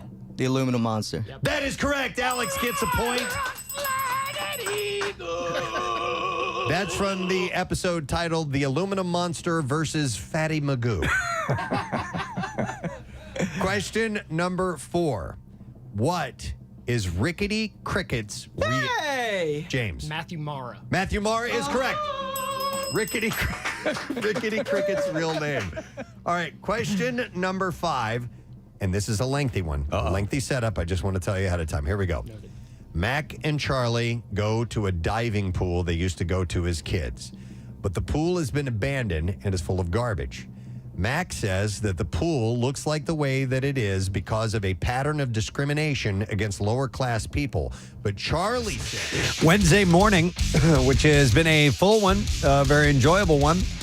A lot of people to thank for being on the program. Thank you to Mike and Alex from Fox Good Day this morning. And we'll chat with those guys. And then we had a follow-up to the conversation that we had yesterday about the Noah Kahan show at Citizens Bank Park, where somebody decided to leave a dookie on the floor, and this gal Marley was right next to that area and saw everything happening. She relayed all to us, and she did a Zoom in this morning telling us the full story. She gave us a good sort of on-the-spot report. Apparently, they crapped into shorts, and then the woman manually removed the offending turd and threw it on the ground. Yep. So thank you, Marley, for being on the show. And then we have from Bareknuckle Fighting, Johnny Cannoli Garbarino, and David Feldman stopped by, and Cody, who's another fighter who's got a fight on Friday night. They have the Liberty Brawl that's taking place at Xfinity Mobile Arena, and you can get tickets at bkfc.com.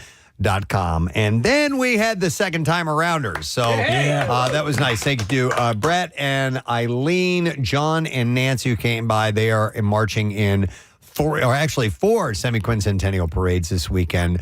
So look for those guys everywhere. They're older people who wanted to relive their days of marching band. Yes. And they're based out of Tampa, Florida, and there's a real cool organization, and they've got like 400 to 500 members, depending on what event they're getting ready for. So it was cool having them by.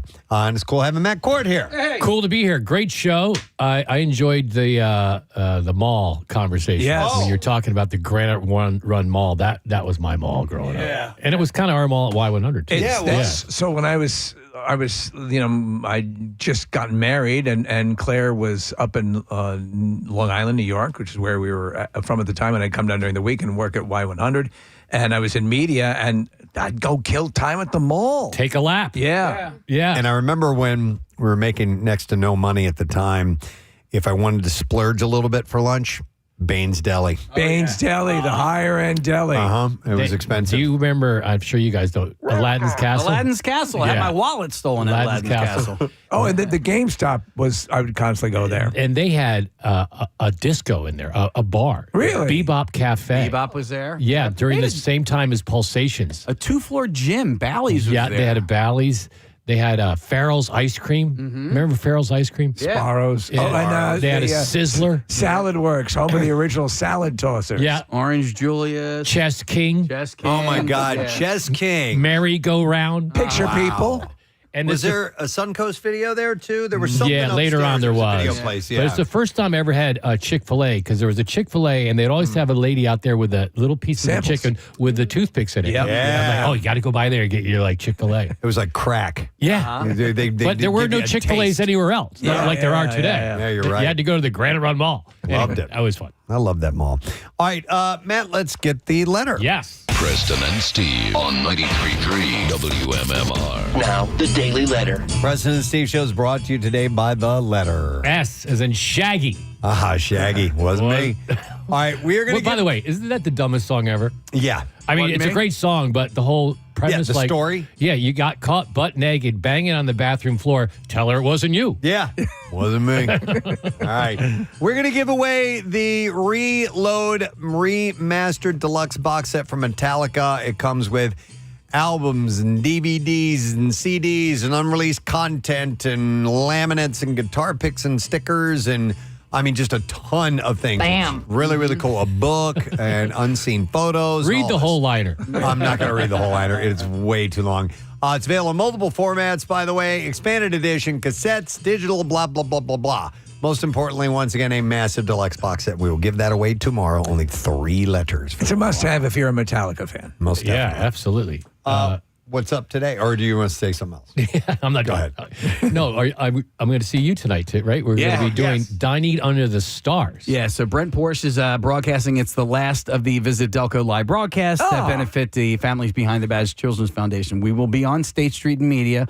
He will be broadcasting, Brent, that is, from 3 to 7. I'll be popping by between 4 and 6, somewhere around there. You and Patty Ann are going to come by, say hello, and then go somewhere inside. I think we're bringing Nate and Lily. Oh, no. There you go. That's great. Look out. Yeah. Yeah, right? Someone's going to.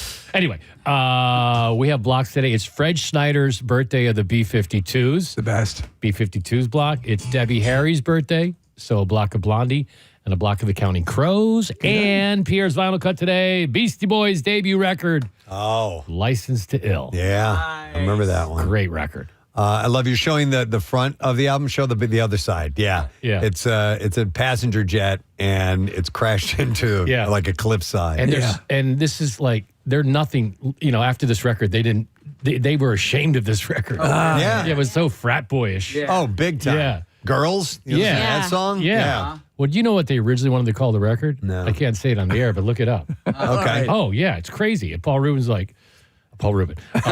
Pee Wee Herman. Wait, what's the producer's name? Rick Rubin. Rick Rubin, yeah. Rick Rubin's like, I don't Can't think do without that dude. All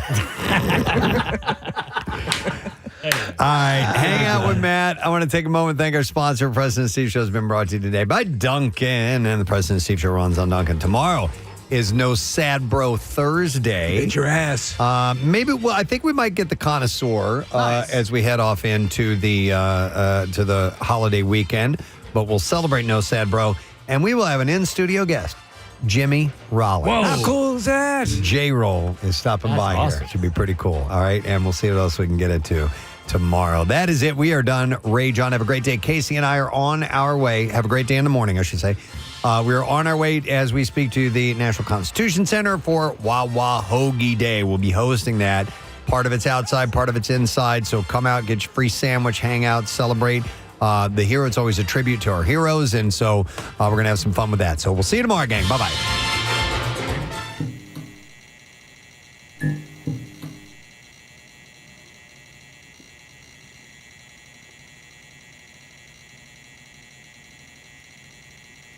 Bye.